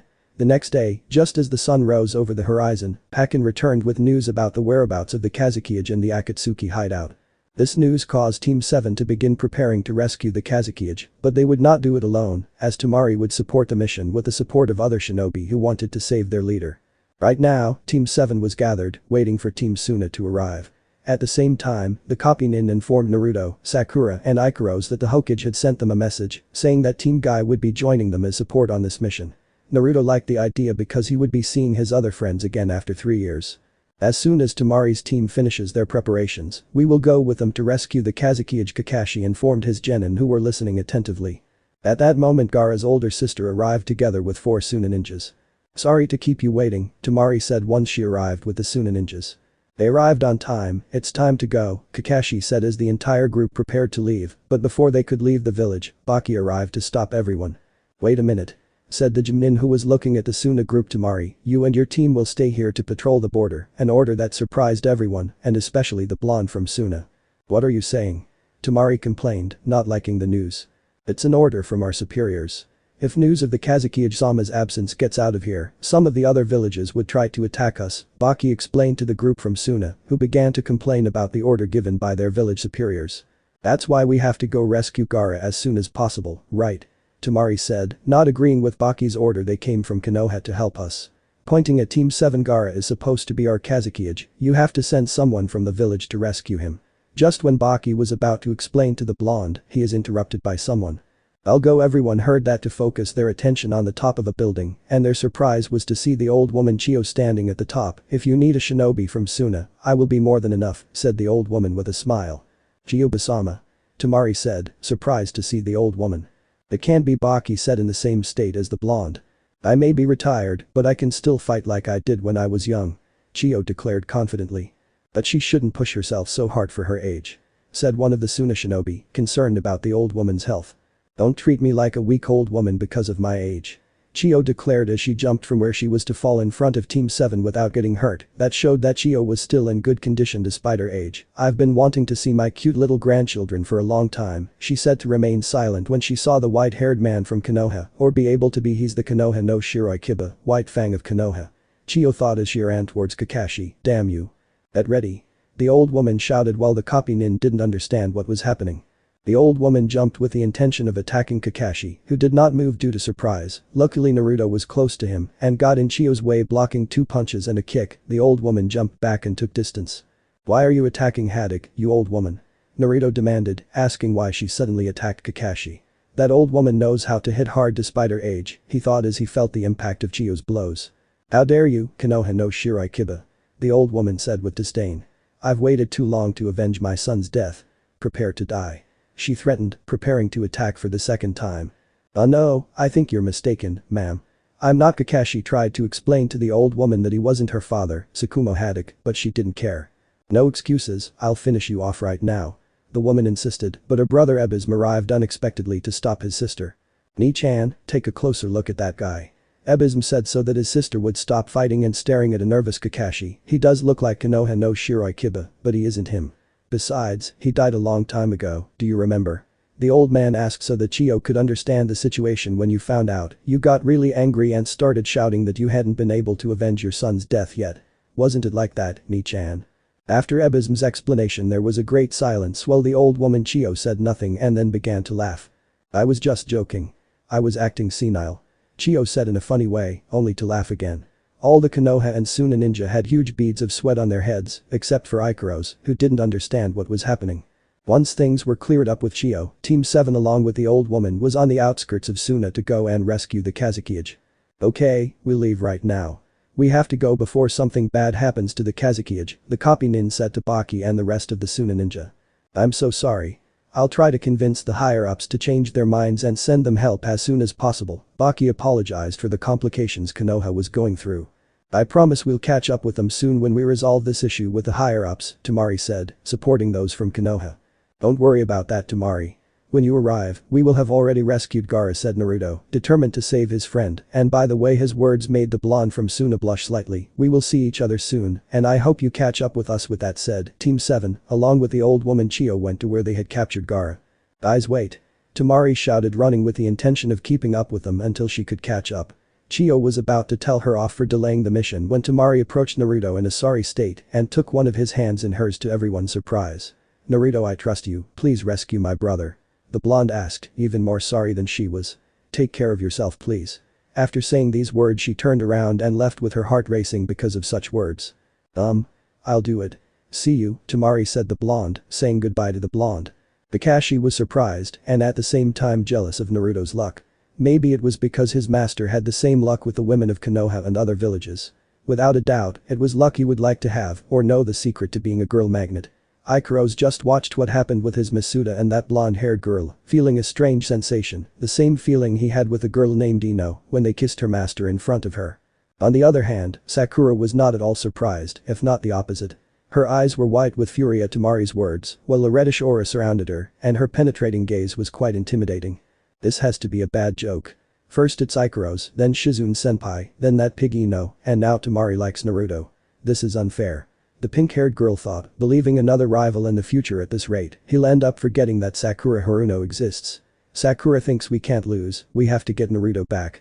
Haruno thought with her eyes closed, a large swollen vein on her forehead, and clenching her fist tightly. Eyes, I don't want to ruin this moment, but right now we have a very important mission to complete, so I suggest you focus and get going, Kakashi commented, receiving a nod from his students and continuing on his way. Hours later, the group left Suna and headed to the Akatsuki hideout in the Land of the River, a country located between the Land of Fire and the Land of Wind. The Konoha group, along with Chio, quickly made their way towards their objective. The blonde and pink-haired girls went ahead of the group as usual, while the rest followed suit. The old woman watched in amazement as the pink-haired girl flew close to the blonde with the help of her pink wings. That little girl is full of surprises. First you used those strange cards that Kankurum saved, and now she can fly, Chio said, her eyes never leaving Ikaros. Does she have a Kekkei Genkai? She asked the copy nin. I don't know exactly, even she's a mystery to me. She's only been in Konoha shinobi ranks for a few days, and we know little about her. The only ones informed about her abilities are the Hokage, Jiraiya-sama and Naruto, Kakashi explained calmly, but the truth is, he was very curious to know more about Ikaros. Behind the group was Sakura, who was very thoughtful about Naruto's last words to her. She didn't understand why Naruto wanted to say anything at all. Haruno felt her friendship with the blonde slowly begin to crumble, but if she wanted to prevent that from happening, she had to put her hands in the fire and make an effort to try to talk to the Uzumaki. She quickened her pace until she reached her friend and tried once more to speak with him. Naruto, can I talk to you for a moment? Said the pink-haired girl trying to talk to her partner who wouldn't speak to her. Please Naruto, I know you're still upset with me, but I really need to talk to you about something important, she asked, so the blonde was very annoyed. Okay, talk, Naruto said sharply, still looking straight ahead. I just want to know, since when has Akatsuki been after you? The pink-haired girl asked while the blonde frowned. I don't know and I don't care. If they come after me, I'll defeat them, he declared defiantly. Some time ago, 2 members of the Akatsuki arrived in Konoha with the intention of taking Naruto, Kakashi said, gaining everyone's attention. That was 3 years ago, and now they've started moving again. The reason is unknown. Why would they wait 3 years? Sakura asked her teacher, who was looking at the blue-eyed boy who was still moving forward. I imagine you wanted to go after him, but you couldn't. Maybe it's because Jiraiya-sama was with him the whole time, the copy nin explained. You're wrong, Chio interrupted. The information I have shows a different reason than the one you mentioned. A different reason? Sakura said, confused. What do you know, Chio-sama? It takes a lot of preparation to bring out a bijk once it's sealed inside a person, that's why they remained hidden for these 3 years, the old woman mentioned. I don't know why Akatsuki wants to capture those beasts, but something tells me that terrible things will happen if they manage to obtain the bijk. What the old woman says is true, said Naruto, who took the floor, and the worst of all is that Akatsuki already has the Yonbi and Nibi in their power. That news shocked Kakashi, Sakura and Chio. That's bad, the copy nin said in a low voice. Nibi and Gobi have already been caught, that means Akatsuki is more organized and covering the weaknesses of its victims well, he thought in light of the situation. Naruto, how do you know, asked Sakura, being interrupted by the blonde.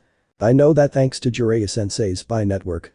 We have someone who informs us about it, that's the only thing I can tell you, said the blonde as he continued advancing, and in the process causing great pain to the pink-haired girl who was rejected again. The group of shinobi and the angeloid continued on their way, jumping through the trees and then descending and continuing on the ground towards their objective until Kakashi saw something in front of him that alarmed him greatly. Everyone stop. The copy nin ordered everyone to stop, and seeing a guy cut them off.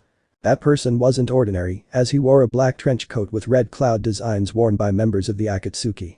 To make matters worse, he was the culprit behind the Uchiha clan massacre in Konoha years before. Who is that guy? Sakura asked worriedly, seeing the man with black hair and red eyes, and for some reason he looked like Sasuke. Long time no see, Kakashi-san, Naruto-kun, the black-haired boy greeted the silver-haired boy and the blonde boy. I say the same to you, said Naruto, who took his fighting stance. I never thought we would see each other again under these circumstances. Is that him? The boy who killed his entire clan? Chio asked Naruto, still staring at the black-haired boy. That's right, old lady, he's Itachi Uchiha, the blonde responded, attentive to any movement the Uchiha made. He is Itachi Uchiha, said Sakura with a lot of hatred in her words. This is the man who has made Sasuke and Naruto suffer all the time. Was what the pink-haired girl thought while she prepared to fight. Masuda, isn't that person? Ikaros asked, approaching his master.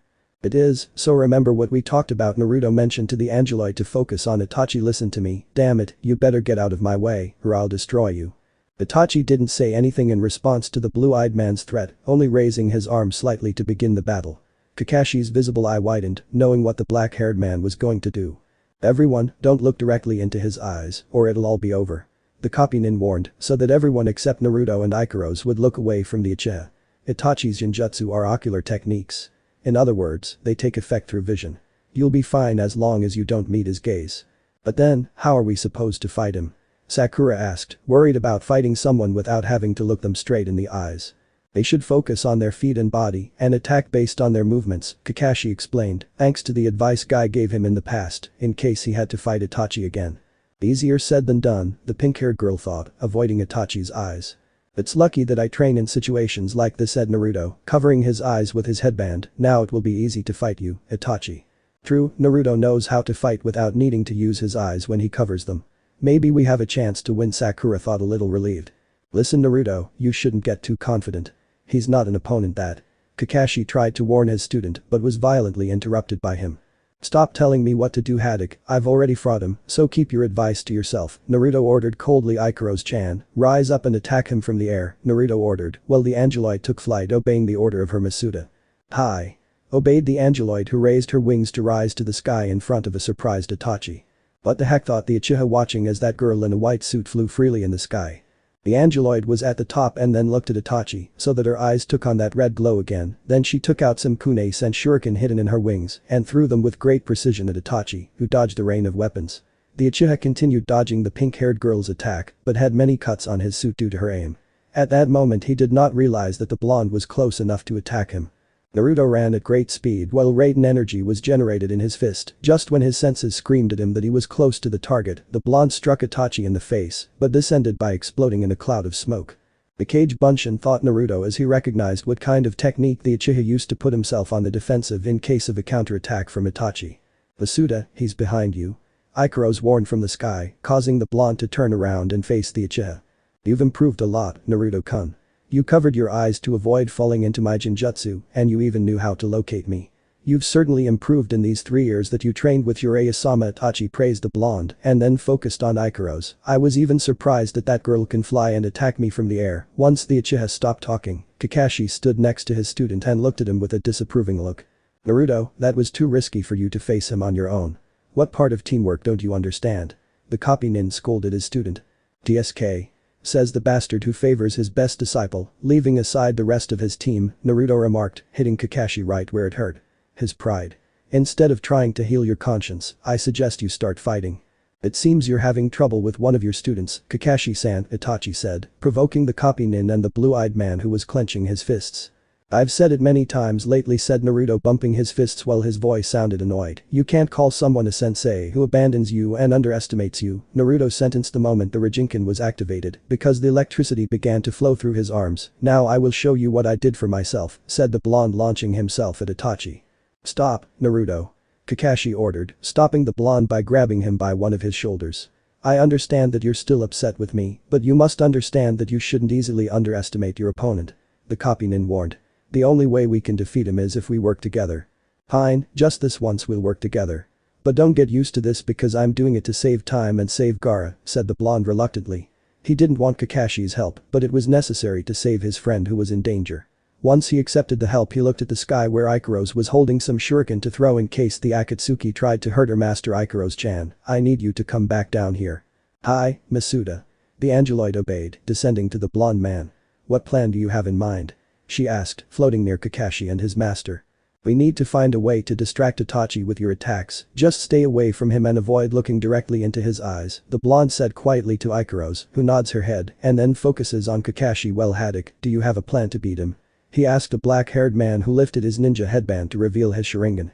When I give you the signal, you too will attack him with all your strength, he warned as he began to run towards the Uchiha. Naruto followed behind him with his arms loaded with Raiten, and Ikaros flew close to her master ready to fight, while Itachi made hand seals at high speed to begin his attack. Haten. Msenka no Jutsu. Fire release. Phoenix Flames Jutsu, the Uchiha fired several fireballs at the two Konoha shinobi and the Angeloid to begin the battle to save the Kazuki. Chapter 8. I'm glad Goshkin-sama has a little rest, he's been very busy since last month, said Lizlet. This being part of the Union of No Sec has him very overwhelmed. Well, you should know that thanks to the union, Predator-kun will bring extra money to the house, added Bastaman very happily. That's true, the poke maid supported the Digimon and then heard the door open. It was Predator who arrived very early from work. Ah, Goshkin-sama, you just arrived early. I'm glad you arrived safe and sound. Hired trains break down signatures documents, the author murmurs, exhausted and with dark circles under his eyes, which caused Lizet to get scared and jump, ending up falling into Bastaman's arms. The Aya. Azuambi. Screamed the Pokemon that clung to the Digimon's head, causing her face to get caught in Lizlet's ample bust. At that moment Bastaman began to suffocate with Lizlet's breasts that didn't let her breathe, and as he could he managed to free himself from the grip and then placed himself behind the shiny Gardevoir and grabbed her waist, using all his feline strength and balance, he applied a powerful German suplex to Lizlet, leaving her KO, and with her eyes spiraling. Never do that again, you heard me. Bastaman claimed, almost suffocating to death. Those molting breasts are more deadly than any weapon in the world. She thought, dying of jealousy. I have to upload a new chapter. Then sleep.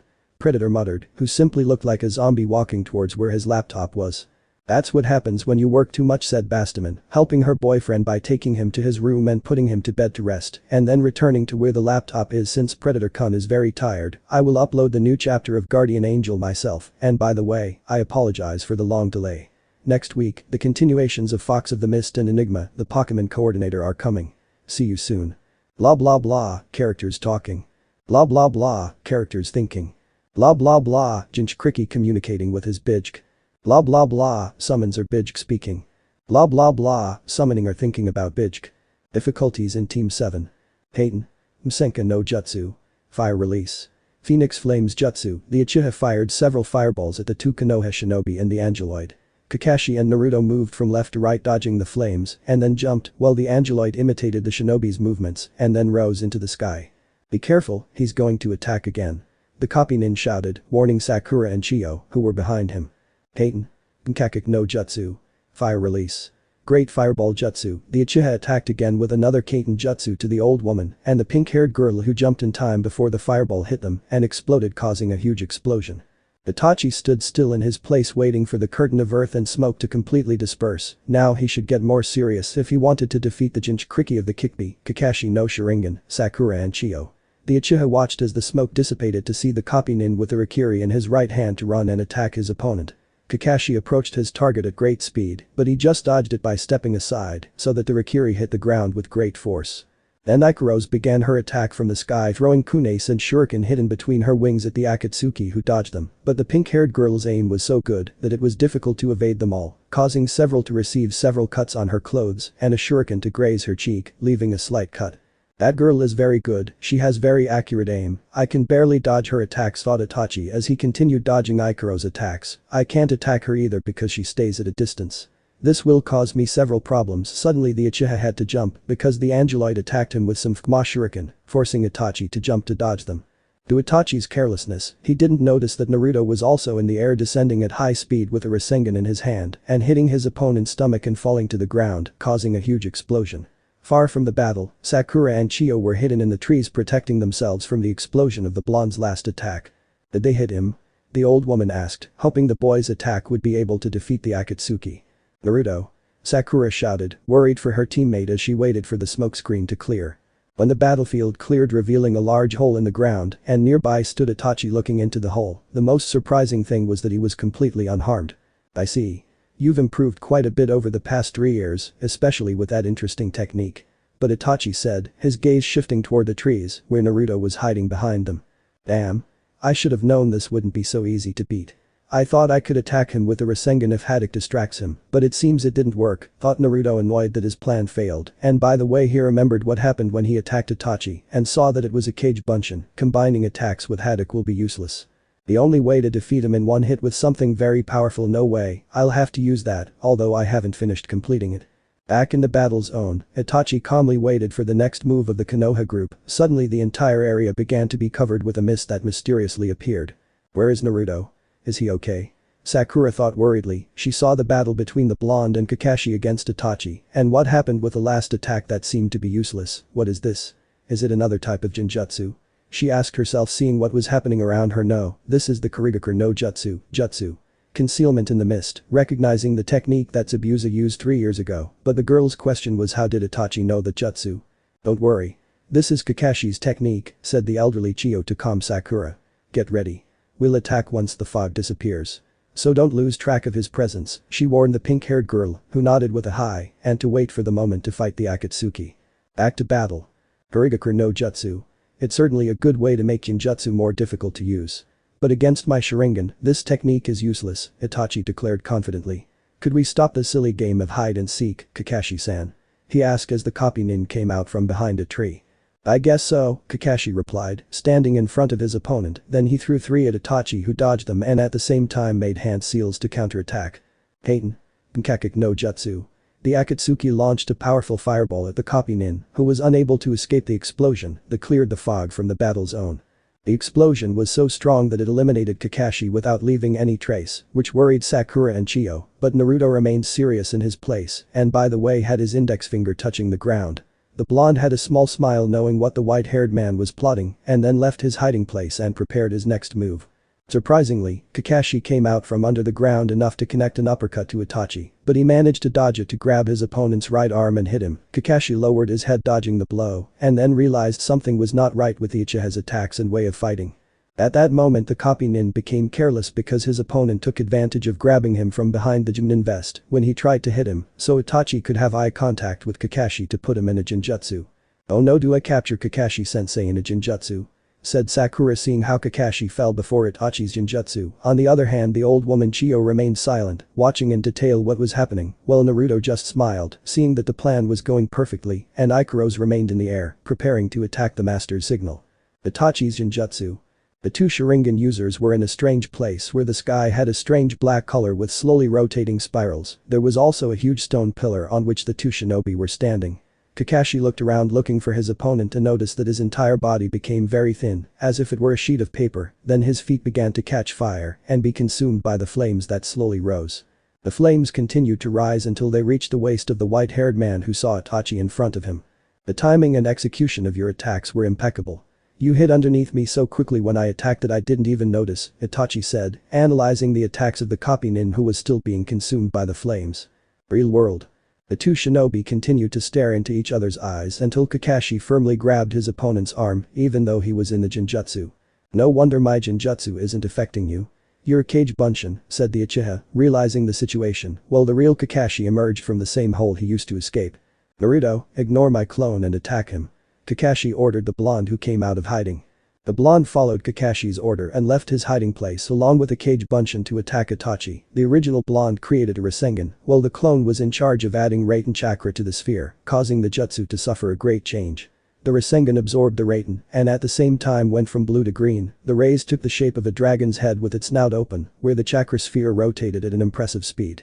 The Akatsuki could barely react when he saw the 2 Naruto running towards him to attack him with their new jutsu. Eric Rasengan. Lightning Dragon Ball Spiral, said the 2 Naruto who hit Itachi with their jutsu that released an electric field that lifted the black-haired boy's body from the ground, who was stunned and electrocuted at the same time. Incredible. That attack was devastating. Said Sakura, impressed by her teammates' attack. Naruto is on another level when he fought in Kakashi-sensei's test. Ooh. That boy. Even Chiyo was surprised by the level of the young shinobi of Konoha. Kakashi remained serious, but he was also stunned by the blonde's strength, while Naruto didn't move as his jutsu continued to take effect and damage the Akatsuki's body. Just then the blonde could see his opponent smiling, and that made him suspicious of what he saw. Then a push explosion with great force and electricity pushed the Akatsuki away from the battle zone, ending the fight. Once everything calmed down, Ikaros descended near his master, who looked serious, observing his opponent's body from afar, as if something didn't fit right the moment he saw Itachi smile. "Masuda, is something wrong?" asked the Angeloid, who walked to where Naruto was standing while the clone disappeared and Rajinkan returned and was deactivated. Why was he smiling? The Uzumaki wondered, serious and somewhat worried. "Good job, Naruto, you managed to defeat Itachi," said Kakashi, approaching the blonde who kept looking ahead, and that caught his attention. "Is something wrong?" he asked, seeing Naruto's expression. Something's not right, Naruto pointed out. Itachi was very easy to beat, it doesn't compare to when I ran into him 3 years ago, he explained, so that the copy nin also thinks about what happened during the fight. I also noticed that his way of fighting and his attacks are very different if I compare it to that time he appeared in Konoha, mentioned the copy nin, who also noticed that something was not right when he fought against Itachi. The two shinobis remained silent, trying to find an answer to their questions. Sakura and Chio saw that things calmed down, so they left their hiding place and reunited. The pink-haired girl noticed what was happening to the two members of her team, and that made her worry. Hey, what's going on? Why are you all so quiet? You just defeated an Akatsuki, Sakura said, trying to break the silence between the blonde and the silver-haired boy. Kakashi, what's going on? Chio asked the copy nin, wanting to know what was happening. We won't know exactly until we confirm my suspicions. With that said, the copy nin walked towards where the Akatsuki body is, followed by Naruto and Ikaros. Sakura and Chio followed them to find out what was happening for the two shinobis to behave like that. The group advanced towards the Akatsuki force, remaining alert for any traps. Kakashi was deeply concerned about Naruto's new technique. How hard had the boy's training been to create such a powerful weapon? Did Jiraiya teach him how to improve the Rasengan? And if so, how strong is his student? Naruto has become very strong since his return. That shows that Jiraiya-sama is a better teacher than I could have been, thought the copy nin, who felt bad for failing as a teacher. The boy made good progress without his help. He learned to use his affinity, which is the Raiten, the element that he himself handles. He even managed to decipher the bases of the Chidori and its weakness as if it were nothing. Maybe I lost his respect for me. But I will do whatever it takes to help him if necessary. Team 7 and the old woman Chio arrived at the Akatsuki body and were greatly surprised to find that the person they defeated was not Itachi, but someone unknown to them, and that he was wearing the same Akatsuki robes.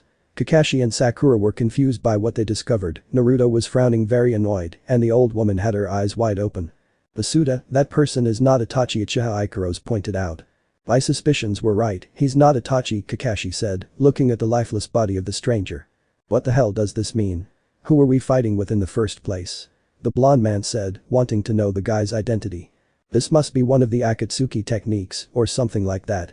I didn't even know that a jutsu like that existed, Sakura said, searching for an answer to the problem. This man is. Chio said, gaining the attention of the others. It is impossible that he. Do you recognize him? Kakashi asked, to which the old woman nodded her head without taking her eyes off the fake Itachi's body. Yes, he is Ikra. A Jinin from my village, the old woman replied, leaving Team 7 amazed by the revelation. Is that guy part of Suna? Naruto said, thinking that the guy must be a traitor working for the Akatsuki. What does this mean? Kakashi asked the old woman to clarify the situation. I'm not sure, but according to reports, he disappeared before Gaara was kidnapped, Chio said, so that those from Konoha would get another surprise. That means he's an Akatsuki spy. Sakura said, believing that the man named Ikra was actually a Suna traitor, something Chio shook her head at. I don't want to believe he's a traitor. He served on the village council for 4 years, the old woman remarked, defending Ikra, but right now she doubted the deceased's loyalty. Well, it seems he's not as faithful as I see him, Naruto pointed out, crossing his arms, so that Chio let out a deep sigh because it was true. You're right, but what matters is that the goal of this fight was for them to gain more time, Chio pointed out, taking a brush and ink out of a case to begin writing on a small scroll. That's true, but I admit they have some surprising techniques, the copynin admitted, causing Sakura to turn her attention to Naruto, who was a little tense. Naruto, how strong did you become to face those guys? She thought, looking at her partner, then it occurred to her that the best thing was to give her friend a little support in this difficult moment, but when she took the first step, Ikaros clung as usual to one of Naruto's arms with a hug. Basuda, everything will be fine. We'll soon help you, friend, Ikaros said, encouraging her master, who relaxed his posture and smiled at the angeloid.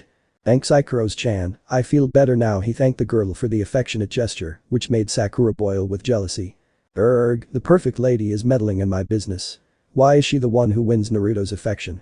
Thought the jealous jade-eyed angeloid. Chai, that's what you get for being slow. You should have been quicker to react. Shouted her inner because of how clumsy the pink-haired girl is. If the Akatsuki members are using such a powerful technique to delay us. There's no doubt about it. They've already begun extracting the Bijk, said the old woman who was still writing on the scroll, alarming Sakura and Naruto, while Kakashi nodded at the old woman's conclusion. There's no time to waste. We have to move quickly and save the Kazuki before it's too late, Kakashi said, prompting Sakura to raise her hand to speak. Excuse me, what do you mean by extracting the Bijk? She asked about the subject. They're probably planning to make another Jinchuriki by sealing the Ichibi inside it. Chiyo answered to Sakura's question about what a Jinchuriki is, which made Naruto a little tense. I already explained to you that the Bij are beasts with unimaginable powers, remember? And that several nations tried to use them as military weapons. A Jinchuriki is someone who controls the power of those beasts. I remember now, but you said the jade-eyed girl, remembering the previous conversation about the tailed beasts and their power. And that was the truth, but that didn't stop the others from trying, by sealing the Bij inside people. Through sealing techniques, the Bij's powers were suppressed, and nations managed to control them that way, the old woman explained, so that the blonde took his where the seal was on his stomach. Those who have a Bij sealed inside them, like Gaara and your friend, are called Jinchuriki. Sakura began to understand about the people who had one of the tailed beasts. And at the same time she understood the situation that Naruto was going through. The Jinchuriki gained great power by joining with a Bij. Including Gaara, there have been 3 people in the history of Suna village who have been the ones to carry the Ichibi inside. Chiyo finished as she finished writing. Then took out another scroll of the same size and let it fall to the ground so that it opened and revealed a containment seal, and Chiyo made manual seals with one hand to summon a wind-up toy in the shape of a yellow bird. Chiyo took the toy to wind it up and have it open its beak to place the scroll with what she wrote on it. You know what to do, the old woman said to the toy bird that flew away, possibly in the direction of Suna. After Chiyo's explanation, Sakura felt frustrated and sad. Frustrated by the people who used others to turn them into weapons, but sad for those who were used to be containers for the Bij. There were many uncontrollable wars when using the Jinchuriki as weapons of destruction, weren't there? She asked, looking at the ground so Chiyo could answer with, and that's correct, and that was what she didn't want to hear, so the people who became Jinchuriki. She couldn't complete the sentence as she looked at the blonde who remained serious and then asked the following, how is a Bij extracted? Such a question caused Naruto to look at Sakura and then see the old woman who was answering the question. It takes a long time and a powerful sealing technique that can balance the power of the Bij.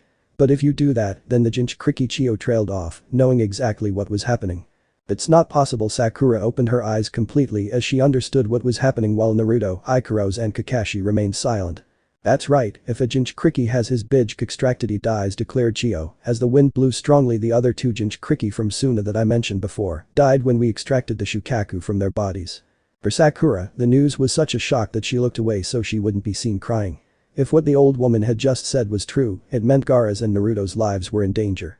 If what the old woman is telling us is true, it is best that we move forward as quickly as possible to save Gaara instead of wasting time, said Naruto, separating from Ikaros so that he began to walk in the direction of the hiding place where they had Gaara.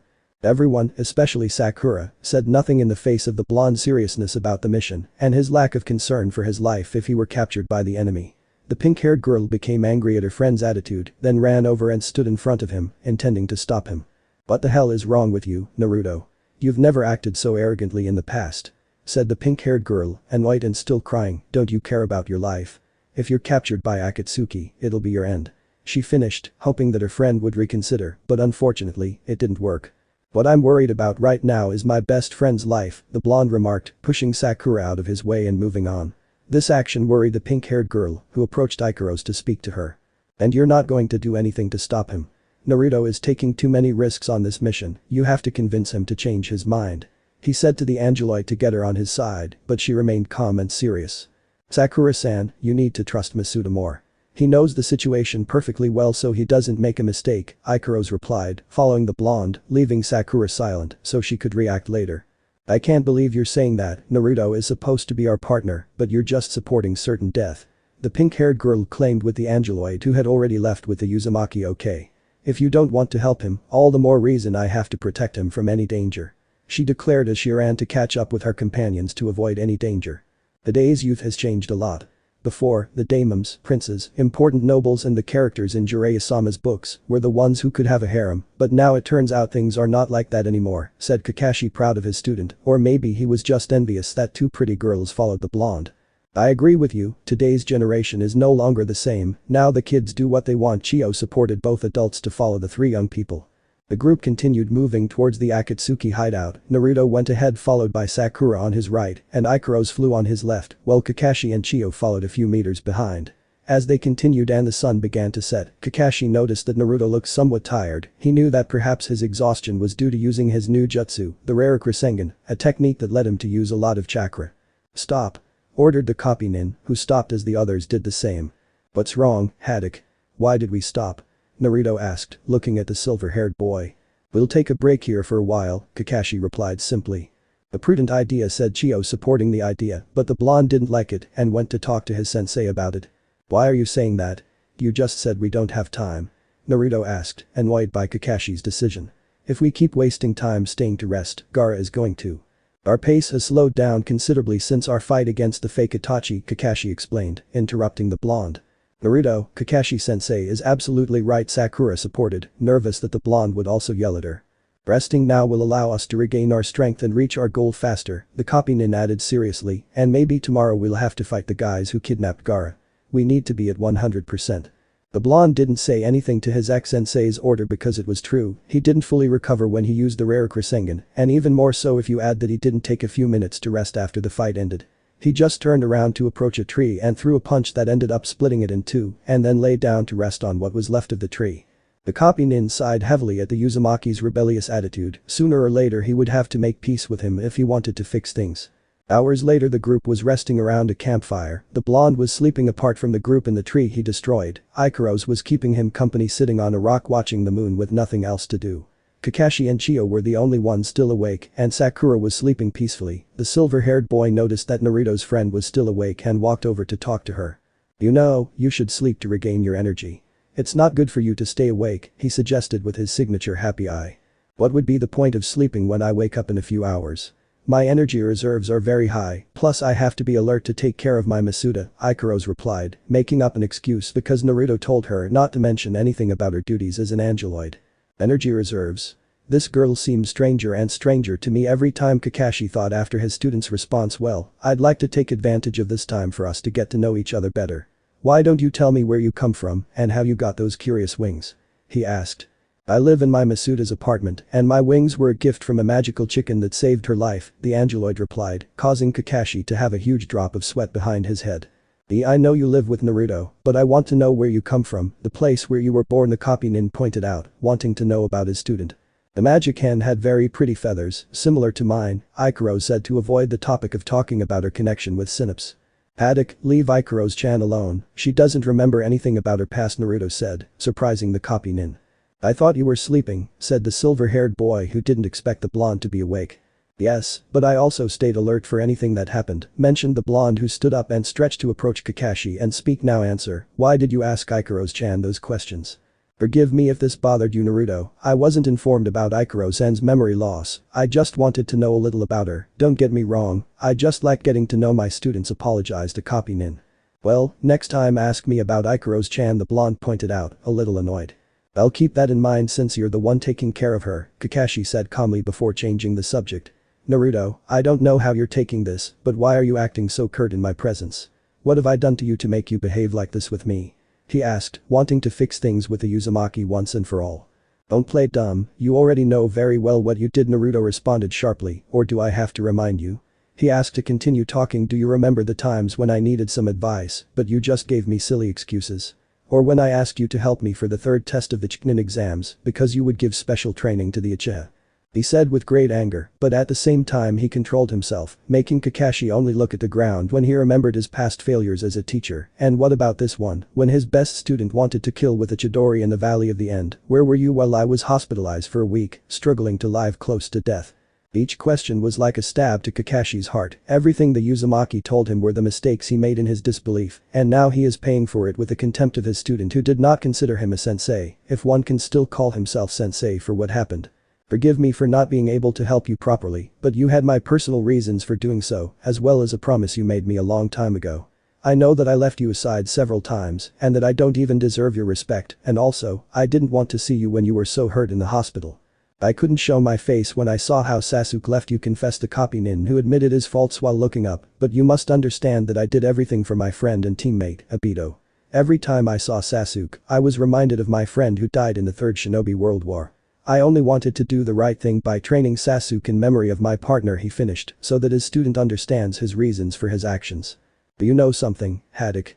What you told me is garbage, declared Naruto, crossing his arms, leaving Kakashi shocked by what he heard. You say yourself that you only did it for Obito, but you are wrong. Sasuke is not like Obito. Kakashi was beginning to get annoyed with the words of the blonde who insulted the memory of his deceased companion. You can't say anything about someone you haven't even met, Naruto. Obito was a great friend of mine who gave his life to save me and Rin, the silver-haired boy complained, annoyed by Naruto's comment. It's true that I don't know Obito, but Jiraiya-sensei told me a lot about him to know that he and Sasuke are different people. Naruto remarked Obito was a person who always helped his teammates, something that Sasuke would never do because he cared about his foolish revenge. Obito would never betray others like that traitor did, and most importantly, he would never try to kill his teammate to prove that he was the strongest. The copy nin remained silent again because Naruto was completely right. Obito and Sasuke were nothing alike despite being from the same clan. Obito was always loyal and honest with others, he even made him see his mistake of following the rules on missions with the death of his partner. On the other hand, Sasuke was different. The black-haired man was cold and distant, with everyone telling them they were inferior to him. He taught him the Chidori only to protect his comrades, but he broke that rule when he tried to kill Naruto. You're absolutely right, Naruto. Sasuke is nothing like Obito. The silver-haired boy spoke, accepting the truth all the time. I told him that Sasuke would become like my friend. How wrong I was to think that he would change, he admitted, looking at the ground again. He could no longer face Naruto for his mistake. It took you three years to realize the truth. Late as always, Sensei, the blonde said, emphasizing the last word as he turned to return to where he was resting, but Kakashi stopped him. Wait, Naruto. I know I've made a lot of mistakes and I'm truly sorry. That's why I beg you to give me a second chance to be your teacher. Begged the copy nin who wanted to mend ties with the Uzumaki who didn't even turn to look at him. There's nothing you can do, what's done can't be repaired, Naruto responded sharply, continuing on his way until Ikaros turned to look at him. Basuda, maybe you should reconsider forgiving Kakashi-san, said the angeloid, leaving the blonde surprised. He is really telling the truth. I can tell from his words that he wants to remedy his mistake. Just give him a chance. The girl finished, placing a hand on the blonde's chest, right where his heart is. The Uzumaki debated whether to listen to Ikaros and forgive Kakashi, but the memories of the past continued to torment him. He turned to look at the silver-haired man, who was undoubtedly devastated by the rejection. Then he turned to look at the pink-haired woman with that look that made him change his mind. Basuda, you are a very considerate person to hold a grudge against someone, that's why I ask you to give Kakashi-san a chance, said the angeloid, looking directly into Uzumaki's eyes, making him reconsider and then sigh and turn his attention to Kakashi. Listen to me, Haddock, just this once, I'm going to believe your word, decreed the blonde, retreating with Ikaros. Well, the silver-haired man felt relieved to be given a chance. Thank you were his words of gratitude to Naruto for trusting him again. Now he would not fail again as in the past, he would be an exemplary teacher that he should have been from the beginning. Chapter 9. Confrontations, let's save Gaara. The night was slowly beginning to fade as the sun began to rise over the lands of the Land of Wind. At that moment, Kakashi was standing guard, sitting on a tree branch. The copy nin calmly watched Sakura and Chio rest before looking at the horizon as dawn broke. Well, it's time for us to continue, said Kakashi, who got down from the branch and then walked towards the old woman who was sitting watching the campfire. Chiyo-sama, are you ready to continue? He asked, to which the old woman nods her head. Wake up, Sakura, we have to continue, he announced, so that the pink-haired girl, who was sleeping, wakes up. Hi, said the girl, rubbing her eyes as she stood up. Sakura looked around for Naruto but couldn't find him.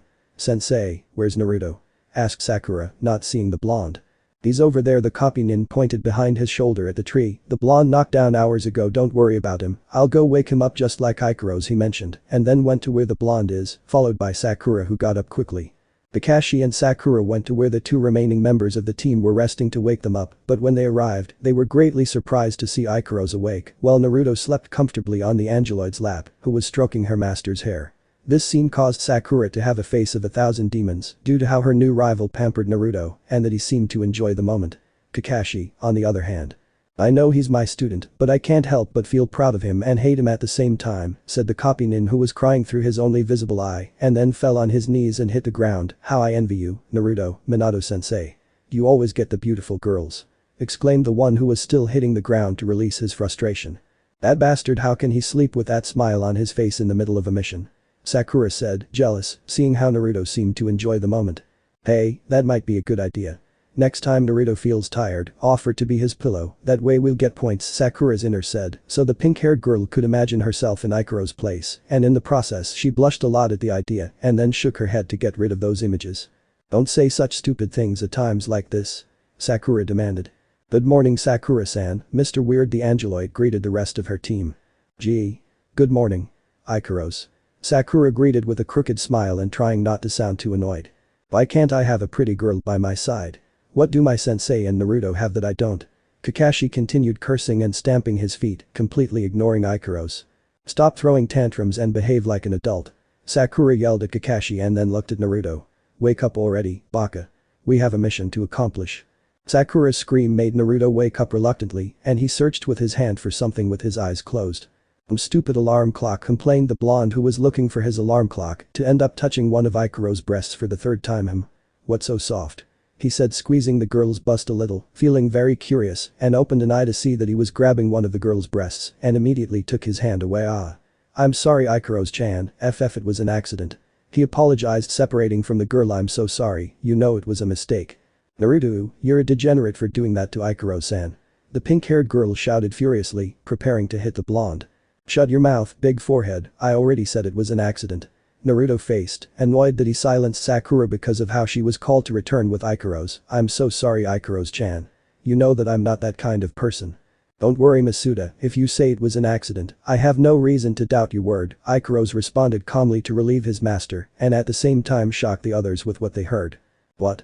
How come you forgive him so easily after he touched you? Sakura complained, not believing how innocent Ikaros could be with the Uzumaki. It was just an accident, just like the other 2 times, Ikaros replied, leaving Sakura in shock again. I would never get upset with my Masuda, he is very kind to me, she finished as she approached the blonde. Masuda, I am ready to continue with our mission. Hi was the only thing the blonde said as he went to get his backpack, followed by the angeloid at his side.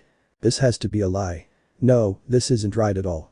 Any woman would get angry if a man touched her like that, but she doesn't even care, Sakura thought, staring at the angeloid. It's because Miss Perfect doesn't have an aggressive temperament like yours, contradicted the pink-haired inner. Admitted, you'll never get close to Naruto if you keep getting angry over anything. Who asked for your opinion? I know what I saw, and it wasn't an accident, or was it? Now Sakura began to doubt herself and whether Naruto really touched Ikaros by mistake. This is unfair. I want a girl like Ikaros to touch and grope without her getting mad at me. And the copy nin continued with his tantrum, dreaming of having a girl like the ones in Jiraiya-sama's books in real life. Sensei. Please stop doing that. Sakura said, disappointed by Kakashi's unprofessional behavior. Seriously, what kind of help did Konoha send us? This is the craziest team I've ever been on, Chiyo said to herself, observing the behavior of the Team 7 members. Please Naruto, tell me, what's your secret with girls? Asked, or rather, begged the copy nin who stood in front of Naruto, who didn't expect that from his sensei. Secrets? What are you saying, Haddock? I don't have any secrets to hide, Naruto said, confused. I need your advice, I'm desperate. All the women in the village, including Anko, Kurenai and Yugao, think I'm just like Guy. Kakashi said, kneeling down. I beg you, share your secrets with me. Well, the truth is I'm not an expert on that subject, but the thing is, said Naruto, who realized what he was talking about. Wait, why am I talking about this? I'm sorry Haddock, but I don't have any secrets about conquering girls. Declared the blonde who finished putting on his backpack. Please, master, I want to know your secrets. Kakashi insisted, clinging to one of Naruto's legs. I'll do anything. If you need money, I'll give it to you. Gold, jewels, a beach house, a mansion. I'll even let you see my complete Ichigo Paradise collection. Let me go, you sick bastard. I already told you I have no secrets. Ordered Naruto, doing his best to free himself from Kakashi. Ikaros-chan, I need your help. The blonde asked, so that the angeloid would nod and help her master. Now I understand why everyone calls him weird, Sakura mentioned, seeing her teacher humiliate himself. Ahem. Chiyo called Team 7's attention and then spoke. It's not like I'm interrupting your personal business, but we have to go rescue the Kazuki-sama. At those words, the members of Team 7 became serious. They knew they had no time to waste, so they took their things and continued with their mission towards the Akatsuki hideout that has Gaara. The group continued on their way. Naruto and Ikaros were ahead of the group as always, followed by Kakashi, Chiyo and the Sakura, who did not take her eyes off her 2 teammates, and from time to time, she told them not to go so fast, but it seemed that they did not listen to her. As they continued moving forward, Chiyo was curious about the blonde, so a conversation began between Kakashi and the old woman that Naruto understood Gaara's pain of being alone for being Jinchuriki, and that he considered him a friend and brother. Chiyo smiled when she heard the story and looked again at the Uzumaki, who was determined to save the Kazuki. An hour later, and after going through a difficult battle and personal problems, the group managed to reach the Akatsuki hideout where they had Gaara hostage. Well, we're finally here. I hope it's not too late, Kakashi said, looking around and seeing a giant rock blocking the entrance to the hideout. It seems they've put up a protective barrier to keep us out. He pointed at the seal with the kanji that said, forbidden on the stone. Let's not waste time and go in at once, declared Naruto, activating the Raijinkan with one hit. It will be more than enough to destroy the stone, saying that he charged his fists with Raiten, but the copy nin stopped him at that instant, placing a hand on the blonde's shoulder. Don't get too far ahead. We don't know if there are more traps ahead like the fake Itachis. It's best to analyze the situation, he said, stopping the blonde. So what are we going to do? We can't just sit here and do nothing. Naruto demanded, deactivating his weapon, leaving Kakashi to smile beneath his mask. Don't worry, help is on the way, the copynin said, so the group could hear someone approaching to look behind them at another group led by Pakin. That group was Team Guy, who had just arrived at the hideout. It's been a long time, Guy, the gray-haired boy greeted his old rival as he and his students arrived. Kakashi Haddock, my old rival. It seems that our paths cross again for a great battle, let's show our young pupils what we can do. Declared Mido Guy himself, raising a thumb and in the process making Naruto, Sakura and Chiyu sweat. There are things that never change, thought Naruto seeing that Guy was still the same as always. Kakashi, what kind of help did you just ask for? The old woman asked the copy-nin, since it seemed she didn't fully trust the newcomers. Oh, it's the beautiful Sakura-chan. I'll show her my bravery. Rock Lee said as he saw Sakura smiling nervously and Niji sigh at the things Big Eyes was saying. Then Lee noticed another person, one he hadn't seen in 3 years and who had changed a lot. Whoa, it's you Naruto.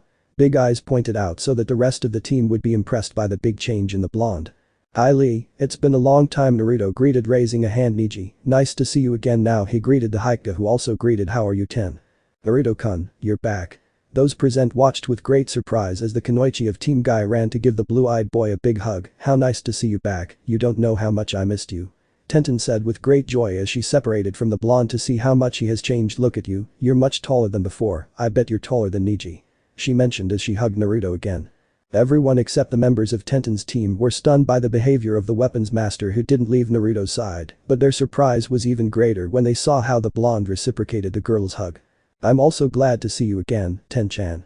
You've changed a lot these years, you look very pretty, said the blonde happily, making Tenten blush quite a bit. Why? This can't be happening. First Ikaros came out of nowhere, then Ino Pig, then Shizune Senpai and Tamari-san, and now Tenten. Sakura thought, dying of jealousy at how Naruto and Tenten hugged now who's next?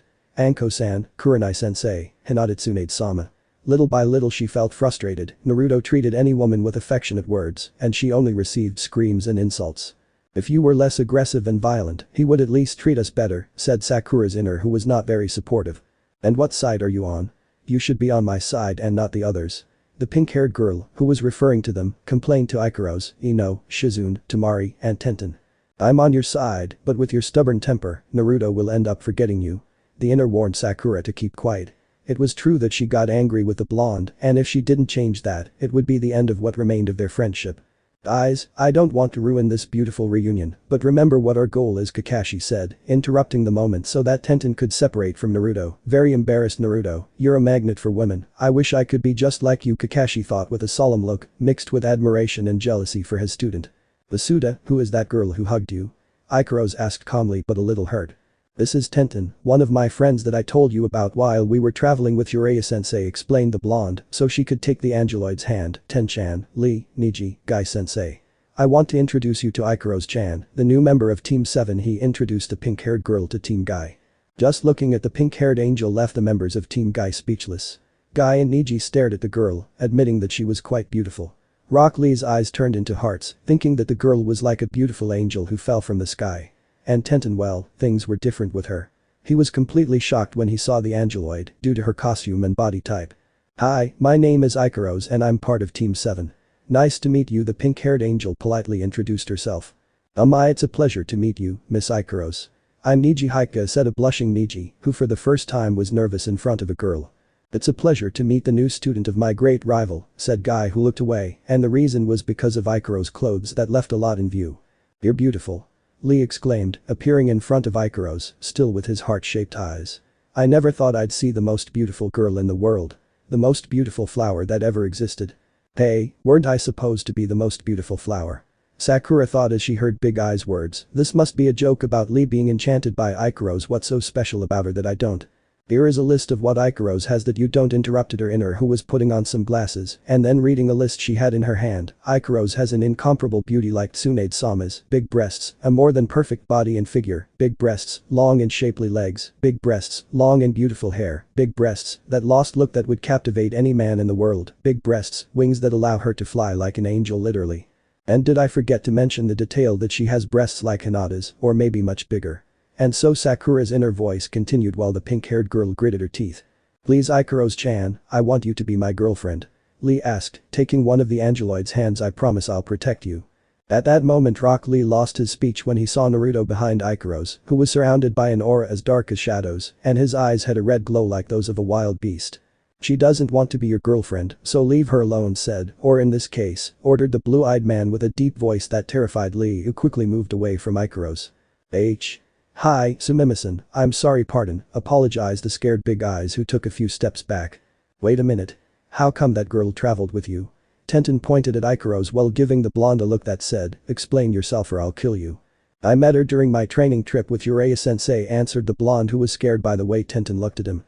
So you met while you were traveling, huh? Tenten said to make Naruto nod his head. Okay, this time I'll believe you, but you better not dare get too close to her, warned the brunette, who summoned a large medieval-looking hammer in her scroll, N.A. Similar to the skull hammer from The Legend of Zelda. The Wind Waker, or I'll have to give you a corrective, she finished while crashing the face of the hammer against the palm of her hand.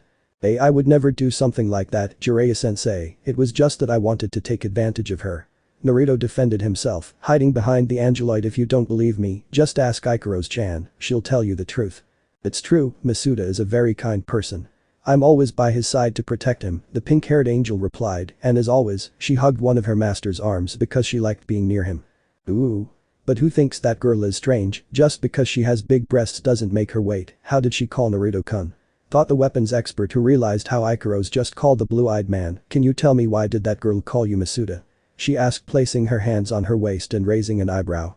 Well, now the blonde started to get nervous at Tenten's threat, so to save his life, he would have to invent something that is logical and believable. The reason why Ikaros-chan calls me that way is because I am a pet class angeloid who is at the service of my Masuda, mentioned the angeloid, leaving Tenten silent, which scared the blonde even more, who was only thinking about one thing.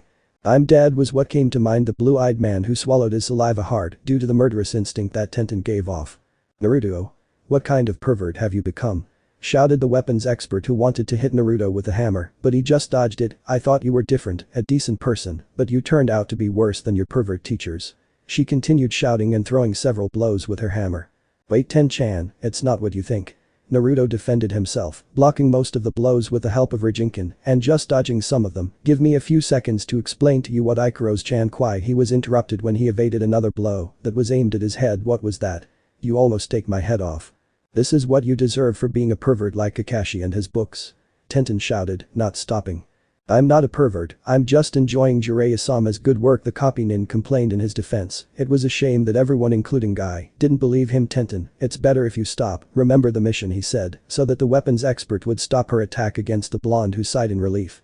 Once things calmed down between the two young people, Naruto told Tenten that when the mission was over, he would give a good explanation of what Ikaros meant. The brunette accepted the proposal, but would still keep an eye on him if he dared to do anything improper with the poor pink-haired angel.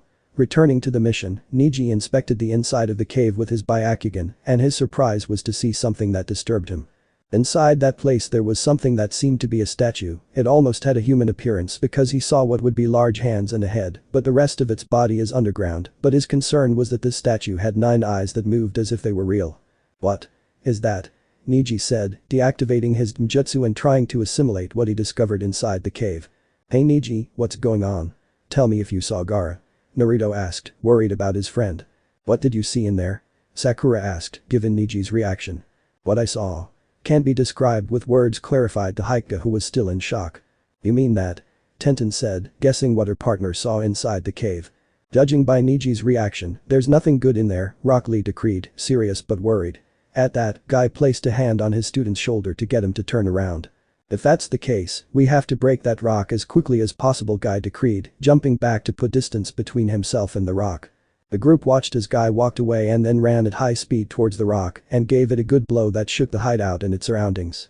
But what happened, and to everyone's surprise, was that the blow didn't touch the rock, as if a strange force stopped Guy's fist, who remained serious. So a barrier, huh? Said the man with the enormous eyebrows, watching his blow being blocked. I think we have another problem on our hands. Step aside, Guy-sensei. Naruto warned, making Guy turn around to see how the blonde had golden protectors on his arms and that Raiten was coming off of them. Both Team 7, the old woman Chio and Team Guy, moved away to avoid being hit by the lightning. Guy, seeing what he was plotting, moved out of the way to avoid an accident.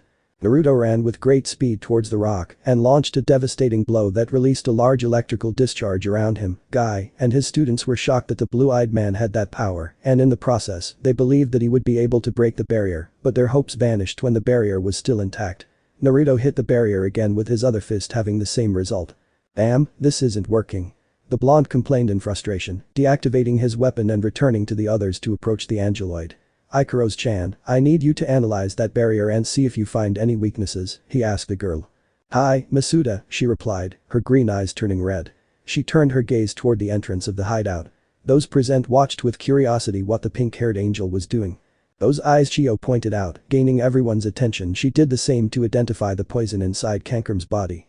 It seems like it's some kind of Genjutsu she possesses, the old woman finished. Kakashi and Neji were curious about how Ikaros' Genjutsu worked, while the others wondered how serious the angeloid's ability was. It took about 30 seconds for Ikaros' eyes to return to their original color. That barrier is strong enough to repel any type of physical attack. No matter how strong the person is, the barrier will protect the entrance, Angeloid explained calmly, impressing the others with her quick deduction. You are correct, Ikaros, Kakashi said, looking at the seal that the stone has. This is the Gof Kekai, barrier of the 5 seals, he pointed out. What is the Gof Kekai? Naruto asked. The Gof Kekai is created by writing a kin, forbidden, symbol on 5 different seals. These 5 seals are then distributed around the surrounding area, creating the barrier that protects the entrance, he concluded. So what should we do to break the barrier? Guy asked his old rival. We have to remove the seals that must be hidden somewhere, so the barrier will disappear, Kakashi replied, then continued, but the problem isn't how to get rid of the barrier.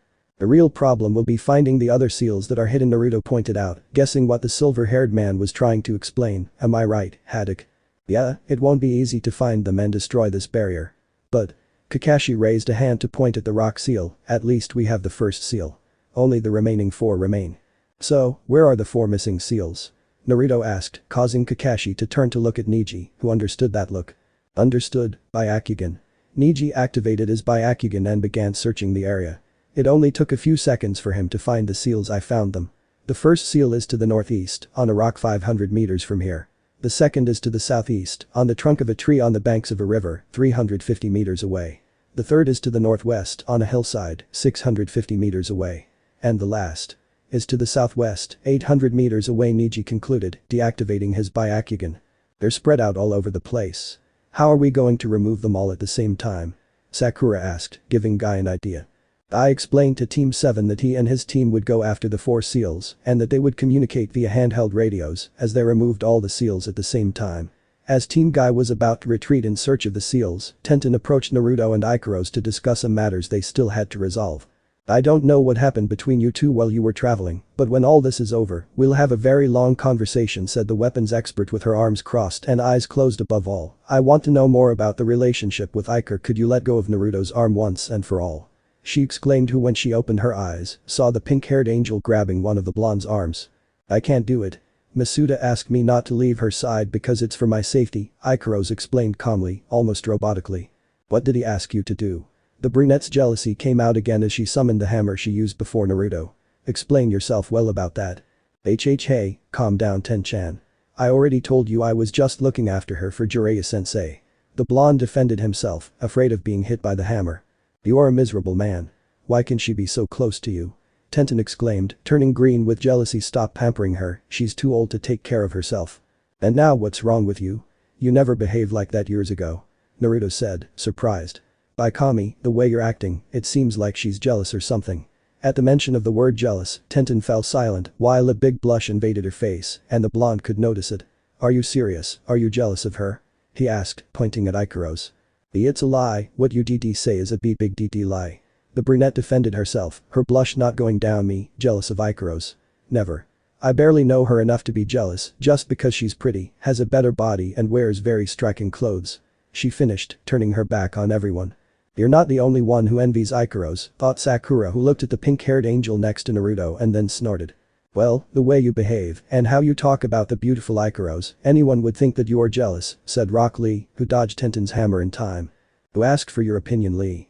You're on the side of the new one because she's too pretty. Tenten claimed, almost taking the big guy's head off with her hammer. This is Ikaros' fault, it's all because she has, she thought as she looked at Ikaros' bust. Why did I have to be born with underdeveloped breasts? Tenten became depressed by this while she tightly gripped the handle of the hammer and glared at Naruto.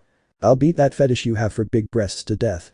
She threatened so that the blonde would be completely scared, but her luck was that guy, Rock Lee and Niji, managed to stop their partner. Let me go this instant, I just want to hit you a few times to correct you.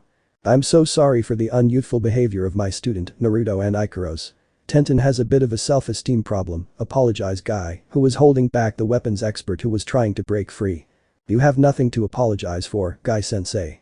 I'm used to dealing with aggressive people, said the accustomed blonde, and for Sakura, it was almost an insult what she heard. We'd better head off to find the remaining seals before Tenten gets out of control, Guy warned, holding the brunette tightly as if she were a wild beast. Let me go, I just want to break what you call your face. Tenten ordered, but her team held her firmly. We're retreating, Kakashi. We'll radio you when we find the remaining seals. Guy said, retreating with Rock Lee and Niji. The three shinobi were still holding the brunette who was trying to break free. When this is all over, you and I will have a conversation. Tenten shouted as she walked away to the point where her screams could no longer be heard. Naruto, Kakashi said, standing next to the blonde and watching Team Guy walk away. Tell me, said the blonde in response, also observing Team Guy. You're in serious trouble when the mission is over, said the copy nin, putting a hand on the Uzumaki's shoulder. The day is not my day, Naruto said, tears welling up in his eyes. If he thought the mission was bad, he wouldn't want to know what awaited him when he had to talk to Tenten.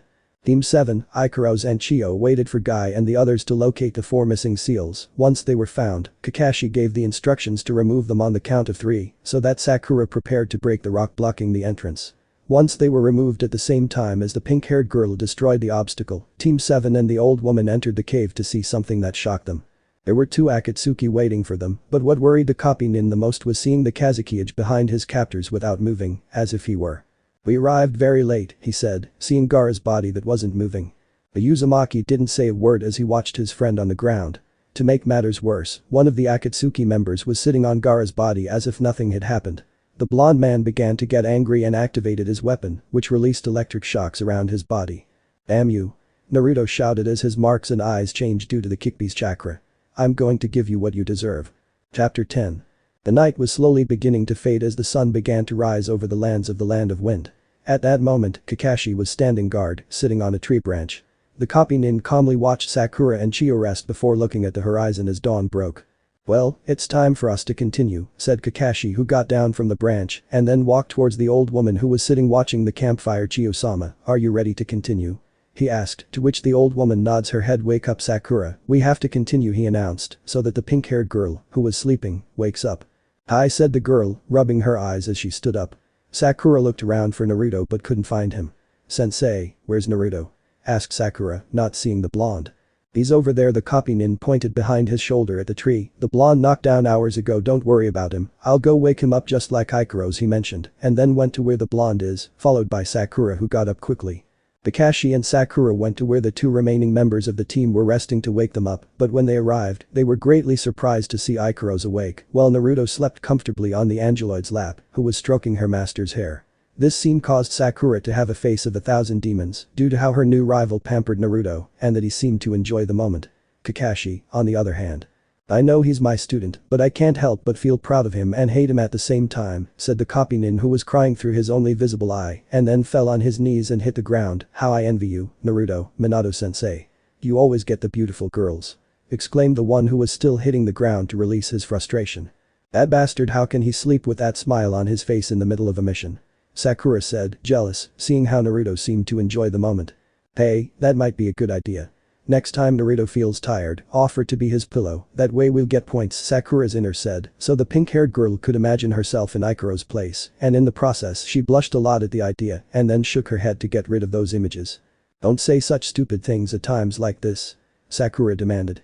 Good morning, Sakura-san, Mr. Weird the Angeloid greeted the rest of her team. Gee. Good morning. Ikaros. Sakura greeted with a crooked smile and trying not to sound too annoyed. Why can't I have a pretty girl by my side? What do my sensei and Naruto have that I don't? Kakashi continued cursing and stamping his feet, completely ignoring Ikaros. Stop throwing tantrums and behave like an adult. Sakura yelled at Kakashi and then looked at Naruto. Wake up already, Baka. We have a mission to accomplish. Sakura's scream made Naruto wake up reluctantly and he searched with his hand for something with his eyes closed. Stupid alarm clock, complained the blonde who was looking for his alarm clock to end up touching one of Ikaros' breasts for the third time. What's so soft? He said, squeezing the girl's bust a little, feeling very curious, and opened an eye to see that he was grabbing one of the girl's breasts and immediately took his hand away. I'm sorry Ikaros-chan, it was an accident. He apologized, separating from the girl. I'm so sorry, you know it was a mistake. Naruto, you're a degenerate for doing that to Ikaros-san. The pink-haired girl shouted furiously, preparing to hit the blonde. Shut your mouth, big forehead, I already said it was an accident. Naruto faced, annoyed that he silenced Sakura because of how she was called to return with Ikaros. I'm so sorry Ikaros-chan. You know that I'm not that kind of person. Don't worry Masuda, if you say it was an accident, I have no reason to doubt your word, Ikaros responded calmly to relieve his master and at the same time shock the others with what they heard. What? How come you forgive him so easily after he touched you? Sakura complained, not believing how innocent Ikaros could be with the Uzumaki. It was just an accident, just like the other 2 times, Ikaros replied, leaving Sakura in shock again. I would never get upset with my Masuda, he is very kind to me, she finished as she approached the blonde. Masuda, I am ready to continue with our mission. Hi was the only thing the blonde said as he went to get his backpack, followed by the angeloid at his side. This has to be a lie.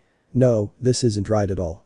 Any woman would get angry if a man touched her like that, but she doesn't even care, Sakura thought, staring at the angeloid. It's because Miss Perfect doesn't have an aggressive temperament like yours, contradicted the pink-haired inner. Admitted, you'll never get close to Naruto if you keep getting angry over anything. Who asked for your opinion? I know what I saw, and it wasn't an accident, or was it? Now Sakura began to doubt herself and whether Naruto really touched Ikaros by mistake. This is unfair. I want a girl like Ikaros to touch and grope without her getting mad at me. And the copy nin continued with his tantrum, dreaming of having a girl like the ones in Jiraiya-sama's books in real life. Sensei. Please stop doing that. Sakura said, disappointed by Kakashi's unprofessional behavior. Seriously, what kind of help did Konoha send us? This is the craziest team I've ever been on, Chiyo said to herself, observing the behavior of the team's 7 members. Please Naruto, tell me, what's your secret with girls? Asked, or rather, begged the copy nin who stood in front of Naruto, who didn't expect that from his sensei. Secrets? What are you saying, Haddock? I don't have any secrets to hide, Naruto said, confused. I need your advice, I'm desperate. All the women in the village, including Anko, Kurenai and Yugao, think I'm just like Guy. Kakashi said, kneeling down. I beg you, share your secrets with me. Well, the truth is I'm not an expert on that subject, but the thing is, said Naruto, who realized what he was talking about. Wait, why am I talking about this? I'm sorry Haddock, but I don't have any secrets about conquering girls. Declared the blonde who finished putting on his backpack. Please, master, I want to know your secrets. Kakashi insisted, clinging to one of Naruto's legs. I'll do anything. If you need money, I'll give it to you. Gold, jewels, a beach house, a mansion. I'll even let you see my complete Ichigo Paradise collection. Let me go, you sick bastard. I already told you I have no secrets. Ordered Naruto, doing his best to free himself from Kakashi. Ikaros-chan, I need your help. The blonde asked, so that the angeloid would nod and help her master. Now I understand why everyone calls him weird, Sakura mentioned, seeing her teacher humiliate himself. Ahem. Chiyo called Team 7's attention and then spoke. It's not like I'm interrupting your personal business, but we have to go rescue the Kazuki-sama. At those words, the members of Team 7 became serious. They knew they had no time to waste, so they took their things and continued with their mission towards the Akatsuki hideout that has Gaara. The group continued on their way. Naruto and Ikaros were ahead of the group as always, followed by Kakashi, Chiyo and Sakura, who did not take her eyes off her 2 teammates, and from time to time, she told them not to go so fast, but it seemed that they did not listen to her.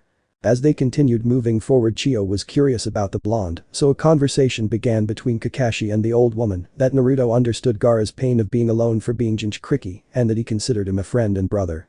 Chiyo smiled when she heard the story and looked again at the Uzumaki, who was determined to save the Kazuki.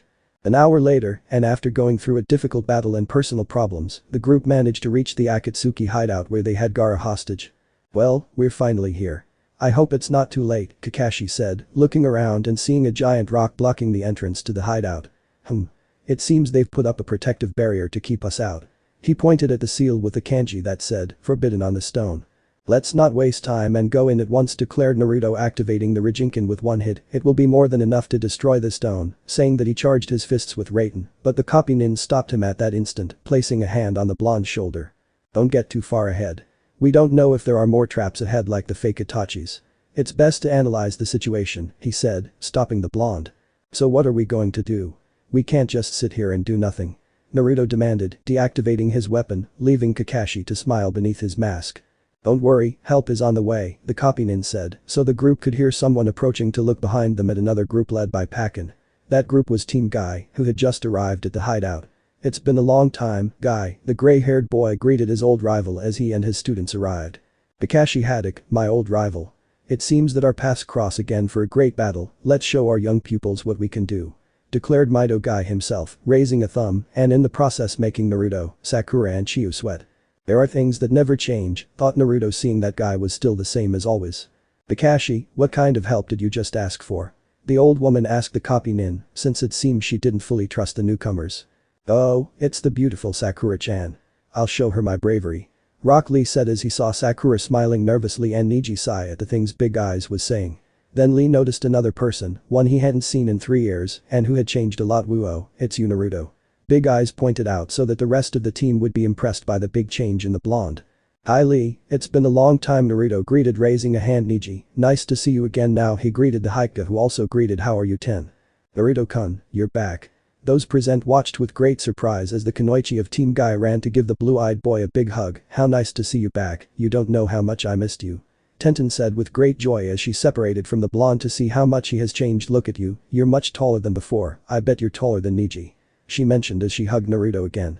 Everyone except the members of Tenten's team were stunned by the behavior of the weapons master who didn't leave Naruto's side, but their surprise was even greater when they saw how the blonde reciprocated the girl's hug. I'm also glad to see you again, Ten-chan. You've changed a lot these years, you look very pretty, said the blonde happily, making Tenten blush quite a bit. Why? This can't be happening. First Ikaros came out of nowhere, then Ino Pig, then Shizune Senpai and Tamari-san, and now Tenten. Sakura thought, dying of jealousy at how Naruto and Tenten hugged now who's next? Anko-san, Kurenai-sensei, Hinata Tsunade-sama. Little by little she felt frustrated, Naruto treated any woman with affectionate words, and she only received screams and insults. If you were less aggressive and violent, he would at least treat us better, said Sakura's inner who was not very supportive. And what side are you on? You should be on my side and not the others. The pink-haired girl, who was referring to them, complained to Ikaros, Ino, Shizune, Tamari, and Tenten. I'm on your side, but with your stubborn temper, Naruto will end up forgetting you. The inner warned Sakura to keep quiet. It was true that she got angry with the blonde, and if she didn't change that, it would be the end of what remained of their friendship. Guys, I don't want to ruin this beautiful reunion, but remember what our goal is Kakashi said, interrupting the moment so that Tenten could separate from Naruto. Very embarrassed Naruto, you're a magnet for women, I wish I could be just like you Kakashi thought with a solemn look, mixed with admiration and jealousy for his student. Basuda, who is that girl who hugged you? Ikaros asked calmly but a little hurt. This is Tenten, one of my friends that I told you about while we were traveling with Uraya-sensei explained the blonde so she could take the angeloid's hand, Ten-chan, Lee, Niji, Guy-sensei. I want to introduce you to Ikaros-chan, the new member of Team 7 he introduced the pink-haired girl to Team Guy. Just looking at the pink-haired angel left the members of Team Guy speechless. Guy and Niji stared at the girl, admitting that she was quite beautiful. Rock Lee's eyes turned into hearts, thinking that the girl was like a beautiful angel who fell from the sky. And Tenten well, things were different with her. He was completely shocked when he saw the angeloid due to her costume and body type. Hi, my name is Ikaros and I'm part of Team 7. Nice to meet you the pink-haired angel politely introduced herself. It's a pleasure to meet you, Miss Ikaros. I'm Niji Haika said a blushing Niji, who for the first time was nervous in front of a girl. It's a pleasure to meet the new student of my great rival, said Guy who looked away, and the reason was because of Ikaros' clothes that left a lot in view. You're beautiful. Lee exclaimed, appearing in front of Ikaros, still with his heart-shaped eyes. I never thought I'd see the most beautiful girl in the world. The most beautiful flower that ever existed. Hey, weren't I supposed to be the most beautiful flower? Sakura thought as she heard Big Eye's words, this must be a joke about Lee being enchanted by Ikaros what's so special about her that I don't. Here is a list of what Ikaros has that you don't interrupted her inner who was putting on some glasses and then reading a list she had in her hand. Ikaros has an incomparable beauty like Tsunade-sama's, big breasts, a more than perfect body and figure, big breasts, long and shapely legs, big breasts, long and beautiful hair, big breasts, that lost look that would captivate any man in the world, big breasts, wings that allow her to fly like an angel literally. And did I forget to mention the detail that she has breasts like Hinata's, or maybe much bigger. And so Sakura's inner voice continued while the pink-haired girl gritted her teeth. Please Ikaros-chan, I want you to be my girlfriend. Lee asked, taking one of the angeloid's hands I promise I'll protect you. At that moment Rock Lee lost his speech when he saw Naruto behind Ikaros, who was surrounded by an aura as dark as shadows, and his eyes had a red glow like those of a wild beast. "She doesn't want to be your girlfriend, so leave her alone," said, or in this case, ordered the blue-eyed man with a deep voice that terrified Lee, who quickly moved away from Ikaros. Hi, Sumimasen, I'm sorry, pardon, apologized the scared big eyes, who took a few steps back. "Wait a minute. How come that girl traveled with you?" Tenten pointed at Ikaros while giving the blonde a look that said, "Explain yourself or I'll kill you." "I met her during my training trip with Jiraiya-sensei," answered the blonde, who was scared by the way Tenten looked at him. "So you met while you were traveling, huh?" Tenten said to make Naruto nod his head. "Okay, this time I'll believe you, but you better not dare get too close to her," warned the brunette, who summoned a large medieval-looking hammer in her scroll, N.A. Similar to the skull hammer from The Legend of Zelda. "The Wind Waker, or I'll have to give you a corrective," she finished while crashing the face of the hammer against the palm of her hand. I would never do something like that, Jiraiya-sensei, it was just that I wanted to take advantage of her." Naruto defended himself, hiding behind the angeloid. "If you don't believe me, just ask Ikaros-chan, she'll tell you the truth." "It's true, Masuda is a very kind person. I'm always by his side to protect him," the pink-haired angel replied, and as always, she hugged one of her master's arms because she liked being near him. "Ooh. But who thinks that girl is strange? Just because she has big breasts doesn't make her wait. How did she call Naruto-kun?" thought the weapons expert, who realized how Ikaros just called the blue-eyed man. "Can you tell me why did that girl call you Masuda?" she asked, placing her hands on her waist and raising an eyebrow. Well, now the blonde started to get nervous at Tenten's threat, so to save his life, he would have to invent something that is logical and believable. "The reason why Ikaros-chan calls me that way is because I am a pet class angeloid who is at the service of my Masuda," mentioned the angeloid, leaving Tenten silent, which scared the blonde even more, who was only thinking about one thing. "I'm dead," was what came to mind the blue-eyed man, who swallowed his saliva hard due to the murderous instinct that Tenten gave off. "Naruto? What kind of pervert have you become?" shouted the weapons expert, who wanted to hit Naruto with a hammer, but he just dodged it. "I thought you were different, a decent person, but you turned out to be worse than your pervert teachers." She continued shouting and throwing several blows with her hammer. "Wait, Ten-chan, it's not what you think." Naruto defended himself, blocking most of the blows with the help of Raijinkan and just dodging some of them. "Give me a few seconds to explain to you what Ikaros-chan." He was interrupted when he evaded another blow that was aimed at his head. "What was that? You almost take my head off. This is what you deserve for being a pervert like Kakashi and his books." Tenten shouted, not stopping. "I'm not a pervert, I'm just enjoying Jiraiya-sama's good work," the copy nin complained in his defense. It was a shame that everyone, including Guy, didn't believe him. "Tenten, it's better if you stop, remember the mission," he said, so that the weapons expert would stop her attack against the blonde, who sighed in relief. Once things calmed down between the two young people, Naruto told Tenten that when the mission was over, he would give a good explanation of what Ikaros meant. The brunette accepted the proposal, but would still keep an eye on him if he dared to do anything improper with the poor pink-haired angel. Returning to the mission, Neji inspected the inside of the cave with his Byakugan, and his surprise was to see something that disturbed him. Inside that place there was something that seemed to be a statue. It almost had a human appearance because he saw what would be large hands and a head, but the rest of its body is underground. But his concern was that this statue had 9 eyes that moved as if they were real. "What is that?" Neji said, deactivating his ninjutsu and trying to assimilate what he discovered inside the cave. "Hey Neji, what's going on? Tell me if you saw Gaara," Naruto asked, worried about his friend. "What did you see in there?" Sakura asked, given Neji's reaction. "What I saw can't be described with words," clarified to Haika, who was still in shock. "You mean that?"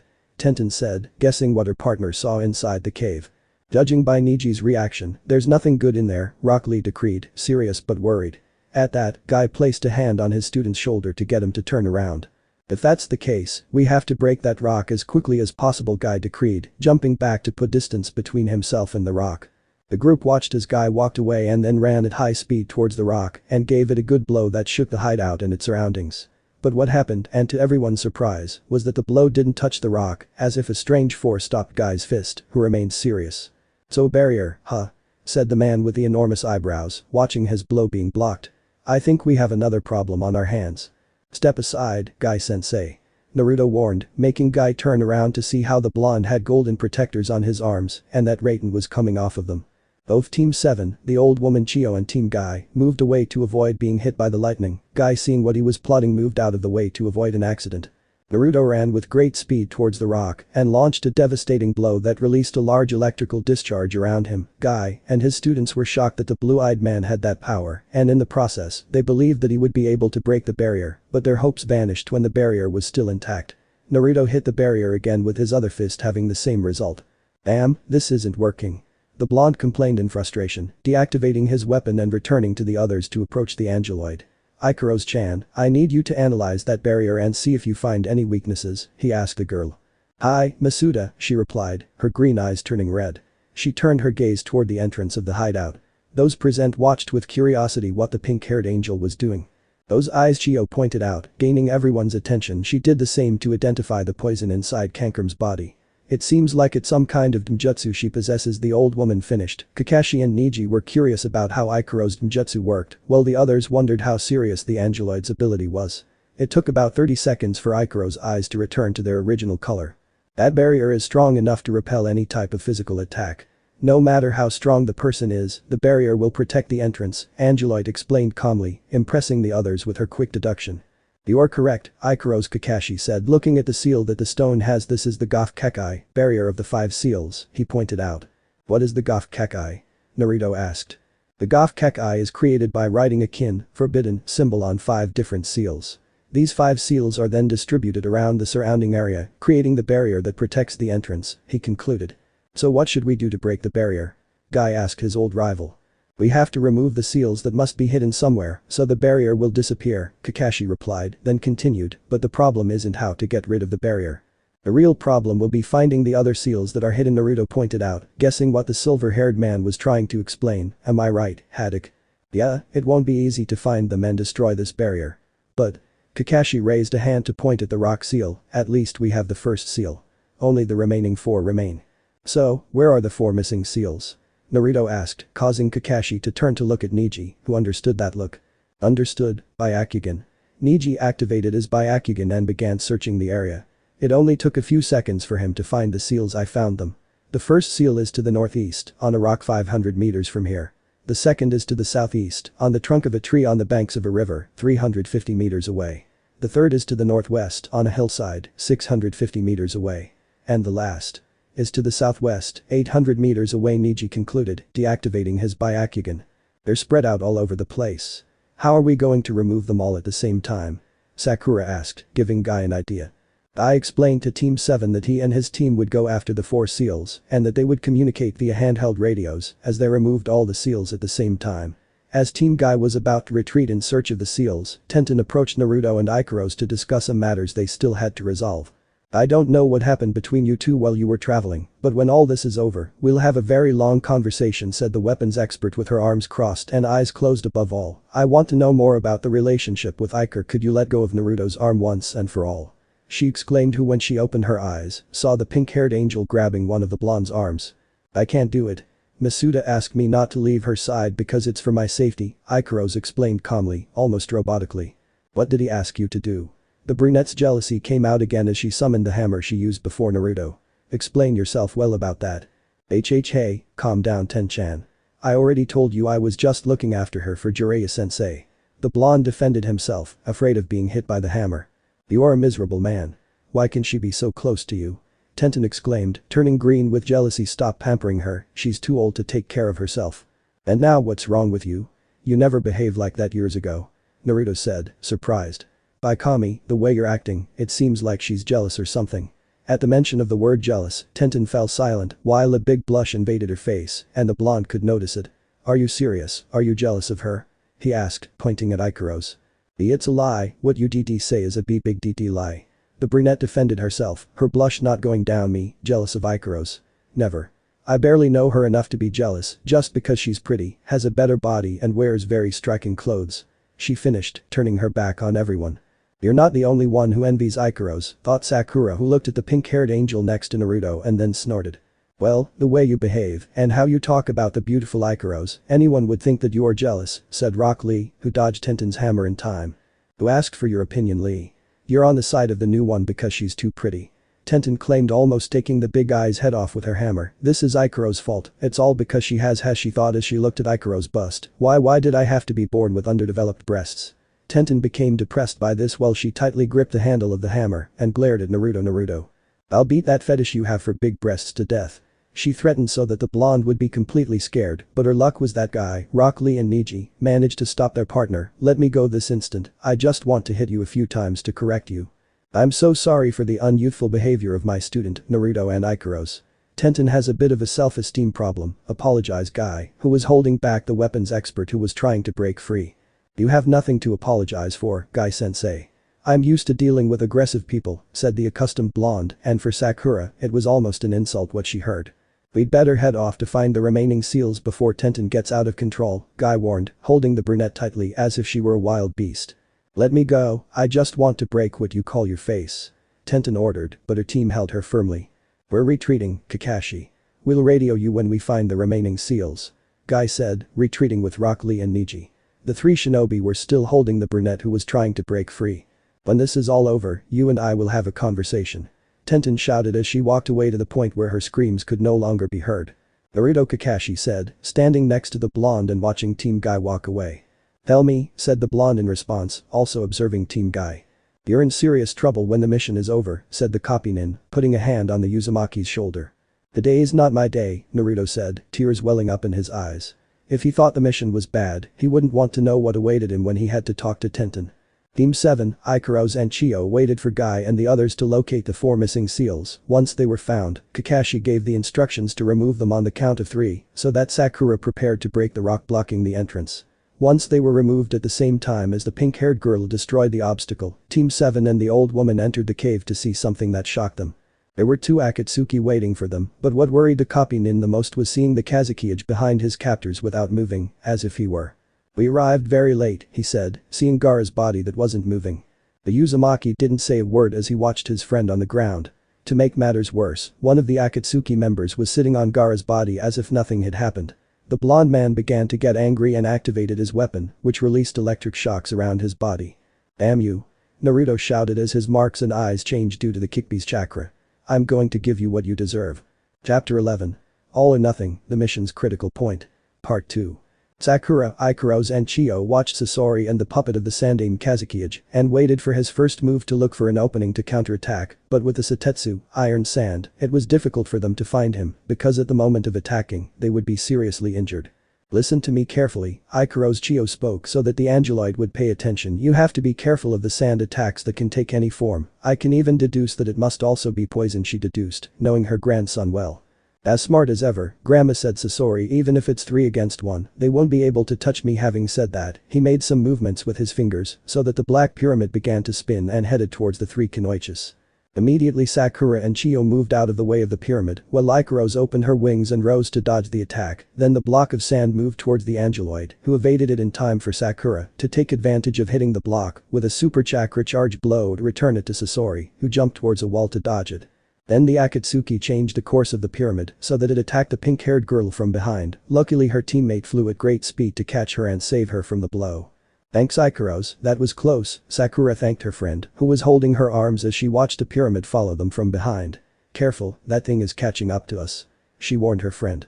At that moment the pink-haired angel's eyes turned red to analyze the speed of the pyramid and thus accurately calculate its movements and dodge them so that she and Sakura would not be hurt. Sasori sent the iron sand block to increase the attack, but it did not work because the Angeloid dodged them as if she knew where they would move.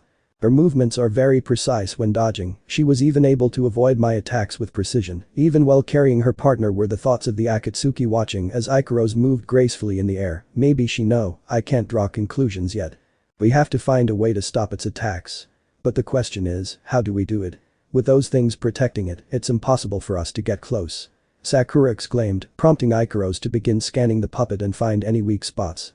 I think I found something, said the Angeloid, who descended to the ground and released Sakura. Then she took out a kunai and threw it towards her opponent, but more specifically at the Kazukiage puppet.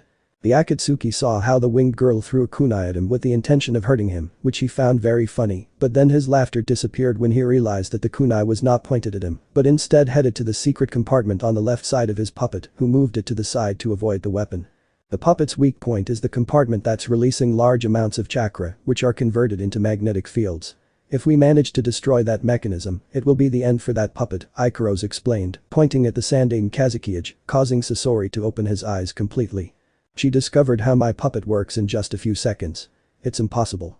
Doridi thought, who couldn't believe that girl knew how his puppet that took so much work to get the body of the deceased cage and turn it into her best artworks. Excellent work, Ikaros. With that information, we can now gain an advantage in the battle. Sakura said, regaining her strength to continue. How did that girl manage to discover a weakness in Sasori? That's practically impossible, thought Chio, who was just as surprised as her grandson. Sasori was a master at building the best puppets when he was part of the village, and the probability of finding a flaw in them was zero.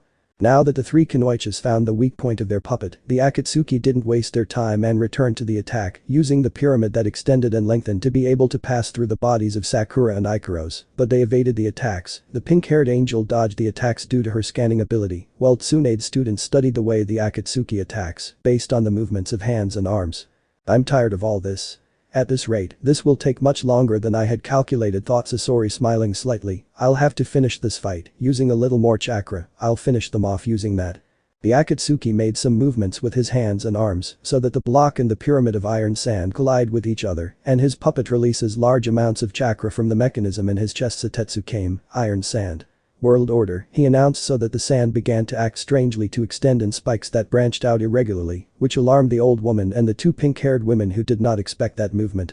Chio reacted quickly, and using her chakra threads, she pushed away the spikes that were scattered all over the place from Sakura, while Ikaros did her best to avoid them all. Sakura yelled at her to be careful, seeing how several spikes were about to reach her partner, and they couldn't do anything until Jisoo.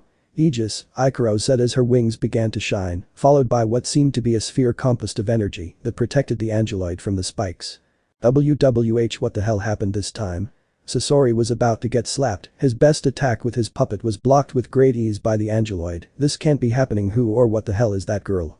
But how can Ikaros do that? According to Naruto and Shishim's reports, she is not able to use chakra. Sakura thought, unable to get over her surprise. This is beyond my knowledge. I never thought that girl knows how to use that kind of Kekai ninjutsu, ninja barrier techniques, said Chio, in the same state as Sakura, but being distracted, she didn't see how the spikes approached the pink-haired girl. Sakura, be careful. Despite being warned of the danger, Sakura was unable to dodge the attack, which caused great damage to the hideout and in the process raised a large curtain of dust. Almost the entire place was destroyed by the black spikes, while Sasori smiled satisfied. Chio only had a few scratches, but her left arm was trapped. Ikaros was the only one who came out unharmed thanks to her jutsu, but Sakura was not lucky as she was buried among the rubble and spikes. Apparently this was the end for your friend, mentioned the Akatsuki. Now it's your turn to die, but first I'll take care of the flying girl, referring to Ikaros, who deactivated her jutsu. When the spike stopped, she will undoubtedly be my best puppet when I keep her body here, remarked, wishing to have the pink-haired angel in his power. The old woman Chio tried to move to go help Sakura, but with the rock that had her arm trapped it was impossible. Ikaros descended next to the old woman to free her. Sasori was going to prevent it using Satetsu to eliminate those two, but at the same time, not to damage the pink-haired girl as much. At that moment there was an explosion that came from the rubble that caught the attention of everyone who saw Sakura coming out of there. Sakura. The old woman exclaimed when she saw that the pink-haired girl was very hurt and tired. Perhaps it was due to the poison in the iron sand. Sakura, are you okay? She shouted at her again, but it seemed that she didn't hear her. She also noticed that she had a large wound on her right arm and that it was bleeding a lot, and then she fell unconscious. The poison is already taking effect, said Sasori, who moved his index finger to close the mechanism of his puppet's chest. Very soon, her body will weaken until she will no longer be able to move, he pointed out, while Sakura's body was convulsing due to the effect of the poison. If I allow it, she will survive for about 3 days at most, but that is not in my plans. But that said, the Akatsuki sends his puppet to finish off the pink-haired girl with a sharp blade hidden in his right arm. It's over, girl, declared the Akatsuki. Sakura. Chio shouted, wanting to help the pink-haired girl, but she couldn't move. Don't worry, Chio-san, Sakura-san is fine, Ikaros told her, not seeming to be worried and taking the huge rock from her with one hand, as if it weighed nothing.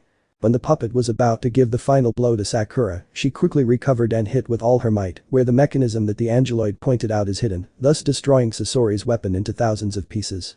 Chio couldn't believe what she was seeing. Wasn't Sakura supposed to be under the effects of the poison? And if it was true, how could she move without problem and hit the puppet until it was destroyed? Sasori remained expressionless, but inside he asked himself the same questions as his grandmother. He also couldn't believe that his poison didn't affect the girl at all, who got up and threw a spear to reach where Chio and Ikaros were. With the destruction of the Sandame Kazukige's puppet, the spikes that were made by Satetsu began to fall apart and lose their shape, leaving it useless as a weapon. Chio-sama. Sakura arrived with the old woman and her companion to begin treating her arm. While she worked on treating the injury, Sasori watched Sakura looking for an answer to what just happened. What's going on? She should be completely paralyzed with my poison, could my grandmother still be in control? The Redeed wondered seeing that his grandmother's only arm was damaged, preventing her from using it along with the chakra threads. He could even see that the Pincat had some cuts on her cheek and right arm. That girl is moving on her own. How is it possible for her to move? I'm sure that attack poisoned her. Sakura how? Chiyo asked, wanting to know how she endured the poison so much that Sakura smiled slightly. I used an antidote, the pink-haired girl replied, turning to look at a small syringe containing the antidote. I made it in Suna when I was making the antidote for Kankuro-san. I made 3 doses, one of which I gave him to help him recover. I knew our opponents would use poison, so I put the remaining doses in 2 syringes and brought them with me, she finished explaining, while showing the 2 syringes she brought. I see. So that meant the poison didn't affect you, Chiyo concluded, causing Sakura to nod. I used a dose on myself to counteract the poison, Sakura pointed out, focusing on Ikaros. But what surprised me most was that strange energy field you formed to protect yourself. If you could do that, why didn't you use it from the beginning? She asked her partner.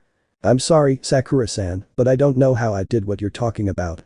I felt like I lost consciousness for a few moments, and then I woke up, the pink-haired angel mentioned, disappointed at not being able to remember what happened the moment the spikes approached.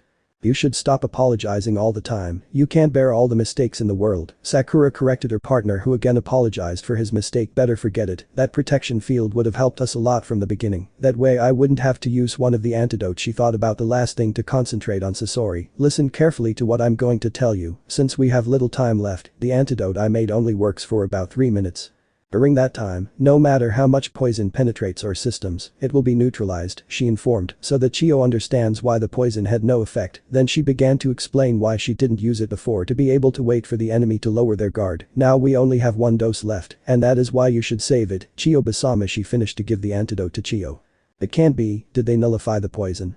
Thought the Akatsuki, who only managed to hear a part of what Sakura said. They created an antidote by analyzing the poison I used that time.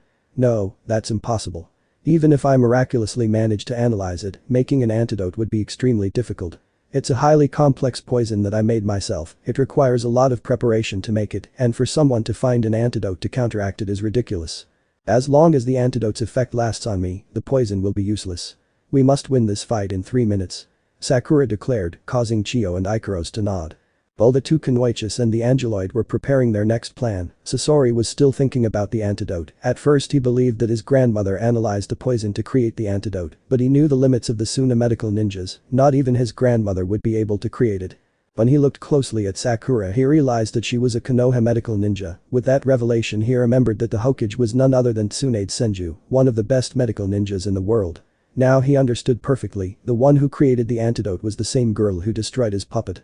Sakura, my left arm is already healed, Chiyo told the pink-haired girl to stop healing her, but when she finished her work Sakura began to breathe heavily. Chiyo knew what was causing the girl's tiredness: superhuman strength, evasive ability and wound healing.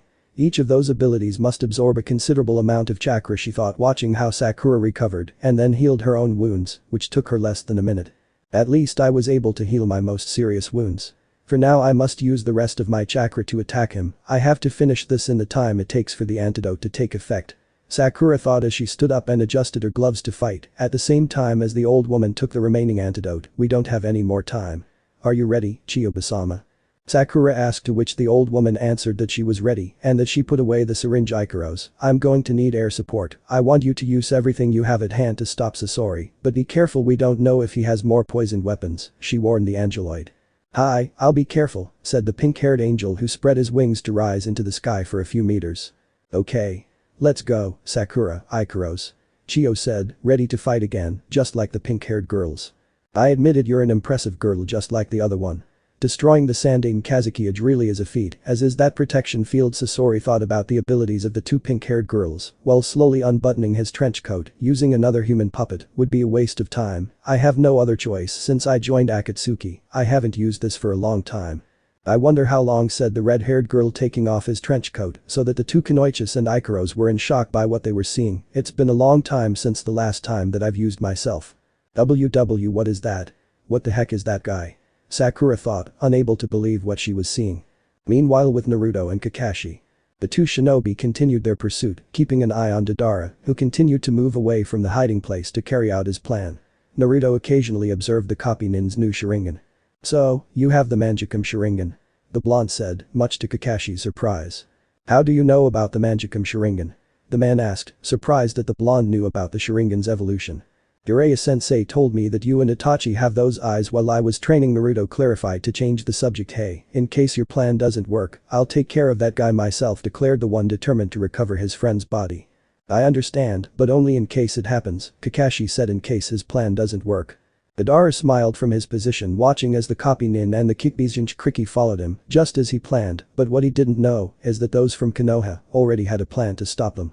Kakashi gave the order to the blonde to separate and focus his Mangekyou Sharingan on the Akatsuki so that the atmosphere began to act strangely around the Akatsuki, as if a strange force began to suck it in. The blonde was climbing the wall to stop and see what was happening to the Akatsuki, and at the same time he wondered what was going on. "What is this? What's going on?"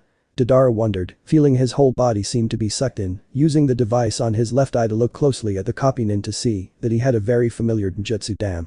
It's that damn eye. You won't escape," said Kakashi, concentrating more chakra into his technique to the point that a small black hole formed that tried to suck Madara in. "Damn, I have to escape or it will be my end," exclaimed the Akatsuki, who tried to move but found it difficult. As the seconds passed, Kakashi began to have problems with his technique that was beginning to lose power. Madara took advantage of that moment to order the large clay bird to increase its speed to get away from the black hole. The copy nin realized what his opponent was trying to do and used more chakra to strengthen his attack. Just when he thought he hit him trapped, his left eye began to hurt a lot and he interrupted his concentration so that the black hole disappeared just as he was going to capture the Akatsuki, who fell on his bird very tired. "I failed," Kakashi said exhaustedly, covering his Sharingan eye with one hand. "I still can't use the dimensional portal accurately, but I'll try again." "I don't know what the hell happened," said the Akatsuki, sweating cold to save himself from being caught by the black hole. "But I must get away from the copy nin." With that said, the clay bird flew as fast as possible to get away from the silver-haired boy and changed course to the forests that surrounded the canyon. "He's escaping, I can't allow it," the copy nin said, following the enemy through the forest. "I have no other choice. I'll try to capture him with the dimensional portal." He uncovered his eye to use his technique again. Again, the atmosphere surrounding the Akatsuki was distorted to feel that sensation of being sucked in. Immediately he rose to avoid being caught, but the copy nin did not allow it and followed him with his Mangekyou Sharingan so that the black hole would suck him in. Then he tried to move in another direction, but Kakashi's technique would not allow it until he sucked him in. Little by little, the silver-haired man felt more tired from the effort of maintaining his technique, adding to it the fact of running for a long time. In the end, he could not take it anymore and lost his target, who escaped. "It can't be, I let him get away from me," cursed Kakashi, who couldn't take it anymore and stopped on a tree branch. "I did it, I got rid of that jerk." Madara said about losing Kakashi. "Now all that's left is to get back to my plan, capture the Jinchuriki and return to Sasori." But what he didn't expect was a certain blonde who was waiting for the moment to attack him. "I got you," Naruto exclaimed, appearing at high speed, and with his Rasengan activated, he approached the Akatsuki to hit him with a Raiden chakra charged blow. The moment the Uzumaki was about to hit the enemy, Madara had no choice but to jump and let the clay bird fall between the branches of the trees. Naruto saw how the Akatsuki fell, but approving the blow, he used the blades of his weapon to cut off the bird's head and create two cage bunshin to catch the head and thus be able to recover Gaara's body. "Good work," Naruto said, the copy nin watching from where he was as his student recovered the Kazukiya's body, and in the process the clones tore the clay to reach Gaara, while the real Naruto jumped to where Kakashi was. "Are you okay, Haddock?" the blonde asked, seeing the tired copy nin leaning against a tree. "Don't worry, I've been better," Kakashi replied, getting up with the help of the blonde. "The good thing is that we were able to recover Gaara's body," he pointed out. "I know, but it would have been better if he were alive," said Naruto looking down. The blonde clones finished digging into the bird's head to remove the Riteed's body. "Gaara, sorry I'm late," he muttered for his dead best friend and brother.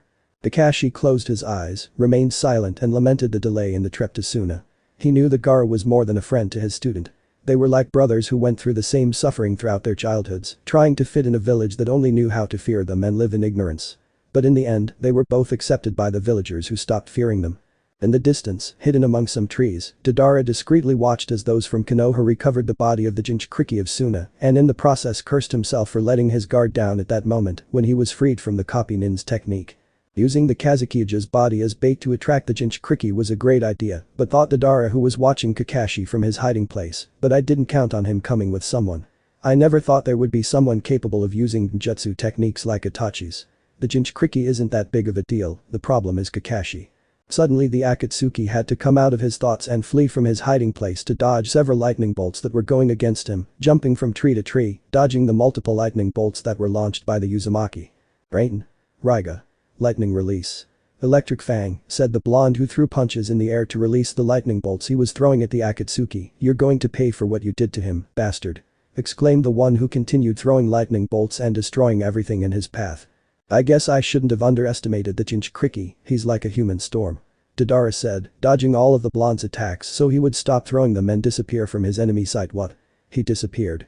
You made the mistake of underestimating him, Kakashi said, as the blonde appeared on Madara's left side. Madara didn't know how he arrived so quickly. This is for Gaara. The Uzumaki shouted, giving the Akatsuki a strong kick, sending him several meters and crashing into several branches that were on his friend and crashing into a tree. Ah. Madara screamed in pain as he stood up with great difficulty, you're a bastard, now I'm going to give you what you deserve. When he was going to take out more of his explosive clay from his case, at that moment he realized that something was missing, and that alarmed him quite a bit. Where is it? Where is it? He asked desperately while searching through his clothes for what he just lost, leaving Naruto and Kakashi very confused as they didn't understand what Madara was saying. Hey, you pair of useless people. Don't stay there and help me find a reddish stone. He ordered the Konoha people who hid faces like, are you crazy or what? Don't even think I'm going to help you after what you did to Gaara. The blonde remarked, preparing to attack him with Raiden. Raiga. You just don't understand, without that stone, I'm lost. He said to the terrified Akatsuki, which left the two Konoha shinobi even more confused as they had no idea what he was talking about. Naruto, we don't know what the enemy is plotting, but don't let your guard down. This must be part of one of their traps. Kakashi warned, believing it to be another trap. It's not a trap, I'm serious. Madara claimed. What matters to me is getting my stone back. You mean the one below us? Naruto pointed at a small red rock lying on the ground between the Akatsuki and the blonde. There it is. Madara exclaimed, relieved to find his rock to climb down from the branch and retrieve it. Hey, stop right there. Naruto exclaimed, surrounded by electricity to increase his speed to get ahead of the Akatsuki who was about to recover the stone, but the blonde took it first. So, you're interested in this little stone, huh? He said while playing with it, throwing it in the air and then catching it with one hand. I don't know what you want it for, but you're not going to get it back that easily, he declared while squeezing the stone with his hand with the intention of breaking it. Please wait. That stone is so valuable, everything I am depends on it. The blonde man said in despair. So this stone is important. The Uzumaki said, observing the stone, which had a very unusual color. I wonder what would happen if he began to put pressure on the stone, which began to have some cracks on its surface. Don't you dare break it. Madara begged, terrified. Consider it punishment for all the innocent people you've murdered and for killing the person I consider my brother, the blonde said, crushing the rock with his hand. Ooh. The Akatsuki shouted, causing a smoke screen to appear and cover him completely. Those from Konoha remained alert in case it was an Akatsuki trap, while the two Naruto clones took Gaara's body away from the place. When the smoke began to disperse, the Uzumaki and the copy nin prepared themselves when they saw Madara's silhouette that had changed quite a bit, so much so that both were shocked and speechless when the smoke cleared and they could get a good look at their opponent. Madara had changed completely, revealing that he is in fact she, a beautiful blonde of only 24 years old, with long wavy hair and bangs that covered her left eye and reached her bust, while the rest of her hair was tied in a long ponytail that reached her knees. She wears a light gray dress that reaches mid-thigh and showed off her cleavage and her DD cup. Around her waist, there are bandages that highlight her wide hips. In which she wore the torn Wagaker sash tied in her explosive clay case. She had well-shaped legs covered in white tights that extended from her thighs to her feet and high-heeled sandals. The two shinobis couldn't take their eyes off the Akatsuki because of her beautiful hergless figure. This can't be happening to me, said the Akatsuki, seeing that her henge disappeared completely, revealing her true self. You are a huge idiot. Do you have any idea what you've done? That was the last transformation stone I had left. DP transformation stone. Does that mean you're a girl? Naruto asked, still in shock at the fact that the man they were fighting was a woman hiding behind a henge. No, I'm a very feminine man like all Uchiha, said Madara sarcastically. What made you realize I'm a girl? Could it be my voice? My body? Or my breasts? She mentions, crossing her arms under her bust to make them look bigger than they are. Transformation stone. No wonder that name sounded so familiar to me, said Kakashi, accompanied by the blonde's two Kage Bunshin, who were carrying Gaara's body. In the village of Iwa, they had special stones that recreated an extremely powerful henge and through which the enemy's identity could not be detected. Apparently the rumors are true because my Sharigan couldn't see its true form, he concluded. How did she get such stones? One of Naruto's clones asked. I don't know, according to what I heard, all of them were stolen, but I think we already know what happened to the stones, the copy nin replied, seeing Madara, who seemed to be responsible for the disappearance of said rocks. Back with the two blondes, Naruto observed his opponent in detail, who reminded him of someone, but he didn't know exactly, but he had to admit one thing. Damn, I never thought that the first Akatsuki I would face would turn out to be such a beauty, he said without thinking, because the Akatsuki was such a beauty.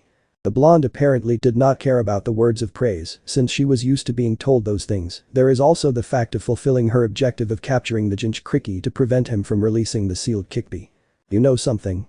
You're one of the few men who compliments me upon seeing my true appearance, and I've blown most of them to bits with my art, declared Madara, taking out what little remained of his explosive clay, so that the mouths in his hands began to chew. But before I send you to the afterlife, I'll tell you my real name. I am Daimei of Iwagakure. So your name is Daimei? Well, my name is Naruto Uzumaki. The blonde introduced himself taking his fighting pose, and his body was surrounded by electricity, N.A. Similar to when Goku is transformed into Super Saiyan 3, and I don't care if you're a woman, you're a member of Akatsuki, and I won't forgive you for what you did to Gaara, he declared staring at his opponent. Meanwhile, in what remained of the devastated Akatsuki hideout, Sakura and Ikaros were dumbfounded when they saw Sasori take off his trench coat. Chiyo looked serious as she somehow had a slight suspicion about her grandson. Now I understand everything. That explains why he's never aged a day since he left the village. He looks exactly like he did that time, and now we know why, the old woman said, having discovered the truth about her grandson and why he never aged. Did he turn himself into a human puppet? Sakura couldn't believe that Sasori himself had turned into a puppet with a thick cable covered in his stomach, a pair of metal tubes on the top of his hips, each equipped with 5 large sharp blades, and on his back, he has a compartment with 4 scrolls. But what worried her most was seeing that all of the Redeed's weapons were full of poison. This is bad. It's been a minute since I injected myself with the antidote, and the effect will only last 2 more minutes. I must force him to fight at close range to defeat him. What's going on? Weren't you supposed to just get this over with? Said Sasori, who extended his arms in the direction of the 3 Kunoichis. If you're not going to attack me, I'll make the first move. From the palms of his hands 2 tubes came out that pointed at Sakura and Chiyo, and from the tubes he shot fire at his targets who jumped and hid among the rocks, while Ikaros just rose to the sky. There's no point in hiding. Said the Redeed, who shot more flames at the Kunoichis. From the sky the Angeloid threw a large amount of shuriken and kunai at the Redeed to distract him, but she didn't expect Sasori's flamethrower to incinerate her weapons and then attack her. The pink-haired angel was able to evade the attacks, but the heat of the flames was so intense that she had to take refuge among the rocks and protect herself. Ikaros, are you okay? Sakura was worried seeing how Ikaros had to take shelter from the flames. I thought we would have some advantage with Ikaros attacking from the air. If only she could remember how she used that protection field, we would have something to protect ourselves, the pink-haired girl thought. The Redeed continued his attack on the Kunoichis, who were seen to hide among the rocks, but the heat of the flames were strong that began to melt the rocks, leaving them with little protection, and worst of all is that the effect of the antidote would end in less than 2 minutes. The old woman and the 2 pink-haired women gathered around a larger rock to distract the Akatsuki when the 3 jumped in different directions. Sasori did not care about the girls and focused on his grandmother to attack her with the flamethrower directly. Sakura and Ikaros were scared watching Chiyo be consumed by the flames and then see that it was replaced with some rocks so that the old woman is near the iron sand and use her chakra threads and use the head of the Kazuki puppet that was buried, but her attempt to attack was ineffective because the head was incinerated by the flames. The Akatsuki's attack did not stop and there was no place left to protect themselves. The 2 pink-haired girls protected themselves behind a rock and Chiyo in another, then Sasori's attack stopped when one of the 4 scrolls on his back vanished. What's going on? Weren't you going to attack me? Sasori asked the Kunoichis who weren't coming out of their hiding places. Well, in that case then one of the scrolls on his back shone and he attacked again, but this time he used pressurized water instead of fire. Sakura, Ikaros, move. Chiyo warned, jumping out of her hiding place, but the girls didn't react in time. When the water hit the red-hot rock, a large amount of steam formed and both were covered, then the stone began to crack, so the girls had to get out of the way before the rock exploded and debris flew everywhere. Sasori ran to the side as he continued his attack, then his wrists turned like knobs to condense the flow of water and increase the pressure, so he was able to pierce through solid objects like rocks with the jets of water. Sakura, Chiyo and Ikaros did their best moving from side to side to dodge the attacks of the Redeed who destroyed everything in his path. Luckily the attack ended when the second scroll disappeared like the previous one. How much longer will they keep escaping? Sasori asked, bored by his opponent's hiding. We've lost so much time, there are only 20 seconds left. Sakura thought, hidden and worried because there was little time left. I'm tired of you hiding, I'd better go for you, starting with a medical ninja. With that said, the steel cable in Sasori's stomach was shot towards the pink-haired girl who was hit on the side of her torso and caused a large wound. Sakura-san. Chiyo and Ikaros shouted, alarmed by the pink-haired girl. 15 seconds. The pink-haired girl kept count, ignoring the pain. The steel cable hooked into the ground, allowing Sasori to use the momentum to launch himself at his grandmother, who was distracted, causing the blades on her back to spin like a saw. The old woman saw her grandson approach her, attempting to eliminate her, prompting Sakura to react. Chiyo-sama, said the pink-haired girl, who started running towards the stuck cable. The antidote still works. I just have to endure the pain. She thought, trying to forget the pain she felt. The Akatsuki was only a few meters away from the old woman to notice that the cable was being pulled by Sakura with the intention of stopping him. He smiled knowing what the girl was plotting and then released more of the cable to continue with his attack. Sakura began to pull more of it to be able to stop when she only had a few seconds left of the antidote's effect. Then Ikaros arrived and took the cable with her bare hands to also pull on it to help her partner. What are you doing, Ikaros? Let go of the cable right now. She shouted to her partner, who was pulling on the cable. Don't worry about me, I'll be fine. Angeloid told them, allowing them to continue pulling on the cable. Thanks to the teamwork of both girls, they managed to stop Sasori before he could touch Chiyo, and between the two of them, they pulled hard to attract him towards them, so that Sakura could deliver a powerful blow that completely disarmed the Akatsuki, just when there was only 1 second left of the antidote's effect to end. Sasori's parts fell off to end the battle, much to Sakura's relief, who fell to her knees and breathed heavily after that last blow.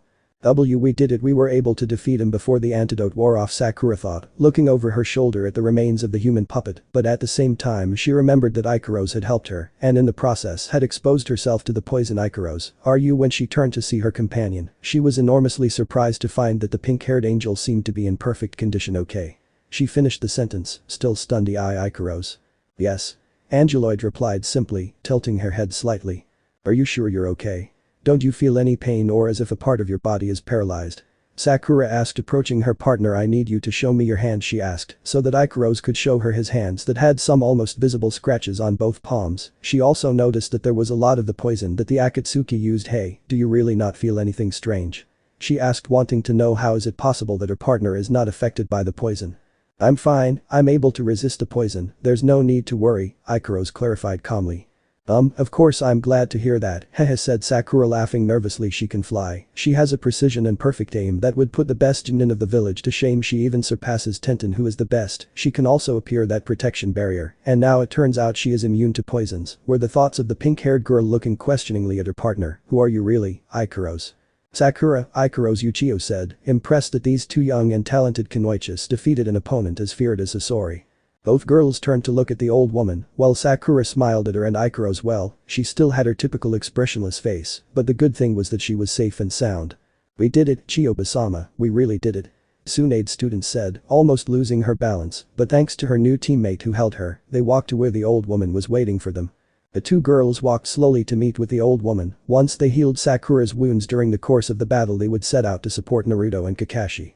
But then the tranquility vanished when they heard a very familiar sound for Sakura to stop, and Ikaros just looks at her confused. The reason why Tsunade's student was like that is because the sound that was heard was the same one made by the puppets when moving. Slowly the two girls turned to look behind them and were completely in shock. Chiyo was the most surprised of the three because she saw how parts of Sasori's body began to float in the air to assemble themselves. The first parts to join were a black container with the kanji scorpion written on it, and the upper torso were joined so that the rest of the body could be joined together for the head to join again. Did you think you would defeat me so easily? Sasori questioned, leaving Sakura and Ikaros speechless. Impossible. Is he still alive? Said Sakura, stunned. Sasori was supposed to be finished when his body was destroyed, but it wasn't like that. I see. Said Chiyo, who extended part of her right arm and with a chakra thread recovered her puppet forearm to join it again to her arm and incidentally remove the iron sand inside it this time. I'm going to finish you off. Then the old woman took out a scroll that she had in her bag. I forbade myself to use this technique.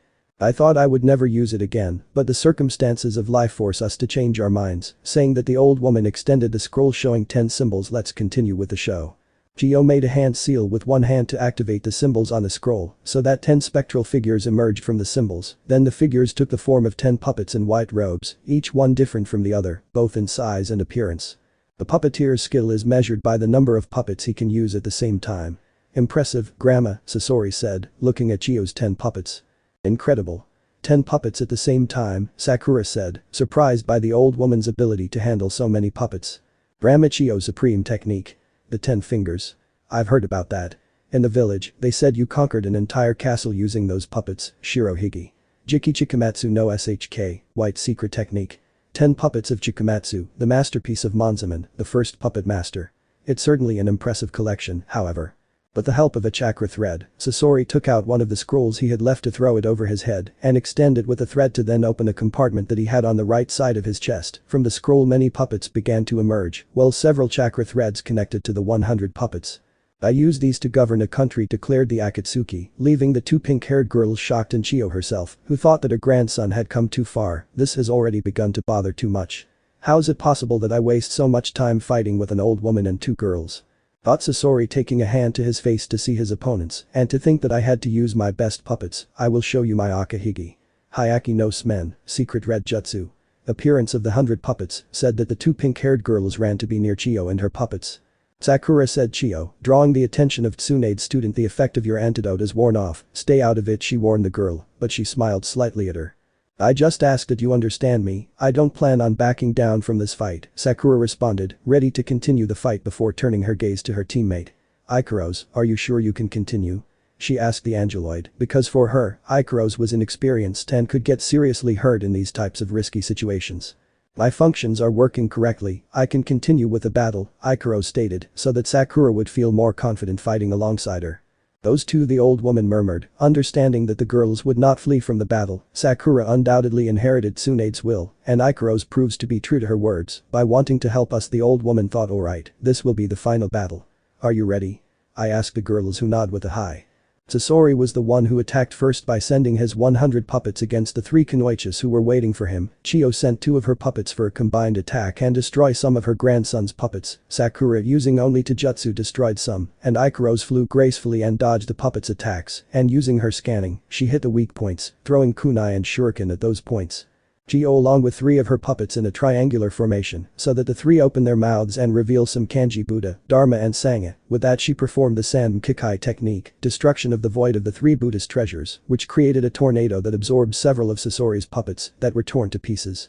The old woman observed that Sakura had no problems since she proved to be good at Taijutsu. What did worry her was seeing that Ikaros seemed to have problems flying. She noticed how her movement slowed down a bit and that for the first time she looked tired. Perhaps Sasori's poison began to take effect on the pink-haired angel. She had to send 2 of her puppets to support Ikaros, who continued to attack the other enemy puppets from a distance. The number of Sasori's puppets is decreasing as the fight progresses, but as we continue to destroy them, those that remain have more power and strength. And the worst thing is that there is only 1 antidote left. Ikaros is feeling the effects of the poison, but she doesn't stop fighting, and if Sakura and I receive a simple scratch, we are in serious trouble, Chio thought without stopping fighting. Sasori noticed that his grandmother was distracted and moved one of his puppets to attack his grandmother by surprise, causing a large cut on her right arm. Chio Basama Chio-san. Sakura and Ikaros shouted, alarmed, seeing the old woman wounded by one of the enemy puppets' poisoned weapons. Damn. Chio cursed for her carelessness in moving one of her puppets and destroying the enemy puppet that injured her. Chio Basama, are you okay? Sakura asked the old woman, who placed a hand on her wound. Don't worry about me, I'll focus on defeating Sasori. I'll bring the other puppets to support you, the old woman said unimportantly, since her goal was to defeat the Akatsuki. I'll help you too, Sakura-san said Ikaros, who flew closer. She looked tired because of the poison, but despite that she wanted to continue fighting to protect the old woman and her companion. With the support of the others, Sakura turned to see the deed and began to run towards him, being supported by 2 of Chio's puppets and Ikaros following her from behind. Chio's puppets attacked the Akatsuki ones that tried to stop Tsunade's student, while the pink-haired angel finished off those that approached by hitting them in their weak points. Quick, Sakura, that's it. Chio said to Sakura, who sent one of her puppets that opened its mouth to take out a small transparent sphere with something inside. The pink-haired girl stretched her arm to reach the sphere, but 7 enemy puppets approached her to attack her with their swords. Luckily Sakura dodged them and jumped over them without first catching the sphere they gave her, before Chio's puppet was attacked by Sasori's puppets, leaving her out of the fight. Sakura continued running and dodging the attacks of the enemy puppets that attacked her, but thanks to the assistance of Ikaros, they all fell when their weak points were destroyed. The old woman Chio continued destroying the remaining enemy puppets with her puppets, but some of them also ended up destroyed because the others became stronger as their number decreased. Once Sakura managed to get close enough to Sasori, she threw the sphere with all her might, passing by some enemy puppets. Suddenly the sphere began to grow and from inside it came out a large lion's head with large and numerous fangs, and its mouth opened, that captured the Akatsuki and crashed it against the wall of the hideout, which shook from the force with which the student threw the sphere. The moment Sasori was caught, seals formed around his body, causing his chakra threads to disappear and the enemy puppets to fall to the ground. The three Kunoichis breathed a sigh of relief, finally defeating Sasori, giving the victory to Chio, Sakura and Ikaros. "Finally we defeated him, it's over," Sakura said haltingly. They managed to defeat the toughest opponent she had ever faced in her life. The mission was a success, it's time to return with Masuda and Mr. Rero, to said Ikaros, who began to wobble a little, as if losing his balance. "Hey Ikaros, are you okay?" Sakura asked, very worried, as it was obvious she wasn't well, since the girl was sweating cold and trembling a little. "Apparently that person's poison affected me a little," replied the angeloid, wiping some of the sweat from her forehead. "That's why I told you not to touch that wire," Sakura scolded her companion, helping her walk. "Do you think you can fly me to Suna and help me make another antidote?" I asked Ikaros, who nodded. "Hi, maybe my body is a little numb, but it doesn't affect my flight system. But it's best if we go help Chio-san, she's the one who's most affected," the pink-haired angel mentioned, removing a drop of sweat from Sakura's head. Yes, whatever you say, but stop talking like you're a machine. It sounds a bit creepy." Tsunade's student asked for both pink-haired girls to go to where Chio is. "But old lady Chio. It's the end, there's no escape," said Sasori's grandmother, seeing her grandson trapped in the lion's head. "That seal suppresses all of its target's chakra, you won't be able to use your chakra threads anymore. It's the end, Sasori," she declared, falling to her knees from exhaustion, the poison having affected her quite a bit. "Chiyo-sama," Sakura shouted, quickening her pace, as did Ikaros. "Quickly, you have to take the antidote," she said, prompting the old woman to inject herself with the antidote they had entrusted to her. The two pink-haired girls were doing their best to get to the old woman to help her, but behind her stood one of Sasori's puppets wielding a poisoned sword, but what no one imagined is that that puppet was the Redeed who somehow found himself free from the seal and that he was about to finish off his grandmother. Sakura separated from Ikaros to save the old woman from the Akatsuki. She ran as fast as her legs could, but she was exhausted and she didn't have enough chakra left. She felt useless watching how the Akatsuki was going to end Chio's life until Ikaros spread her wings and flew at great speed to get in the way of the Redeed and catch the blade of the weapon with her unprotected hands.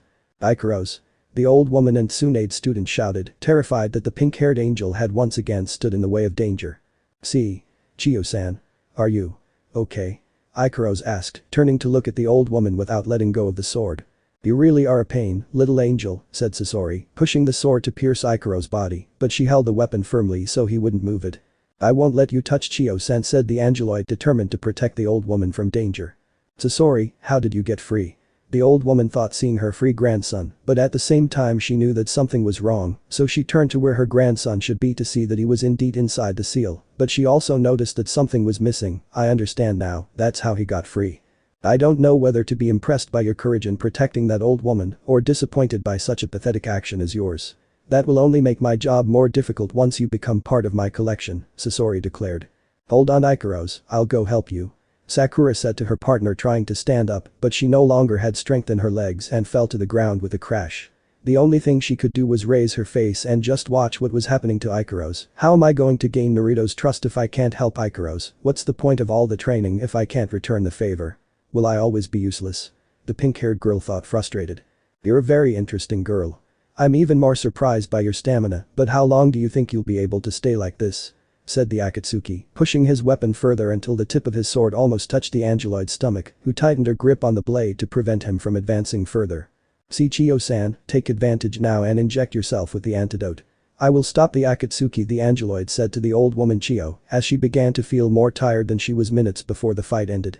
"It seems the poison started to take effect on you," Sasori mentioned with a slight smile. "My body, I feel like every part of it is paralyzed, my functions are not responding correctly," Ikaros thought, feeling weaker. Chio watched as Ikaros protected her from danger while she took out the syringe she had with her, but instead of using the antidote on herself, she chose to use it on Ikaros by injecting it into his left leg. The old woman's action was unexpected for Sakura and especially for Ikaros, who hadn't been expecting it. "Why did you do it?" Angeloid asked the old woman who had fallen to the ground, exhausted Chio-san. She exclaimed worriedly. "So that was it, if they had an antidote for my poison," thought the Akatsuki, remembering how the medical ninja was not affected by the poison when she fought with the puppet of the Sandaime Kazuki. "Well, at least my grandmother preferred to die to save the girl, how stupid." He tried to move his sword, but Ikaros' grip was firmer, preventing him from using it again. "I won't let you escape," the angel declared, holding the weapon so tightly that the blade began to crack. "Her strength is increasingly impressive. If she recovers immediately, I won't be able to beat her." In that case, Sasori analyzed, due to the state of his body he has with those swords crossed, to turn his arm and separate the forearm and reveal a hidden blade. He took a few steps back to separate himself from the angeloid, who did not move from the impression die. The Redeed shouted to stick the blade in the pink-haired girl's heart. When Sakura thought it was the end for her partner, Chio took the opportunity to send her chakra threads to move mother and father and stop Sasori using some poison puppet swords and pierce the container with the kanji scorpion, thus being able to stop the Redeed, who looked incredulous at what just happened. What would happen? The Akatsuki wondered, watching as the puppets that resembled his parent stopped him by crossing what would be his weak point. He also noticed that under his feet was the same seal they tried to use to capture him. "In the end, you let your guard down at the last moment," Chio said, more than tired, but in the end the battle ended in favor of them and the girls. Sasori couldn't believe he was defeated by a decrepit old woman, but at the same time he wondered, how did they put that seal in place? He got the answer when he saw one of his grandmother's puppets with its mouth open, and from it came the seal that stopped him. It doesn't matter if your body is a puppet or how many fake bodies you have, you need a living part so you can use your chakra.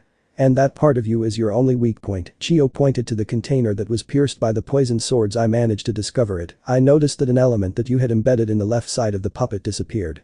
You should have moved that part quickly, just before I sealed you, and you transported it to another puppet," she mentioned upon discovering her grandson's secret. "All your puppets are simply puppets. But your true form is in the part that allows you to use your chakra, and that living part of you is in your chest." Chio finished.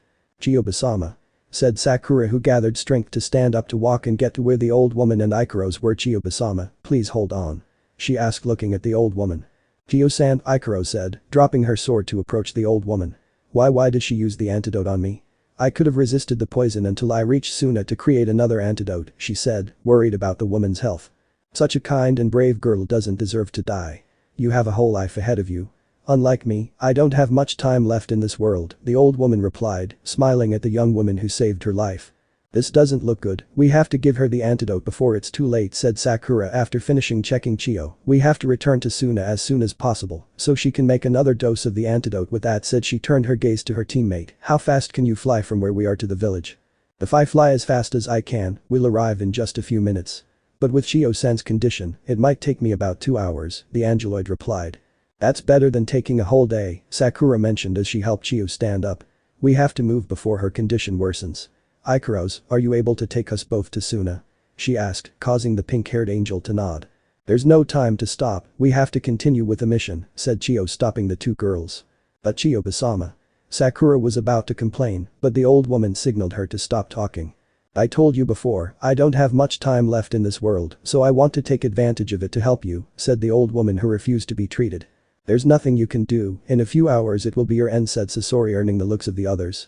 "You dirty vermin," Sakura growled, clenching her fists. "How can you say such things? She's your family.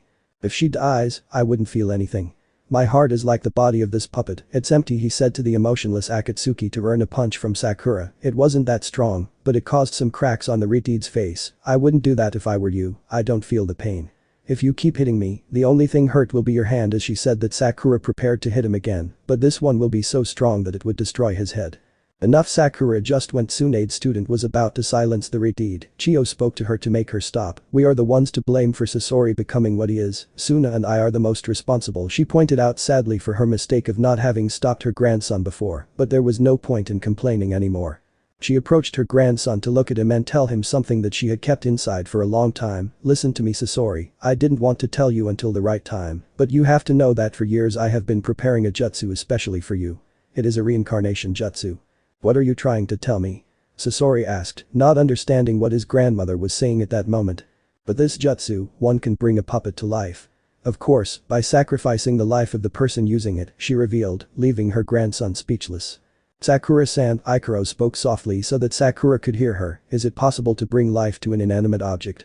Angeloid asked her companion.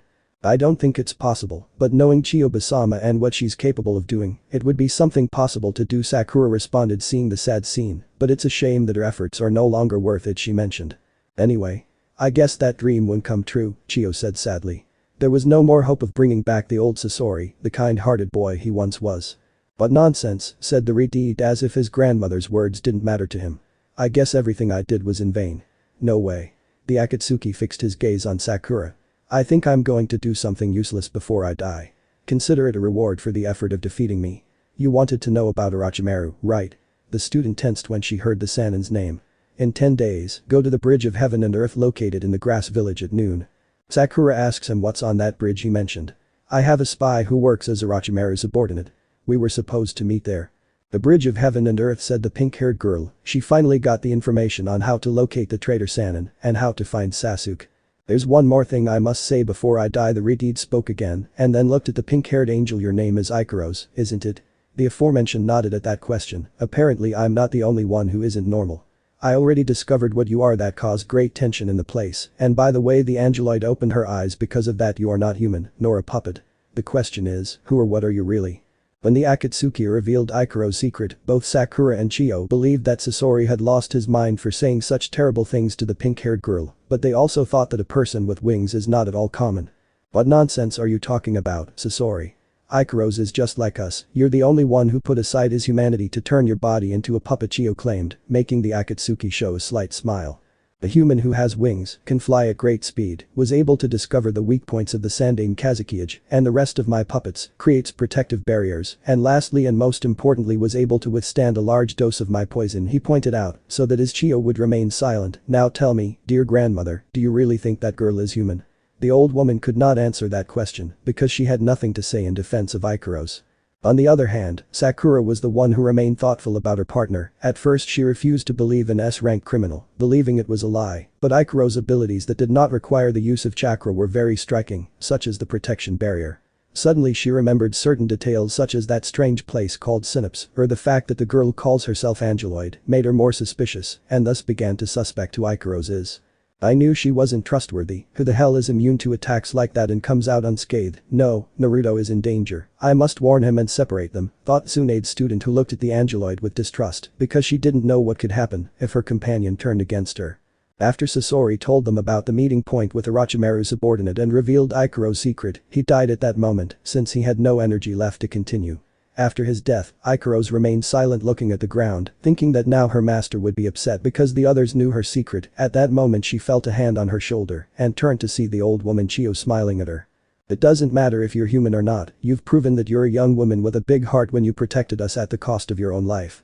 That shows more humanity than any person in the shinobi world, were the words of the old woman's support to the Angeloid, who felt the most relieved. Thank you very much, the pink-haired angel thanked. Are you serious?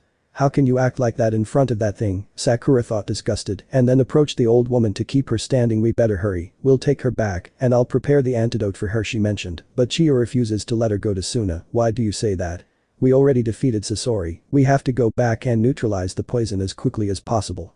I can't, I still have many important things to do, declared the old woman, looking at the sky and then observing the two girls who seemed worried about her health. We have to continue, we have to catch up with the others. Saying that, Ikaros stood behind her to hug her firmly but carefully. I'll take care of carrying her, just please hold on, the Angeloid asked, opening her wings and rising a little from the ground. Let's keep going, Sakura-san, she said to Tsunade's student, who was looking at her with hatred. Sakura-san. I know exactly what I have to do, freak. Now move, we're running out of time, Sakura said with hurtful words to Ikaros before leaving the hiding place, leaving Ikaros and a surprised Chio alone due to the girl's change in attitude. Sakura-san. Tsunade's student's words hurt Ikaros quite a bit, but Chio felt disappointed by the pink-haired girl and her way of acting with the Angeloid. Just when I thought Sakura was a girl with great talent, but she turned out to be a complete disappointment, Chio thought, not liking how the pink-haired girl treated her companion who saved her life more than once. Ignore what they just told you, sooner or later she will regret her words. Now let's go with the others, said the old woman, so that the Angeloid nods to fly and follow behind Sakura.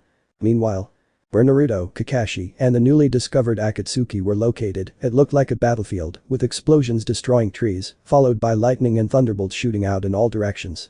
Who was causing such destruction? The answer is simple. Two blonde men with violent tempers and a tendency to destroy everything in their path. Stupid, airheaded blonde. I'm never going to forgive you for exposing me like this, shouted the furious Akatsuki, throwing all the clay birds she could at Naruto. It's not my fault that a tomboy like you like to dress up as a man, replied the Uzumaki, punching the air and shooting lightning bolts at Daimei, who managed to dodge them. You're tomboyish, grandmother. I was hiding for safety reasons. At least I'm not a gay man who worries about his dead boyfriend. Akatsuki responded, throwing a dozen explosive clay birds at her opponent, who was moving from right to left so that the clay projectiles would explode upon hitting the ground. I'm not interested in yaoi, I like girls. The only gay guy I know is Team, he was never interested in girls from the academy, much less those from other villages. Naruto remarked furiously. I don't care about your love interests. The blonde sentenced as she jumped onto a branch and observed her target from her position while she took out more clay, but if you want to be with that Jinchuriki death so much, you will surely meet him in the other world.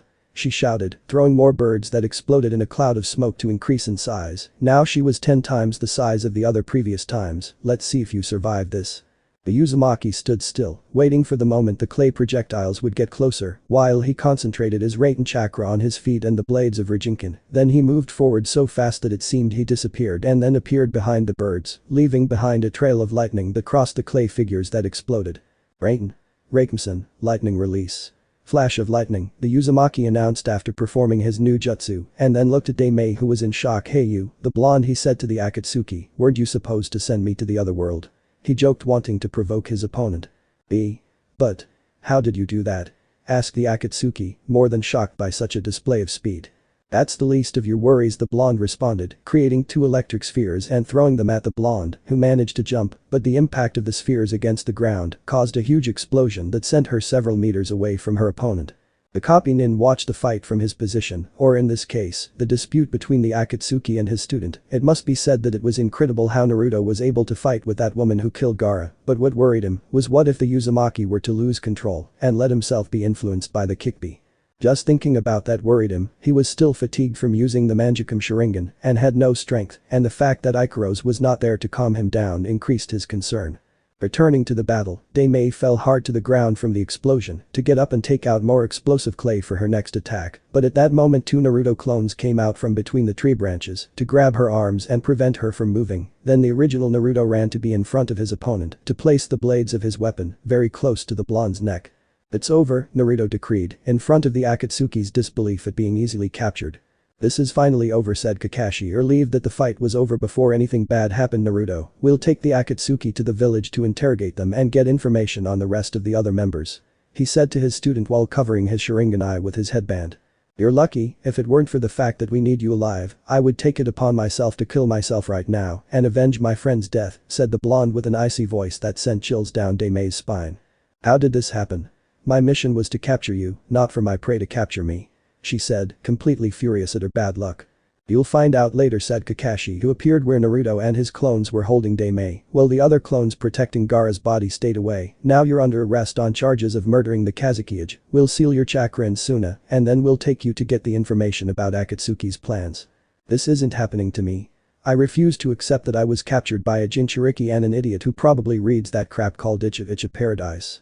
Daimei shouted, extremely furious, causing the copy nin to tense up and Naruto along with his clones to stare at him. You were discovered, the 3 blondes said to depress the copy nin.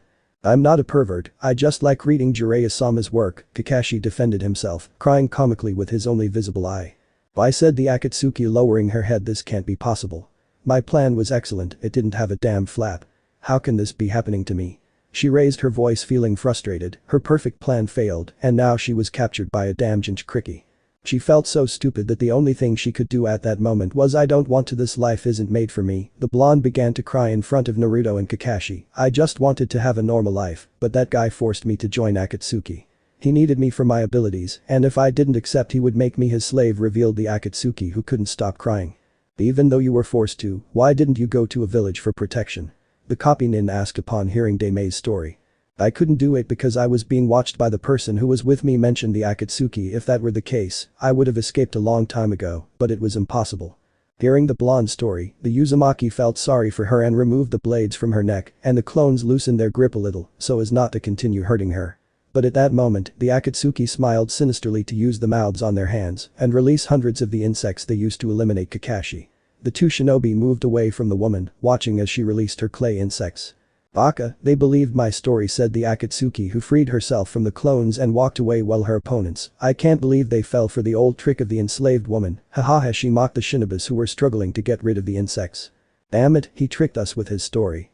Naruto exclaimed, trying to remove the clay bugs stuck to his body. The clones did the same, removing the bugs. Naruto, I'll stop those insects, you take care of her and don't fall for their stories. Kakashi ordered, having discovered his Sharingan eye and trying to use the dimensional portal of the Manjikam Sharingan. I'm not going to let you use that technique again. Katsu. Exclaimed the Akatsuki so that the insect stuck to the blondes exploded. Kakashi was saved because the explosion pushed him several meters, then he got up as best he could to observe a pile of black smoke where Naruto was. Naruto. The copy nin shouted in alarm, seeing that the blonde was exposed to the explosion and was seriously injured. Hahaha. Who would have thought that the Konoha shinobis were so naive to be fooled when they saw me cry. Even the Kikbizunchi believed it, said the Akatsuki, mocking their opponents. Kakashi got angry at the words of the woman who attacked his student, and Daimei noticed it. Don't worry about that boy, you are also going to follow him to the other world, she finished. Ignoring his condition, the copy nin was preparing to fight the Akatsuki and avenge what they did to his student, but at that moment, Kakashi and Daimei felt a great killing intent coming from the place of the explosion and where the Uzumaki was. Once the smoke slowly dissipated, the Akatsuki and Kakashi saw a silhouette in a defensive position that gradually became more visible as the smoke completely dissipated to see Naruto safe and sound from the explosion because he protected himself with the chakra of the three-tailed Kikbi behind him. It's the Kikbi's chakra. Now we're really in trouble, Ikaros isn't here to stop him. Kakashi thought, seeing that the situation had just gotten out of control, seeing how the fox's chakra covered the blonde's body. Is that all you got? I expected more for someone who is an Akatsuki, said Naruto, who looked very calm, using the Kikbi chakra to protect himself from the explosion. But how? This is impossible. No one would survive an explosion like that. The Akatsuki exclaimed in astonishment. Even Kakashi himself couldn't believe that his student was capable of controlling the fox's power. I'm lucky to have someone watching my back, the blonde said. I owe you one, Kurama. Don't get your hopes up, Naruto. The reason I'm helping you is to make those hooded men who want to hunt us pay, demanded the Kikbi, wishing the Akatsuki a painful death. As you wish, Grumpy Fox, Naruto replied to cut off communication with the fox. Well, don't tell me that those cheap little fireworks were the only thing you had left. Because in reality I was expecting a real fight. Saying those words, Daimei got as angry as that time when Itachi insulted her art by telling her that she wasn't artistic at all. No one, absolutely no one makes fun of my art by calling it cheap fireworks. Thought the Akatsuki, remembering the words of the Uchiha who despised her art. To hell with the mission, I'll finish off that Jinchuriki and erase him from the map, along with Sharingan no Kakashi. Then the blonde prepared to use her secret weapon, which she was saving for the day she had to use it against a certain person. This time the games are over, now they really made him angry. I was thinking of using this against Itachi, but it would be best to test it on you. Upon revealing what she was plotting, the Konoha shinobi remained alert for anything. There is no escape, this will be the end. Not if I stop it. Shouted a person who could be heard behind the Akatsuki, who quickly turned around to see a huge metallic object approaching his face. Aya. The Akatsuki had to duck when she saw that the metallic object was going to tear her head off. When she dodged it, part of the tree was destroyed as if it were nothing. She looked up to see a brown-haired girl who looked moody. What the hell is going on with your head? That could have killed me, lunatic. Tell me something, were you the one who tricked the clones with the seals? Asked a girl, who was none other than Tenten, whose clothes were somewhat worn and who was surrounded by an evil aura while holding the enormous hammer in both hands. And what if I set that T-trap? What are you planning to do about it? Daimei answered, a little scared, seeing Tenten, who raised a huge hammer and swung it vertically downwards to crush the Akatsuki. She let out a scream, evading the weapon that caused a large hole upon impact with the ground. Stop right there, you crazy woman, don't you know who you're messing with? I'll beat the Kazukiage. And I don't care about that. If they want you to be rewarded so much, then I'll do it with my hammer. Tenten said, throwing blows left and right with her hammer at the Akatsuki, who was retreating to save their lives. Tenten. How did you get here?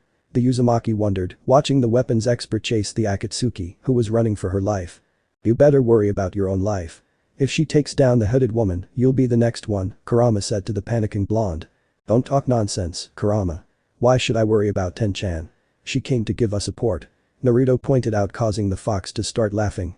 Do you want me to remind you of your friend's reaction when she met your dear Ikaros?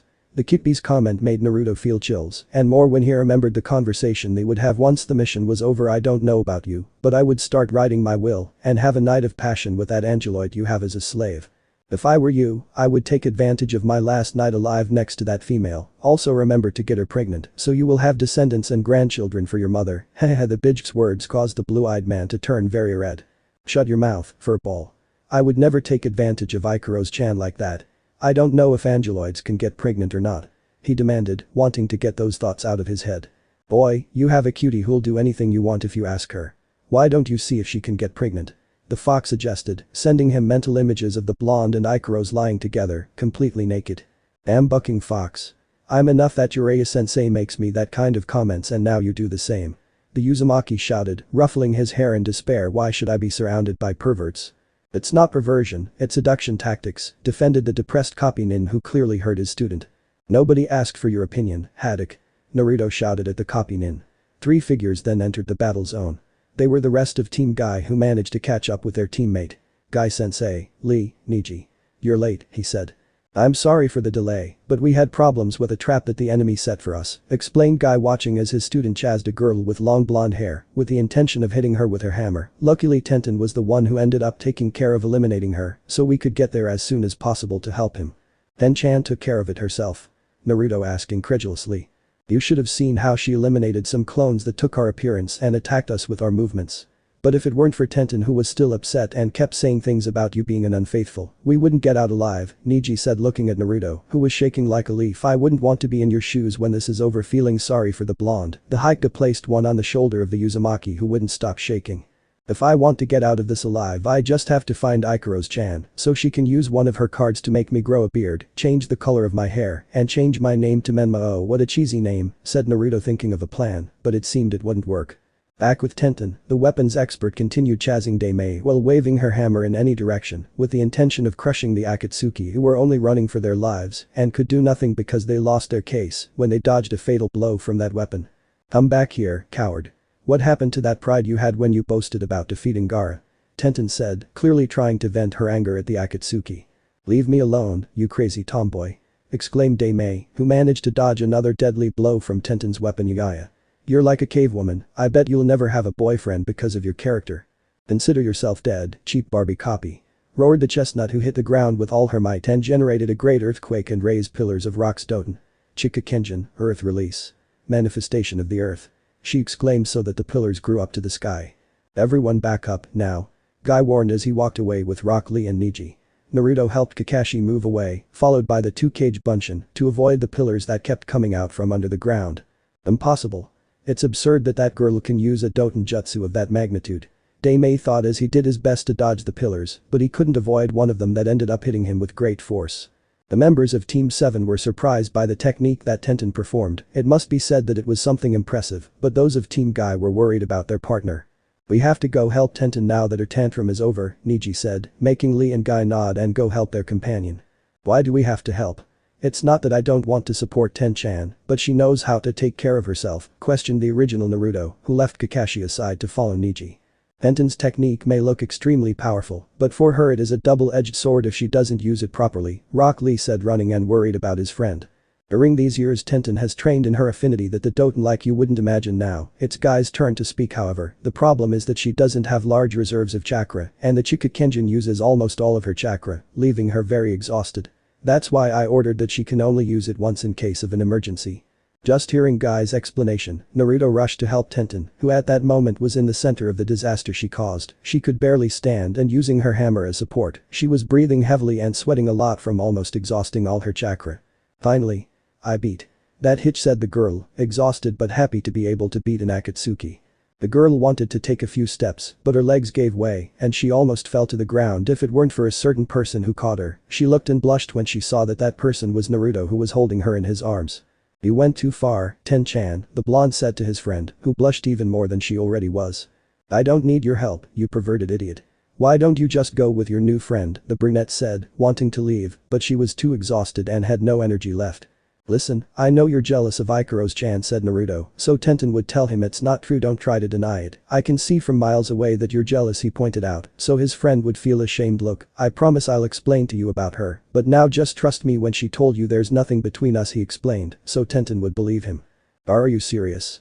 Tenten asked, blushing so Naruto would say yes. You better not lie to me, Baka, she decreed, hiding her face in the blonde's chest so he wouldn't see her blushing face. This feels so good, like the first time he took me home, remembering 3 years ago when the blonde offered to accompany her friend's house and she was holding onto one of his arms. The rest of Team Guy arrived at the scene and immediately Guy and Lee couldn't stop congratulating the girl for having defeated a member of Akatsuki and for having raised her flames of youth to the maximum, something that embarrassed the brunette who continued to hide her face in Naruto's chest. Niji could only feel proud of his friend for her achievement. The same thing happened with Kakashi and the Kage Bunshin. Don't sing victory so quickly. Everyone was totally shocked to hear Daimei's voice coming from behind their backs, and their surprise was even greater when they saw the woman who only had a few wounds and cuts while her dress was almost destroyed, exposing much of her glorious body, but that didn't matter to the blonde. "Did you think that with it you were going to eliminate me? Well, keep dreaming. I'm completely sure that my jutsu finished you off," Tenten pointed out, shocked that her attack was a total waste. "I come from the village of Iwa, genius. We know perfectly well how the Doten jutsus work, we also know how to escape from them suffering some minor damage," explained Daimei. "But what matters is that I will finish you off once and for all." Then she revealed that in one of her hands, she had remains of her explosive clay, remains that belonged to the clay bird she used as escape transport. Masuda. The blonde heard the voice of his beloved Ikaros carrying the elderly Chio, and in front of him was Sakura. The rest of Team 7 managed to arrive to give support. "We finally caught up with them," said Sakura, who arrived to where Naruto, Kakashi and the rest of Team Guy who were open-mouthed when they saw Ikaros flying and charging. "Ikaros is flying." Guy and Rock Lee pointed out, their eyes wide. "How is this possible?" Niji exclaimed, equally surprised to activate his Byakugan and observe that the pink-haired angel had no chakra to stay afloat. She's not using chakra, so she can fly. He mentioned, leaving the members of his team even more shocked. "Then Naruto-kun, where did you meet that girl?" The weapons expert wondered, unable to find an answer to what she was seeing. "TSK. Looks like the cavalry has arrived," said Daimei, seeing how the rest of the team gathered. Now things were against her favor. If those three have managed to get here, that means they defeated Sasori. She thought that her partner must have fallen in the battle. No way. Change of plans. With saying that, she used the remains of the clays for hundreds of clay birds. "I think we'll have to leave this battle for another time. But don't worry, Jinchuriki," staring at the Uzumaki, "you are my prey. And sooner or later I will capture you," the woman finished with a sadistic smile. The Akatsuki retreated without first sending all their clay birds to distract the Konoha group. Naruto, Ikaros and Niji were in charge of eliminating them all. The Haikyuu using his Haki KKSHM, 8 trigrams Palm of the Void, and the Uzumaki used the Raiten. Raiga and the Angeloid threw Kunes and Shuriken. Once they finished off the birds, they decided to let the Akatsuki escape. After all, their goal was to recover Gaara. The group took the Kazukija's body to a more open place so they could check it. Sakura checked the body to see if there was a possibility that he was just unconscious, but when she finished checking him she only became depressed. Gaara had died long before they could enter the hideout. Naruto just cursed himself for not being able to arrive in time to save his friend who he considered a brother. Everyone felt terrible seeing how the blonde blamed himself, and Ikaros only stood by him to support him in this difficult moment. Chio watched the blonde and then walked slowly until she reached the Kazukija's body to use the jutsu she created to bring Sasori's parents back to life, the Kishima Tensei, reincarnation of one's own life. Sakura explained how the technique worked and the cost it entailed to do it to bring a person back to life, to the surprise of the other Konoha ninja. The old woman was having trouble concentrating her chakra due to the poison's effects, making her job of reviving the Kazukige difficult. Naruto noticed and approached to help her and give her some of his chakra. Chio gladly accepted the blonde's help and continued her work. Before she finished what she was doing, she said a few words to Naruto, saying she was grateful to know him, as was Ikaros, and by the way, she asked him to take good care of her. Once she finished her work, the Kazukige came back to life where all the ninjas of his village were happy to see him alive, thanks to Grandma Chio's sacrifice. During the trip back to Suna, the village ninjas planned a party for the return of the Kazukige and to thank the Konoha ninjas for their great help. Everyone looked happy except for one person, Sakura. She wasn't happy at all because she knew her partner's secret, and at the same time she remained distant because she didn't trust her. It was urgent to warn the others that the girl could be a danger in the future, and at the same time she had to separate her from Naruto to protect him from that thing called Angeloid. Chapter 12. Ties. It was a night of celebration in the village of Suna. The villagers held a party in honor of the Konoha ninja for bringing back the Kazukige, but also held a tribute to the old woman Chio who died during the mission and for reviving the Kazukige. During the party, Naruto and Ikaros were the center of attention. The Angeloid received many compliments from parts of the shinobi of the arena, while the Uzumaki was harassed by all the women in Kunoichis who asked him to dance next to him or go on a date, but he respectfully rejected them. "Like father, like son. I definitely inherited it from you," Sensei thought Kakashi, dying of jealousy seeing his student surrounded by girls, and the worst thing was seeing Ikaros who didn't leave the blonde side clinging to his right arm, but at the same time he was amazed by the rapid growth he had these 3 years, how he was able to defeat him by using his weaknesses in that test, how he defeated the fake Itachi with that Raiden version of the Rasengan. And confronted the Akatsuki called Daimei. "What's wrong, Kakashi? You've been very quiet since we returned to Suna," said Guy, arriving at his great rival's side. I'm worried about Naruto, his new way of being makes me feel like he doesn't need me anymore. I feel like I've failed him enormously with what happened with you-know-who said the copy nin, so that guy would understand, and even more so when he referred to the you-know-who thing. I may not be aware of your student's new abilities, but that doesn't mean you can fix things with him, Guy said, placing a hand on Kakashi's shoulder. From what I saw when that woman escaped, he has pretty good control over the Raiden. Have you thought about teaching him the Chidori? It would be a good way to make up for your mistakes. He already mastered Chidori, he learned it on his own, as well as its weak points, Kakashi mentioned to a surprised Guy. He has undoubtedly proven to be a genius, while I underestimated him for focusing on Sasuke so that he would forget about his revenge. It's not time for you to get discouraged. Naruto may have become more skilled, but you're still his teacher, Guy pointed out. Sooner or later you'll be able to give him a hand in something, you know. Those words helped a lot because he was right. Naruto may have improved and was promoted to Chunin, there were still things he had to teach. For once you're right. I still have things to do as your sensei. First, I have to earn your trust so everything can go back to how it was, said Kakashi, who now had a goal to accomplish. This time I won't fail again, Minato-sensei. Meanwhile, in another part of the party, Sakura gathered with the other members of Team Guy at a table to discuss what happened when Naruto returned to the village, along with Ikaros' company. You say that Naruto-kun beat Kakashi-sensei fair and square with a plan by using his weakness against him, is that true, Sakura? Tenten asked, unable to believe that her best friend could beat one of the best shinobis in the village, while the aforementioned just nods her head. And when the test was over, Tsunade-sama promoted him to Chunin for the skills he showed, said Niji, to which the pink-haired girl nodded again in response. That means that Naruto trained like never before. If he was able to beat his sensei, the Haikyuu was surprised, but at the same time wanted to know how strong the blonde is. This is amazing, Naruto's flames of youth burn so brightly that he has surpassed his own sensei. Said Rock Lee, raising his fist. When we get back to the village, I'll challenge him to a battle to see how strong he is and win Ikaros-chan's heart. The rest of Lee's classmates cited how stubborn he can be. Yeah, sure, you say that because you don't know the truth about who she is, Sakura thought, annoyed before letting out a growl that Tenten could hear. What's wrong, Sakura?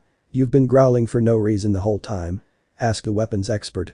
Nothing's wrong with me, it's just the music that bothers me, that's all, eyed Sakura, who kept an eye on Angeloid, something the brunette noticed. Don't tell me you're jealous of Ikaros, and she pointed out, so that Sakura would be a little startled because she was discovered. Listen, I didn't like her at first either, but seeing her, you can see that she's someone who doesn't cause problems. I'm curious about her abilities, I'm surprised that a person like Ikaros could be a kunoichi who can't use her chakra, Niji mentioned, drawing the attention of the other. Sakura, do you know anything else about your partner? I'm sorry guys, but I don't know much about her in this regard. The only ones who know about Ikaros are Naruto and Jiraiya-sama, explained the pink-haired girl Cha. It's more than clear that the perfect lady is not human. She's definitely plotting some plan. Said Sakura's inner. And what about her wings? I mean, she can fly thanks to the wings on her back, and there's also the fact that she can carry a person without any problems while flying, Tenten pointed out, remembering how Ikaros carried the old woman Chiyo when they met up with the rest of the team. Do you think it could be some kind of unknown Kekkei Genkai? I don't think she has a Kekkei Genkai if she doesn't even have chakra, Niji said, pointing that out so the others would think about it. I think Ikaros-chan is actually an angel. Only angels like her can have wings. Lee said, causing Sakura and Niji to slap their faces with the palm of their hands. Stop talking nonsense, Lee. Angels don't exist, they're just superstitions. Tenten scolded, slapping Lee on the head. Just because you have wings doesn't make you a real angel, just so you know. An angel? Ha, don't make me laugh. An angel doesn't create protective barriers or resist a poison that could have killed Kankurm. The pink-haired girl who was looking at Ikaros thought resentfully. Away from the Konoha group, our lucky blonde found himself in a lot of trouble, surrounded by so many girls who kept asking him if he wanted to dance a little, others asking what his interests were, and the rest wanting to go on a date with him. However, those questions were overshadowed when the Uzumaki's attention was focused when the Angeloid got too tight. What's wrong, Ikaros-chan? You've been very quiet since we got back, asked the blonde, who was quieter than usual. I'm fine, Masuda, don't worry about me, Ikaros said calmly, but the truth is that she was still worried about how Sakura spoke to her after Sasori's defeat. The Uzumaki noticed that Ikaros was hiding something from him. He knew perfectly well how the girl would just stay silent when she felt bad. He thought that later, when she felt better, he would ask her what happened on the mission. Who is that girl? And why is she so close to Naruto-san? Asked one of the girls in the group who were asking the Uzumaki questions. How lucky that girl is, look at her being near that blonde when she wants to, a kunoichi pointed out among the group to make everyone jealous.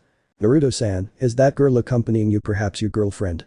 That question made Naruto quite nervous and he blushed quite a bit. Assess you're wrong, Ikaros-chan is just my friend. He clarified so the others would be happy with this news. That's right. I'm an angeloid who is about to mmmmmm. When Ikaros was about to talk more, Naruto quickly covered her mouth so she wouldn't say a word. Please forget what she just said. From time to time she says some crazy things that no one understands, hehe, said Naruto nervously, still covering the angeloid's mouth in front of all the women who had a drop of sweat behind their heads. Alright, question time's over. Suddenly Temari appeared near the group of girls who were surprised to see her leave them alone. They're coming from a difficult battle, and the last thing they need is for you to bother them with more questions. The entire group left very upset that the Kazukija's sister ruined their chance. Seriously, all of them are desperate to have a boyfriend as soon as possible. Thank you very much, Temari. I felt a bit suffocated with so much attention, thanked the blonde who uncovered Ikaros' mouth. And you, I think we already talked about that subject, scolded the pink-haired angel who became a little sad. I'm sorry, apologized the angeloid who remembered that her master forbade her to say anything about her origins or who she really is. Just be more careful next time, Naruto said, stroking the angeloid's head to make her feel better. And may I know, what is it you don't want anyone to know about your friend? Temari asked, crossing her arms. Well, it's something private to her, something that no one should know, the blonde responded to avoid talking more about the subject of where the pink-haired girl comes from. I understand, I think I won't ask more about that, said the blonde, thinking it was a delicate subject, so she decided to change the subject. Hey Naruto, I wanted to thank you for everything you've done, for bringing my brother back. She thanked him looking away, so the blonde wouldn't notice the blush that adorned her face. You don't need to thank me. Gaara is like a brother to me, that's why I fought to bring him back, said Naruto, besides I made you a promise that I would bring him back. Even so, Gaara returned to her home, and it was all thanks to you, said the blonde who looked at the Uzumaki and gave him a smile. If one day you need some help, let me know, she finished, giving Naruto a wink and then leaving. Haha, of course, said the blonde, somewhat nervous by Temari's words. After that he let out a big yawn to rub his eyes. I think I need to rest, the battle with that Akatsuki left me exhausted. He mentioned to fix his gaze on Ikaros. Let's go back to the hotel so we can rest. You deserve to rest too, the pink-haired angel responded with a hi to his master, so they both could leave the party. In the distance, Sakura saw her two teammates leave together, which made the pink-haired girl even angrier seeing how that thing was interfering with their friendship. The pink-haired girl couldn't stand it any longer and left without first telling Lee, Tenten, and Niji that she was going to rest for tomorrow's trip. Team Guy said goodbye to Sakura, who left in the same direction Naruto and Ikaros took, which was very suspicious for the group. Meanwhile, the Uzumaki and Angeloid were both on their way to the hotel without any problems. As usual, Angeloid didn't leave her master's arm, which was wrapped around her chest, at any cost. Luckily for the Uzumaki, there was no one on the streets because everyone was at the party. I'm glad it's finally over, Gaara is back and Suna is back to normal, Naruto said looking ahead and then seeing the Angeloid. I must say that you have surprised me, Ikaros-chan. You faced an Akatsuki, even though it is your first battle against a ninja. How did you learn to fight if I've never seen you fight? He asked the girl. During the time I've spent with you and watching you train, I've learned a lot about the ninja fighting style. Plus, I can analyze the opponent's movements, but we were lucky, thanks to the advice Chiyo-sen gave us at all times, said the Angeloid. It's a shame she had to die to save Gaara-sen's life that made her sad, even though she is not capable of expressing emotions. Although she was a somewhat strange old woman, she was a good person, mentioned the Uzumaki. Many of the villagers will remember her for her sacrifice. I will remember her too, without her help Gaara would not be back. Masuda, I want to apologize for failing in what you ordered me to do, said the Angeloid sadly. It was my duty to protect my comrades, but Chiyo-sen was badly hurt. I have failed in the order you gave me. Don't blame yourself for what happened to Grandma. She made the decision to give her life to save the others, the Uzumaki told Ikaros, so he wouldn't blame himself. Sometimes people do risky things to protect others. That's what old lady Chiyo did. So don't blame yourself for what happened. Why do people sacrifice themselves for their loved ones? The pink-haired angel asked, lowering his gaze. They do it to protect the most important people in their lives, Naruto answers, thinking of Sandaime Hokage. Then I will sacrifice myself for you next time, Masuda confessed Ikaros, leaving his master exalted.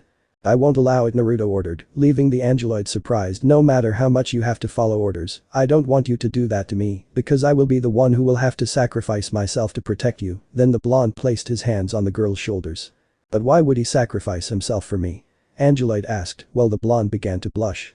The reason is because Is it just me or is it hot? Said the blonde who was pretending to be hot and not answering the pink-haired girl's question. But we're at 20 degrees, it's strange that he feels hot, Ikaros pointed out to make Naruto nervous. Masuda, I've noticed that your body temperature has increased and that your heart rate has accelerated, she said as she got quite close to the blonde who could feel the pink-haired girl's ample bust on his chest. I am fine, DN, don't worry. The blonde said, becoming more nervous at the girl's proximity. We better go to sleep, we need to rest. Oh, I forgot that you can't sleep, haha, he pointed out, remembering that angeloids can't sleep. Just as the two boys were a few meters from the hotel where they were staying, a person arrived and stood in their way. That person was Sakura herself, arms crossed and with a look of no friends. Sakura. What are you doing here? I thought you were celebrating with the others, Naruto asked. Naruto, we need to talk, said Sakura, showing great seriousness. Talk? What do you want to talk about? The Uzumaki asked again, noticing Sakura staring at the angeloid, and that wasn't a good thing. I'll ask again, where does Ikaros come from? Tsunade student asked sharply. I already told you that Ikaros-chan doesn't remember her past, Jiraiya-sensei, and I found her in the land of lightning, the blonde replied, hoping Sakura would believe him. But what do you care where she comes from? She hasn't caused you any problems. Now he was the one asking the questions. Well, I do have problems with someone who isn't even human, the pink-haired girl pointed out, so that Naruto would open his eyes completely. Don't tell me this isn't happening, she found out about Ikaros-chan. Naruto thought as he began to worry, what are you saying, Sakura? Ikaros-chan isn't. Stop defending her. By Kami Naruto, she was able to decipher in seconds a poison that would have taken me hours. She's able to fly with those newspaper wings and can create crystalline barriers to protect herself. What human can do that? Sakura questioned. Faced with this evidence, the Uzumaki couldn't think of anything to say in Ikaros' defense. All he could think at that moment was, how did she know? Were the angeloid's abilities too obvious? Okay, first of all, how did you find out? I told Ikaros-chan to be careful about attracting attention, said Naruto, who could no longer hide the secret. I already told you, she can fly, she has perfect aim, a speed that surpasses even Kakashi-sensei, and she does things that are impossible to create, based on jutsu, Tsunade student pointed out again. Masuda, Sakura-san is absolutely right. I accidentally used something to protect myself from one of Sasori's attacks. I don't remember exactly what happened, but because of that, I ended up revealing my secret, said Ikaros, not a little sad for failing her master. You don't need to apologize, sooner or later your secret would be discovered, but said the Uzumaki, who looked at Sakura with a frown, I never expected her to be the first to discover it. And now, what else do you want to know about it? He asked his teammate. Why didn't you tell me about Ikaros? I thought we were friends, Naruto. Don't you trust me anymore? Sakura asked, worried. Before you start saying another stupid thing, I'll tell you two things, said the blonde, who was starting to get angry. Number 1. I never trusted you to keep that secret. And second, don't give me that we're friends thing. To you, I was always the baka you hit every time. Naruto's words were like a stab to Sakura's heart that hurt her quite a bit.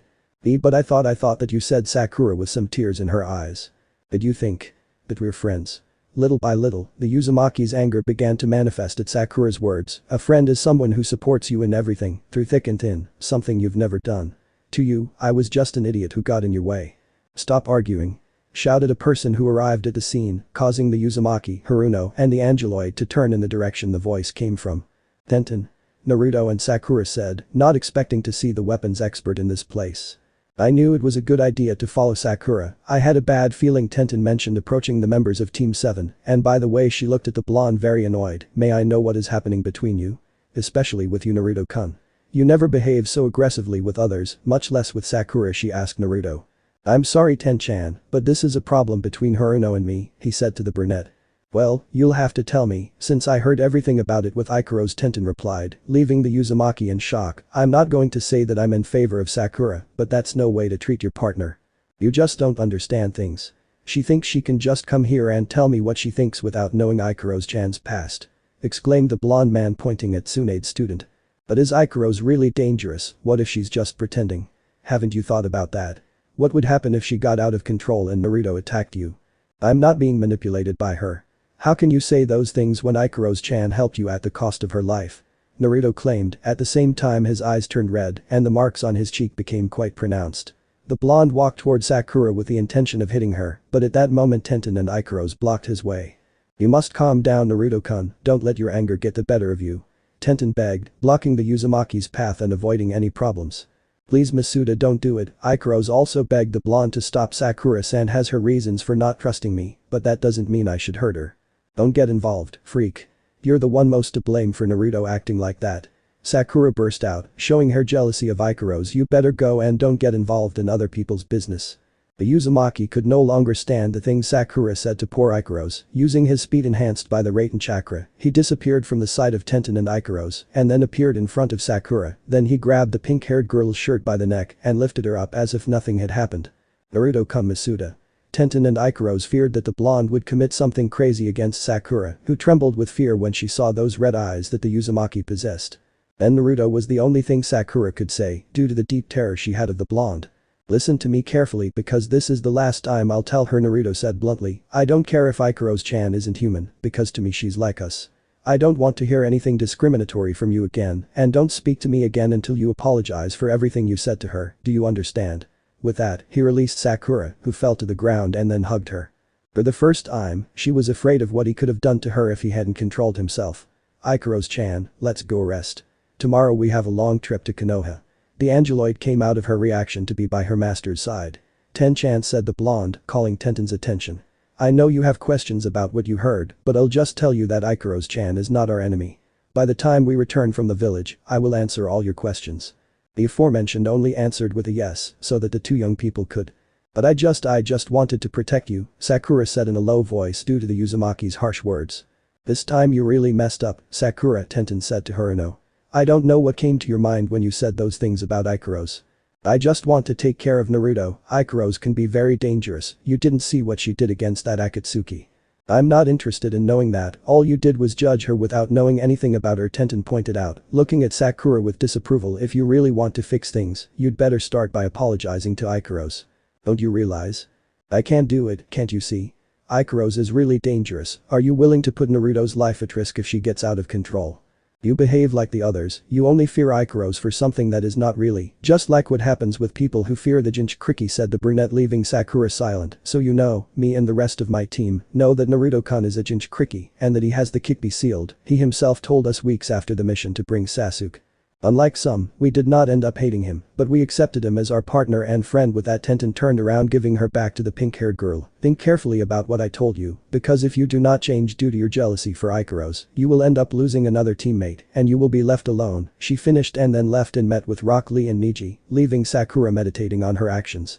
But I just wanted to protect him, said the pink-haired girl, looking at the ground as a few tears escaped her eyes. Why doesn't anyone understand me? Even she didn't understand why Tenten didn't believe her words. Could it be true that I was right? Was she just jealous of Ikaros for having all of Naruto's attention? Or did they really want to protect him from great danger? That was an answer no one could figure out. Right now, the Uzumaki and the Angeloid returned to the hotel room to rest and recover their energy. After what happened with Sakura, Naruto was sitting on the edge of the bed. He kept quiet to calm down, but the things Sakura said against Ikaros remained in his head. Now that Haruno knows the truth, she might tell everyone, and that would bring us more problems, thought the Uzumaki, clenching his fists. Why did this have to happen?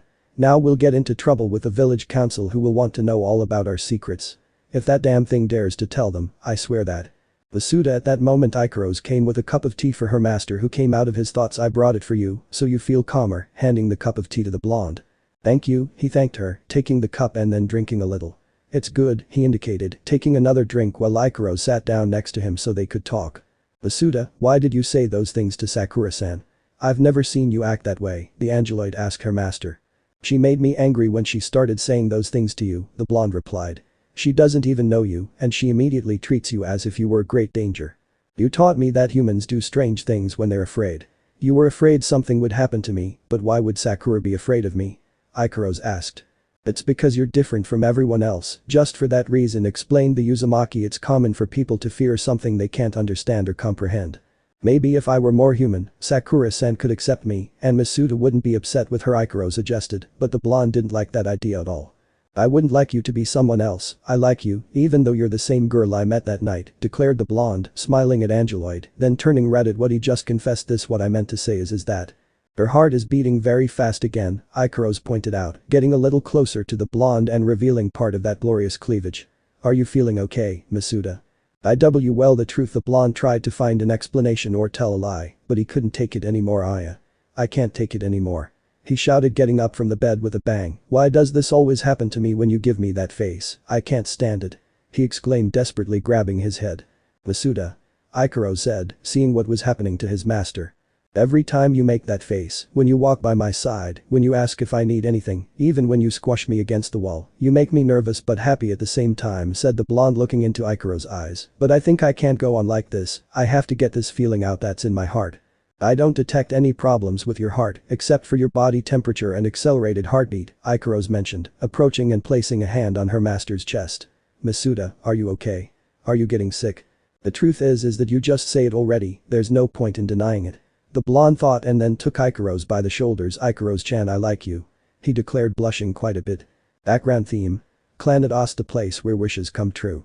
The angeloid was a little confused, she wanted to find a meaning to her master's words, but she couldn't find anything that explained it properly. However, her reactor began to work in a very accelerated manner without knowing the reason. "Masuda, what does it mean I like you?" Ikaros asked, confused. "Just like you heard, I like you, Ikaros-chan," the blonde repeated again, but with more confidence. "I've felt this for you for a long time, but I never dared to tell you because I was embarrassed." "What does I like you mean?" "I can't understand it," Angeloid pointed out, unable to understand what her master was trying to say. "This might be a little complicated for you to understand," the blonde said, placing a hand behind his head. "Telling someone I like you is very special because you feel more than just affection for that special someone, being by their side all the time." "I want to be by your side, that means I like you?" Ikaros said innocently. "I think so, but it depends on whether you want to be with me because you are following orders or because you have your own will," said Naruto, leaving the angeloid even more confused. "Answer me this question, do you want to be with me? Why is it an order that you must follow, or because you decided to be with me?" I don't know," Ikaros confessed, staring at the floor. "I want to be with my Masuda because she is very kind to me, but a pet-type angeloid is programmed to follow the orders of its masters." But she raised her face, a slight blush visible on her face. "Every time I am away from Masuda, my reactor hurts a lot for no reason." "That means that you also feel the same way I feel about you," said the blonde, unexpectedly hugging Ikaros. "And the truth is that I don't want you to leave me," he confessed, lovingly hugging the angeloid. "My reactor feels weird again," thought the angeloid, who felt a warm sensation while being hugged by her master. The young people remained hugging each other for a few minutes until the blonde broke away from the girl to look again into those beautiful eyes that captivated him. "Ikaros-chan, I would like to ask you something," he said to the angeloid, who was listening to him attentively. I want us to start a relationship as a couple." "What is it like to be a couple, Masuda?" Ikaros asked curiously, while Naruto smiled at the pink-haired girl's innocence. "A couple is when two people who feel affection for each other spend all their time together, spending time with who they love," Naruto replied, taking his angel by the hands. "Look, I know you don't understand anything about feelings, but that's something that can be learned over time. What do you say, Ikaros-chan, would you like to have a relationship with me?" he asked the girl again. "Masuda, I don't know what it's like to feel something you express like I like you, but I want to be by your side. I want to learn what it's like to feel that I like you, you say," said the angeloid. She wanted to know more about what she felt for her master and to be with him. At angeloid's response, he hugged Ikaros again, who reciprocated the gesture, something she began to like. Then the newlyweds separated to get ready for bed. Naruto was wearing only a t-shirt and boxers, and Ikaros only removed her boots and arm protectors. As usual, the blonde lay on the left side and the pinkette on the right. Ikaros-chan," said the Uzumaki, drawing the attention of the aforementioned, who turned to look at him. I don't want you to think badly, but I want to ask you something. Is there something Masuda needs? Or am I just not playing well with the one I like?" she asked. "It's not that. What I want to ask you is," Naruto said, blushing quite a bit, "I want you to be closer when we're resting." What I want is for us to be together while I sleep," the sad man asked. "Be together?" She didn't understand what the blonde meant, but doing as she was asked, she got very close to her master's body and rested her head on Naruto's chest. "Is this okay?" It's more than fine," the blonde responded, feeling the girl's large figure near him. Well, rest." Having said that, he closed his eyes to sleep and rest. The angeloid watched as her master slept peacefully, then remained in the same position until he woke up, but for some reason she felt something that had never happened to her before. Little by little she felt tired and her eyes began to close slowly. No matter how hard she tried to keep them open, the tiredness was defeating her. "What's happening to me? I feel like my energy is running out. I feel more and more tired," she thought as she struggled to stay awake, but when she saw the Uzumaki's face again, that feeling of tiredness began to feel pleasant. "Masuda, it's so warm." After that thought, Ikaros closed her eyes and let herself be overcome by tiredness. For the first time in her short friendship with Naruto, Ikaros slept peacefully alongside the Uzumaki. The angeloid, who always said she wasn't programmed to sleep, was now resting like a normal person alongside the person who was the most important thing in her life and from whom she would never part. End of chapter. Days before Naruto, Jiraiya and Ikaros returned to Konoha. In a small village in the south of the Land of Fire, Naruto, the San and Jiraiya, and their new companion, stopped to rest and continue their journey to Konoha. At that moment, the blonde was in the bathroom taking a shower, in a good mood, so much so that he began to sing while he bathed. The little Sasuke wanted to fly, he tried and couldn't fly. Sakura Haruno, his friend, wanted to help him and with a punch, she made him fly and what happened? Shit. The Uchiha turned to shit. Shit. The Uchiha turned to shit. A little Sasuke wanted to smoke, he tried and couldn't smoke. Asuma-sensei, his friend, wanted to help him, and 500 cigarettes made him smoke and what happened? Cancer. The Uchiha got cancer. Cancer. The Uchiha got cancer. The little Sasuke wanted to drink, he tried and couldn't drink. Tsunade Oba-chan, his friend, wanted to help him, and 2 liters of sake made him drink and what happened? Psoriasis. The Uchiha got psoriasis. Psoriasis. The Uchiha got psoriasis. A little Sasuke wanted to debut, he tried and couldn't debut. Jiraiya, his friend wanted to help him, and with 100 prostitutes, he made him debut he and what happened? AIDS. The Uchiha got AIDS. AIDS. The Uchiha got AIDS.